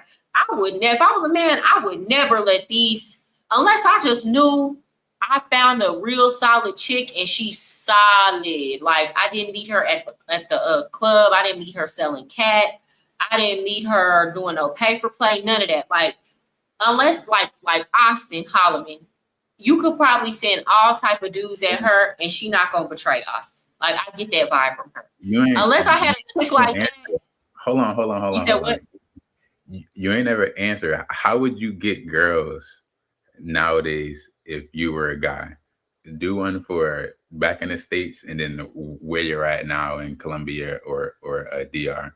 Like what type of method would like you go about it as? Okay, so I think it would pretty much be the same back in the States or if I was in the DR. Well, the easiest thing that you can do these days is just show up. And what do I mean by that? A lot of men are not going out. So they're not going out and they're not talking to girls. So boom, you've already eliminated a lot of competition. So I wouldn't even waste my time with Tinder. I would go to the places that the women are. Where are the women? They're at brunch. They're going to singles events that the men are not showing up to. Where else can you meet women? Hell, another good place to meet women is the nail salon. Hello, put you up on game. Go get your feet pedicured. I would go to there's a lot of young girls now are getting back into church. I would go to church. You can find one that ain't super duper crazy and religious. Go to like one of them young people's churches. So I would just start by showing up in the spaces that I knew that women were going to be first and foremost. Okay, so that's half of your battle. Being willing to go respectfully, shoot your shot. I will forever say, and here's the thing, I'm saying this as a woman, I don't wait for no, if I see a man that I like, I go talk to him. Do I act super thirsty? No, I go talk to him. So what I'm telling you to do is something that I do, right? Being willing to shoot your shot and then getting rejected, you know, you just got to learn how to deal with rejection. It just comes with the territory. You already have a nice personality. All you have to do is make sure that you smell good, that you're looking good, you know, hair looking nice, all of that. Grocery store. Believe it or not, grocery store, if you catch a chick alone at a grocery store and she's not in a rush, this is how you know whether or not, okay, it's cool to come talk to her. Because I like how you said Publix or Kroger. Yeah. If she looks like she's rushing through the store, leave her alone. If she's strolling through the store, go talk to her. But honestly, you seem like you know how to carry a conversation. Just go be yourself. And that, like, for somebody like you, that's the best advice. Don't lead with your wallet. I always tell men too about the girls wanting expensive dates. That's why you need to get with the girl next door. You need to go get with the girl who looks like she watches anime or she reads books. Why? You can take her to a Vietnamese restaurant and pay like 12 to 15 bucks for a bowl of pho, and she's gonna be happy. Yeah. Mike, me at 33 years old, if a man takes me somewhere like Bistro B where I can go get me some boba tea and a bowl of pho, and I like him, he's cool, he's a vibe, I'm like, yes, best day ever. So again, go stick to the nerdy girls, stick to the girls with the girl next door vibe, and you'll have way more luck than trying to date the IG baddies or dating the girls who are like, you know, they gotta have everything gotta be Instagram ready. Yeah, I was leaning a bit more into like having a better social media presence. And it's something I probably would go back into doing, but the first thing on my agenda once I had like transportation and my own spot, I have privacy, but I just don't like having folks over while living with family. It's always been a thing like that for me, even when I was in high school and stuff. But the first thing on my agenda that you were mentioning is definitely like grocery stores and just going out to where they are. I don't mind clubbing. I like to dance a little bit and everything, but I'll definitely try and pick up more hobbies that I know that girls do, because it's not healthy to just be just not around people, just working home. I'm gonna say this too, and I don't necessarily think that the social media presence is all that important, especially if you're dating the type of girls I'm telling you to. Like me personally, it can honestly work against you, depending on what the girl is looking for. There's a lot of girls that if a man has too much of a social media presence, they'll just assume that you are a cheater or you have a lot of women. Or if you're too much on there all the time, they'll think that you're like conceited or you're gay or something like that. Like a profile is all. Like a profile that isn't bad is all. Yeah, Like, I mean, you can fix that, but if you're meeting girls in person, then that don't really matter as much anyway, because the goal is to meet the girls in person. And I like a man that don't be on the internet all the time. I ain't gonna hold you. That turned me on when I go on his profile and he got like 5 pictures. And then I go, oh, he mysterious. He like to keep a low profile, you know? Only a girl that's like stupid, super duper bird brain is gonna pay too much attention to your social media. You don't want to date her no more. I feel that. Yeah. Mm-hmm. Other than that, y'all been dropping gems. I ain't even gonna lie, especially my man Evans. I swear. You said what? I said. Other than that, y'all been dropping gems. I'm not gonna lie. Thank you, especially my man Simmons. I've seen him. I swear I've seen him somewhere else, but yeah. Yep. Oh, hold on. Look, Brian, you know the mindset. Because right after I said that thing about the pho, a good seafood boil came into my mind. But see, some men think a good seafood boil too expensive. But no, come on now. Down here it's worth it. Down here it's worth it. They got some. It's worth it. Yeah. Where do you live? New Orleans, so it's nothing but good food. Oh man, that seafood boil going. Are you from New Orleans? Yeah, I was out here. Then Katrina took me to New York. Then I came right back out here. For okay. I was like, why you don't have an accent? Yeah, my accent would be. I don't think I got an accent, but I guess it would be New York City, if anything. It was funny because I went up there with a Southern accent, lost it, came back down here with no accent. But yeah, boss man, you ain't got to do none of that. Get your money up, focus on what you want to do, and they would accumulate in the story. That's fair. Acclimate. Acclimate. Yeah, Okay. but he want to find him he don't want to be single forever. He want to find him a little chick right now that like him for him while he on the come up. A good like a simple way of how I put it is just I just want like financial freedom and sexual access to hot women. Is that right there? I've never been too much of a monogamous dater, and that's really what's messed up like the situationships, because it gets to the point to where it's clear that we're boyfriend and girlfriend. But I do see how that's probably a good way to go about it, and I'm definitely open to it. And that probably wasn't the case when I was a bit younger, but I did always did like the no label stuff and everything. But it is best at times to have labels. That's why with the last girl that I was mentioning, I really wanted to take it upon myself to prove that I could be a boyfriend with her, because she was such a good girlfriend without even like from the first interaction. I was like, oh yeah, I definitely have something at least different. But for the most part, most girls are good for like a short time. There's not a knock on them. I'm not saying that they're bad people. It's just they're good for a moment or so. Why do you say that? Because it's true. But what makes it true? It's definitely, I'm making a meta point based off my personal experience, but a lot of the times, once all of the intimacy is out of the way, rarely are girls either doing like something to put their best foot forward ongoing. What does that look like? What does put your best foot forward look like? It would be for me, I know it's like feeling desired and wanted, whether that's like sexual or just like asking about like my day, just like stuff like that.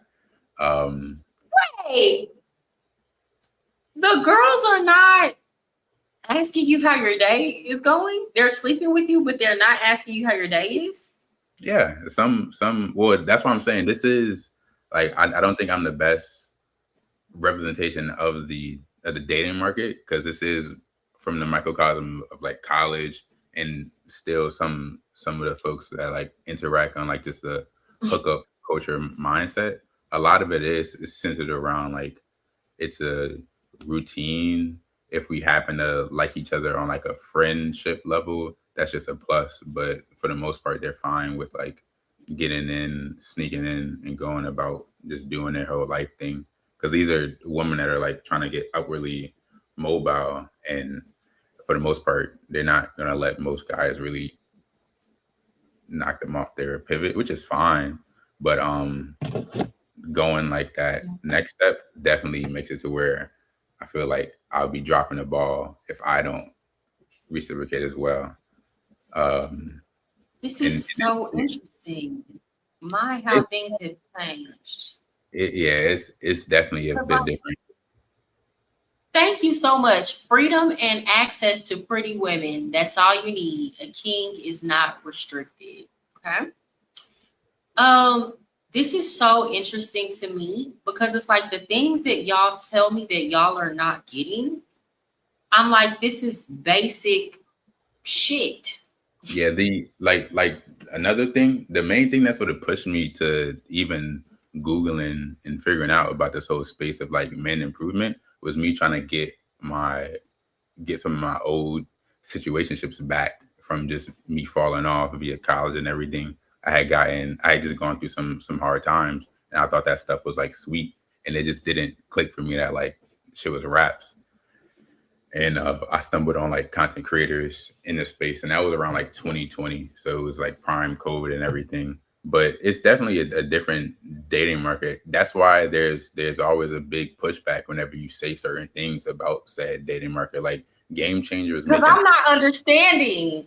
Because think about it, Game Changer, even he at times makes pretty pivotal points, like especially with the strip club, because you got to keep it a stack. Like the strip club is the gateway to the sexual underworld. Like to make it sort of just something that you scoff at. The fact that prostitution was so close to an actual business that's recognized as a business by the government is all of the surefire signs that there is something going on there. But yeah, it's definitely different. That's why I, after years of saying that it's whack as hell, have sort of now seen how tricking or paying straight for sex is something that, like, I get why guys do it, and it's not too bad. The girls ain't even asking y'all how you doing today.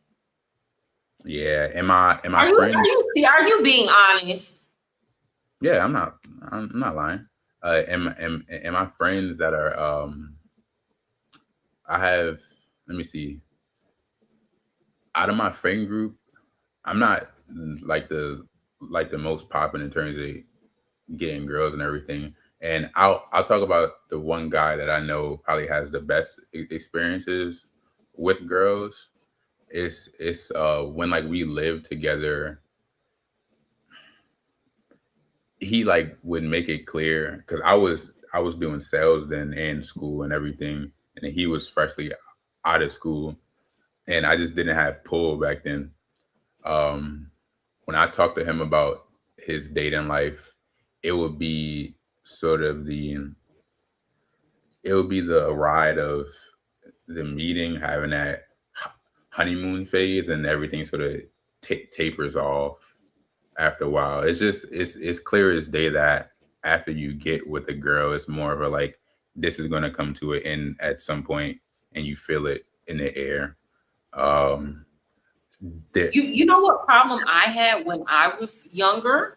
And I would say, like, even I think this problem would probably even affect me under a different circumstance to this day, right? Like if I was dating a different person, but like, and this is why I have such a huge, like, it's very difficult for me to understand what y'all are saying. So I'm the type of woman who I always try to be available. Like if I'm in a relationship, I try, like, if I say no to having sex, then it's because I'm literally on my cycle. And then, even then I try to work around. Well, I ain't doing it on my cycle, but you know what I'm saying? And it's like, I cook. If my man asks me to cook, I cook.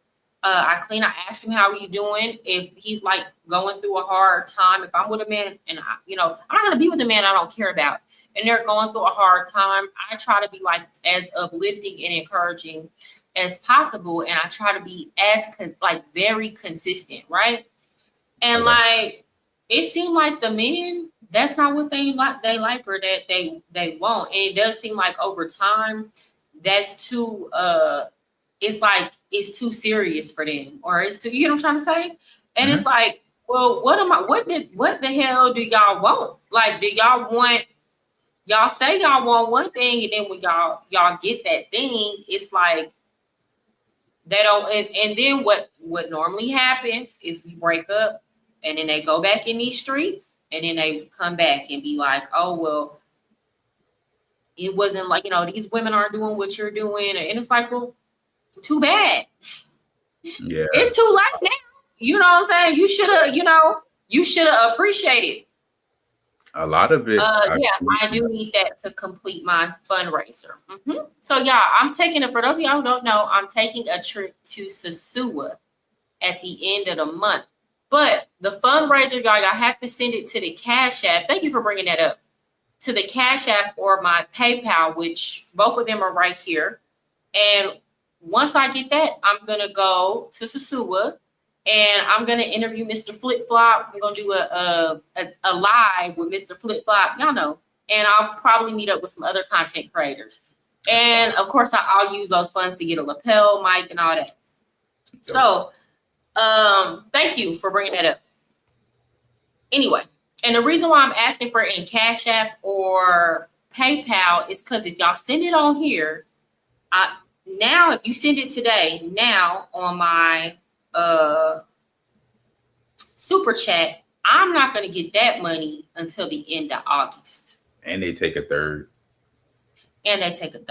Right? Which I normally wouldn't mind, but since I want to do it this month, it's important that. And also, yeah, so PayPal or CashApp if you want to contribute to the fundraiser, please.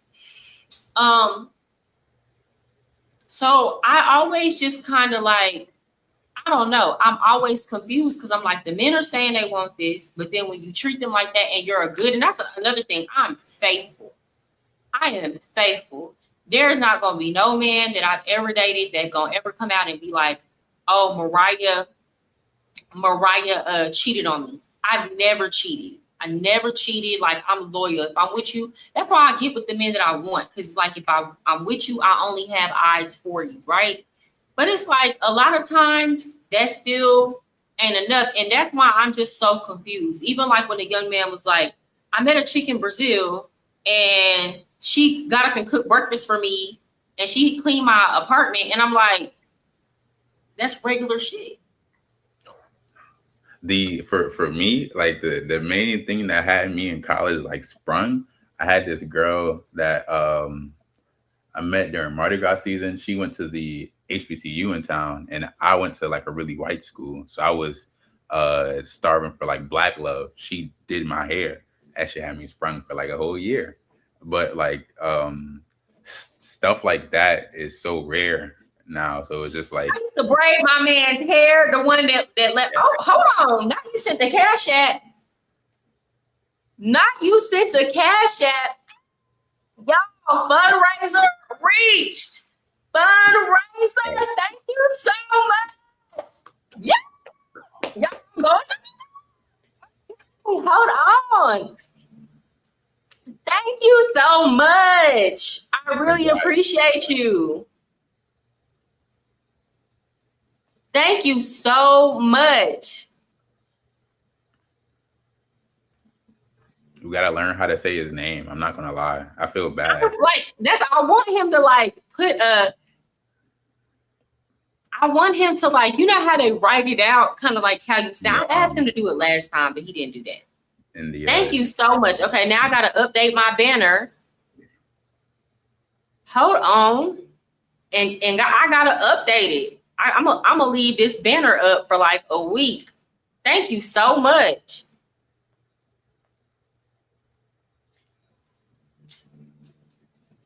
Sasua fundraiser goal reached. Shout out to Mr. Simons. Thank you so much. God bless you. I really appreciate you. Thank you so much. God bless you and your family. You really, thank you. I appreciate you. I'm so grateful right now. Like, thank you so much. Now we gotta like, now I have a truth. I have to play it. Hey, I'm so excited. I'm so excited, guys. Congrats. Okay, now I'm gonna see. Okay, now I gotta see next weekend. Let me see if I can go next weekend. I'm gonna hit them up. It's some people. I think y'all know who else is gonna be here. Razor Rays. I think he coming next week. So I'm gonna see if he's gonna come to Santo Domingo. Then I'll wait till the weekend to go to Sasua. But I think he's gonna be here next week. So I'm gonna hit him up and see if they want to get in person together and do some type of collaboration. I'm gonna hit up Mr. Flip Flop. I'm excited. Thank you so much. Okay, so tell me what you were saying. You were saying, okay, so I was talking about how all the stuff that y'all be bragging about, it just seems like normal stuff. Okay, go back to what you were saying. I'm sorry. Oh, I was just mentioning that. Yeah, it's not normal. That probably was a big disconnect. I can imagine for you, like a paradigm shift. Yeah, the intimacy. Because I really want to understand. So at least the way that I've experienced dating, like intimacy physically comes way before intimacy in terms of like acts of service or like intimacy in other ways. That's why it's sort of men feel played, and the only way that guys can gauge if a girl really likes them is by getting in between your actual legs. And that's why Game Changers, like Message to You, had a lot of credence, because like the only way that a guy can, like I said, the only way that a guy can sort of tell if a girl's really feeling him nowadays is, am I smashing? Are we sleeping together? But wouldn't it be okay if the girls are willing to sleep with you before they do acts of service? Then wouldn't the telltale sign that she likes you be the acts of service these days? But everything follows first. The sleeping with. Like, there's no. I mean, you're saying like a girl that you're trying to romance leads with the act of service, and then they follow it with sex. Is that? So you're saying the women are doing the acts of service first and then following it with sex? No. I was trying to understand what you meant by your yes. question. So I'm saying like, okay, let me tell you, me personally, if I really like a guy, basic stuff like asking how he's doing and just being kind and supportive, that comes before the sex. I'm even willing to do things like cook a meal before the sex. And then like after we sleep together, we go together. Because I don't play those games. Okay. So after we sleep together, we go together anyway. So it's like I'm still doing the acts of service and still like caring about you, right? Mm-hmm. But you're saying that the girls are willing to have sex, but they don't want to do the acts of service. So wouldn't the better measure of whether or not she cares about you be the acts of service, like today in 2026? It would, and I definitely have a taint. Like I said, I have a tainted sort of approach to the dating market, because even to this day, I'm still trying to get like sex first and then everything after. But I can fully see how from the jump, if you meet a girl and prior to you guys getting in the sack, it would be super duper exciting, start to finish, if she was sweet and kind from start to finish. But at times you don't even unlock the sweet and kind side until you sort This of is terrible. get the attraction down to be able to get her in the sack. And I was asking you about this a couple of lives ago on your approach. I actually have a below average man experience, and maybe, bro, maybe. I don't think it's that. I think this is another thing that's going on. A lot of y'all older men, I don't really think y'all understand how bad it is for the younger men. Like, as many gripes that y'all have with us millennial women and us Gen X women and older, y'all have no clue what the young men are going through. And I think this is part of the reason why you see such a rise in younger men that are willing to date millennial women. And I think this is why. And honestly and truly, now that I think about it, I really do believe you, because when I worked in high school before I went to Columbia, the mentality that some of these little girls had, I worked in high school, Gen Z, young Gen Z, right? The mentality of, they had that, like at this age, get that bread, get that head, and then leave. Like, this is stuff they would be saying, don't fall in love, you got to keep it P. Most of the girls were like cheating or had multiple boyfriends. And like when I was in high school, it was expected that the girls be faithful to their boyfriends, or else you would have a bad reputation. Or like it was expected that we be sweet to our boyfriends. It was like the boys that were doing all the running around. And when we was looking there with, stuck with egg on our face. But it would be like the girls was playing the boys. And the girls was like, yeah, I got to cheat on him before he cheat on me. This was the mentality of young GZ. So I would suspect that it's just such a huge whatever y'all older men think y'all are going through dealing with women y'all age, I don't think it's nothing compared to what the Gen Z men have to deal with. Gen X women throw it at you faster than a Colombian hooker. Just can't expect loyalty. Gen X women aren't loyal?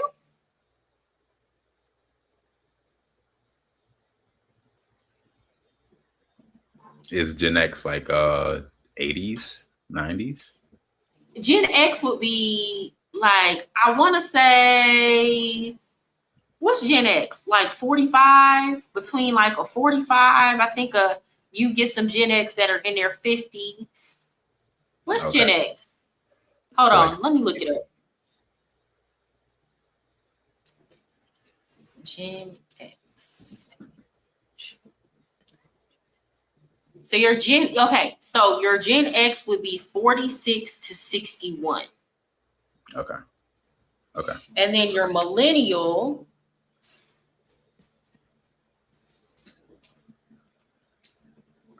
would be 30 to 45. Okay. Okay. Oh, you meant Gen Z women throw it at you faster than a Colombian hooker. Yeah. Yeah, I heard them girls ain't loyal at all. I saw it in the high school. I could not believe how much cheating these young ladies were doing. Yeah. So that is why y'all see a lot of the younger dudes that are, and here's the thing, once they get started with that mentality, a lot of those girls ain't gonna never be faithful. They ain't gonna never be faithful. It's society too messed up. You need to know how to play the long game. You press for sex too much. You can get money out of broad and resources if you have a mouthpiece and a decent appearance. Sex is easy. Now he's trying to teach you. I was just explaining, like, because you had asked about the experience and how you couldn't believe that women are like leading with sex and then saying no to every other experience that would be normal for people that are having sex with each other on a regular basis. That's like, it's just my lived experience, but a lot of folks in my circle have the same lived experience. I have friends that are soon to be married now, friends that are in New York City dating. Like we all have like an experience on college dating as adults, and a lot of folks in my age range recognize that like sex, of course, is easy to come by, but unfortunately, it's not like sex is a start to a long going partnership to where you guys are pouring into each other. Is more just like situationships and hookups and everything. A lot of like one night stands and stuff like that. But I might not be the best like mouthpiece for the whole generation dating wise. I think you're a damn good one. But it is sort of credence to like the fact that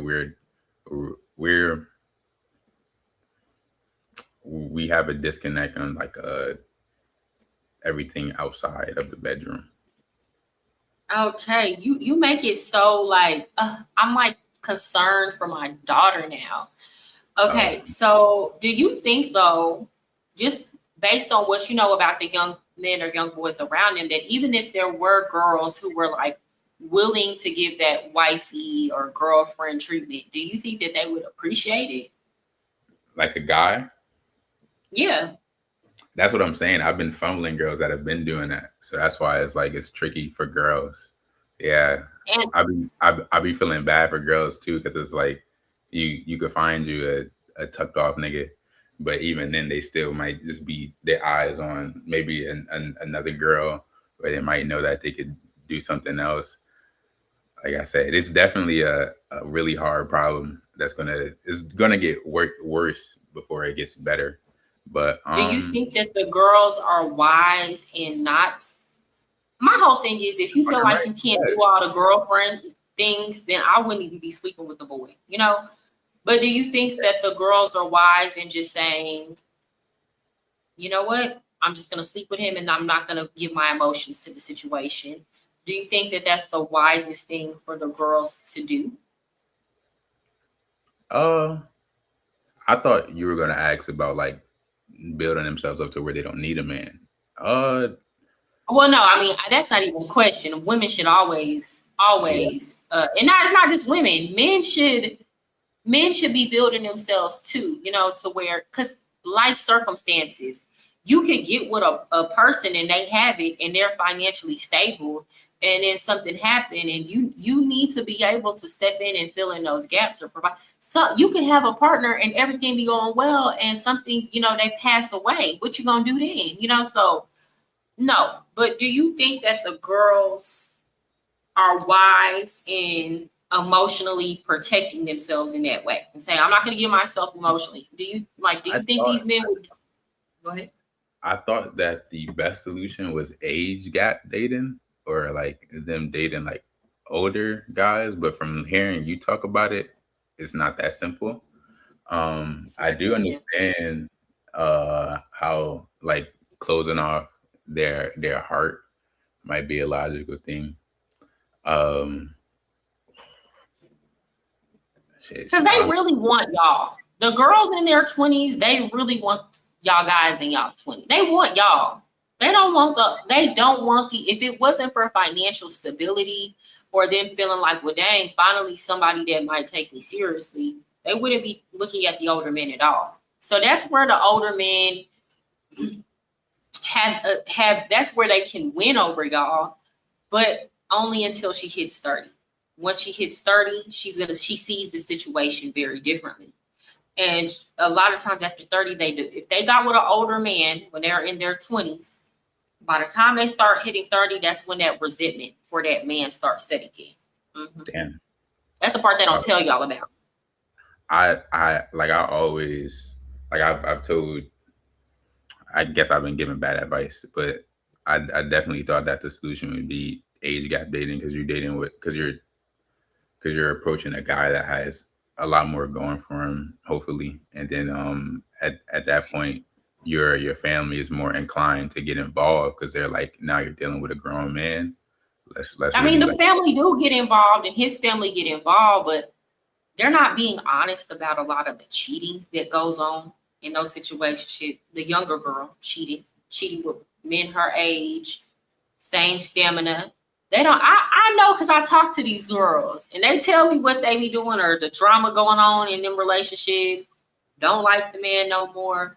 These men that are promoting this to y'all are not always being all the way forthcoming.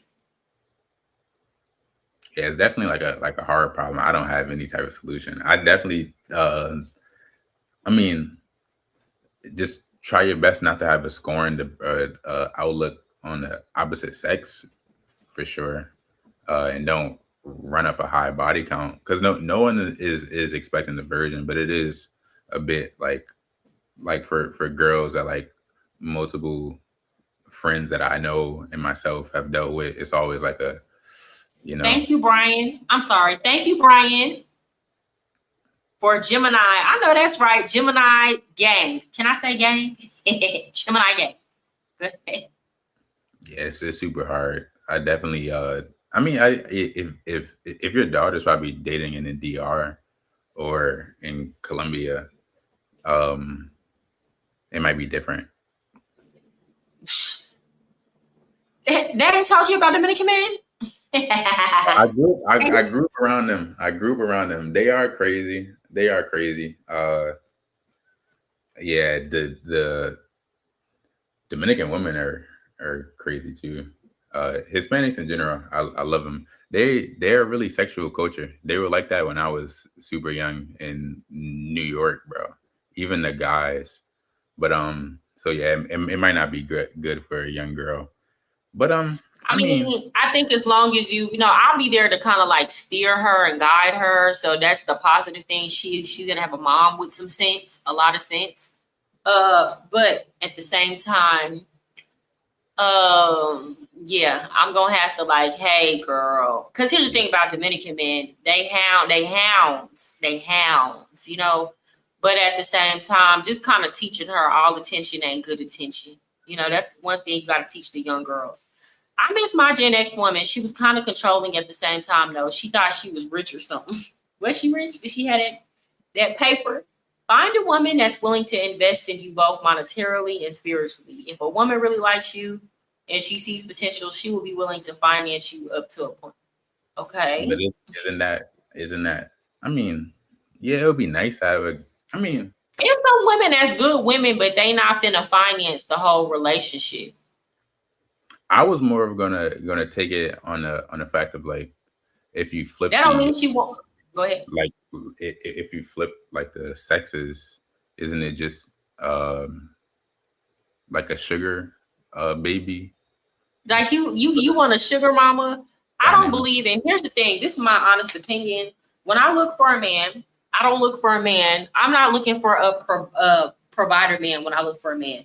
I like to do 50-50 in my relationship, and I think that's appropriate for somebody my age who doesn't want to have children anymore. There's absolutely no reason for me to look for a man to pay all my bills, because I'm not going to be in a position where I'm raising small children and need to stay home. So, like, me showing a man that I like him is that I'm willing to go 50-50 on bills. Okay. And to me, that, you know, but as far as like, if I met a man and he's just trying to get a whole bunch of money out of me, I'm a good woman, but I'm not going for that. Because then it's like, well, did you get with me so that you can like use me for my money? I'm not going for that. I'm not going for that at all. If it's an emergency and I need to like help fill in some gaps, and I know he's down and he would fill in them gaps for me, then of course. But like financing a man, no, absolutely not. Like, especially if we don't live together. Yeah, I still have a lot more experience. Sorry, go ahead.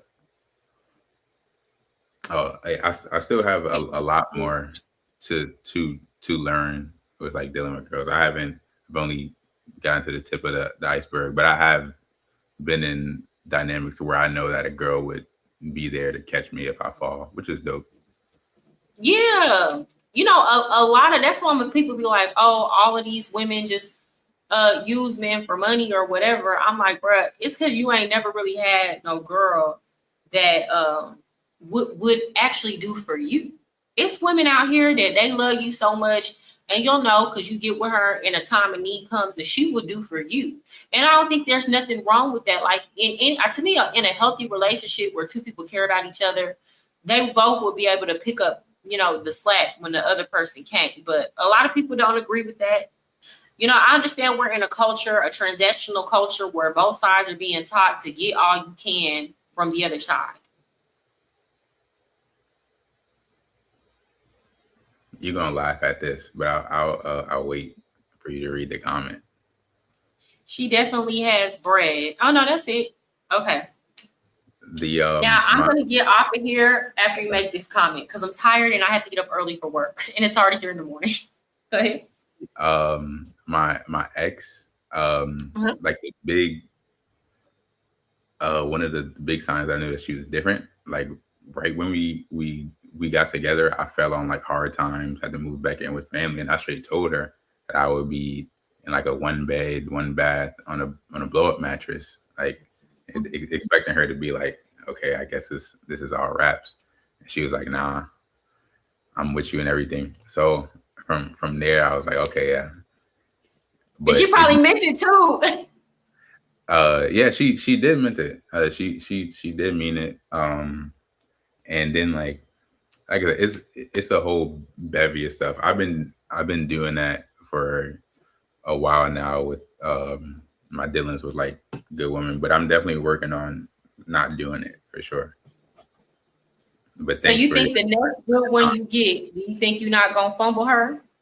Nah, no. Yeah, probably not, because it's probably like self work I got to do, all types of stuff, and then just being at a point in my life to where if things were to naturally work itself out towards like long-term commitment, family, just being in a mindset to be like, just let life happen. But I do appreciate this psychiatry session. Right. I really should have been a therapist, but honestly and truly, like you were given, you know, like I was really just genuinely interested, and this helped me a lot because again, I never want to be the person out here just talking and not trying to understand where people are coming from. So you gave me a lot of insight as to how dating is actually going for a lot of people right now. Okay, so do you want to give any like final words before you go? Thanks again for being on the panel with me for so long. It was great talking. Thanks to Mr. Simons and everything for all the good advice and paying for the trip. And yes, have a good thank night. you. So, and I want to say his name right so bad. Yeah, right. Hold on. Yevins Simonis. This seems like some type of Haitian, maybe? No. French? Simonis. Greek? I'm like, is it Slavic? Arab? Something. I'm gonna figure it out. And he don't never correct nobody. He don't never correct nobody. Okay, well, it's been real. We've been on live for almost 5 hours. I will be back tomorrow. Tomorrow I will be on early. And when I say early, I'll probably start around midday, probably about 3 or 4 o'clock. And I will be done at about 10 o'clock. So I can go out and, get my swerve on, okay? All right, guys. Thank you so much, Kelvin. I'll see you back soon. And you were truly insightful. And everybody else, y'all have a blessed and amazing night. Have a good night. You too. Goodbye. Bye-bye.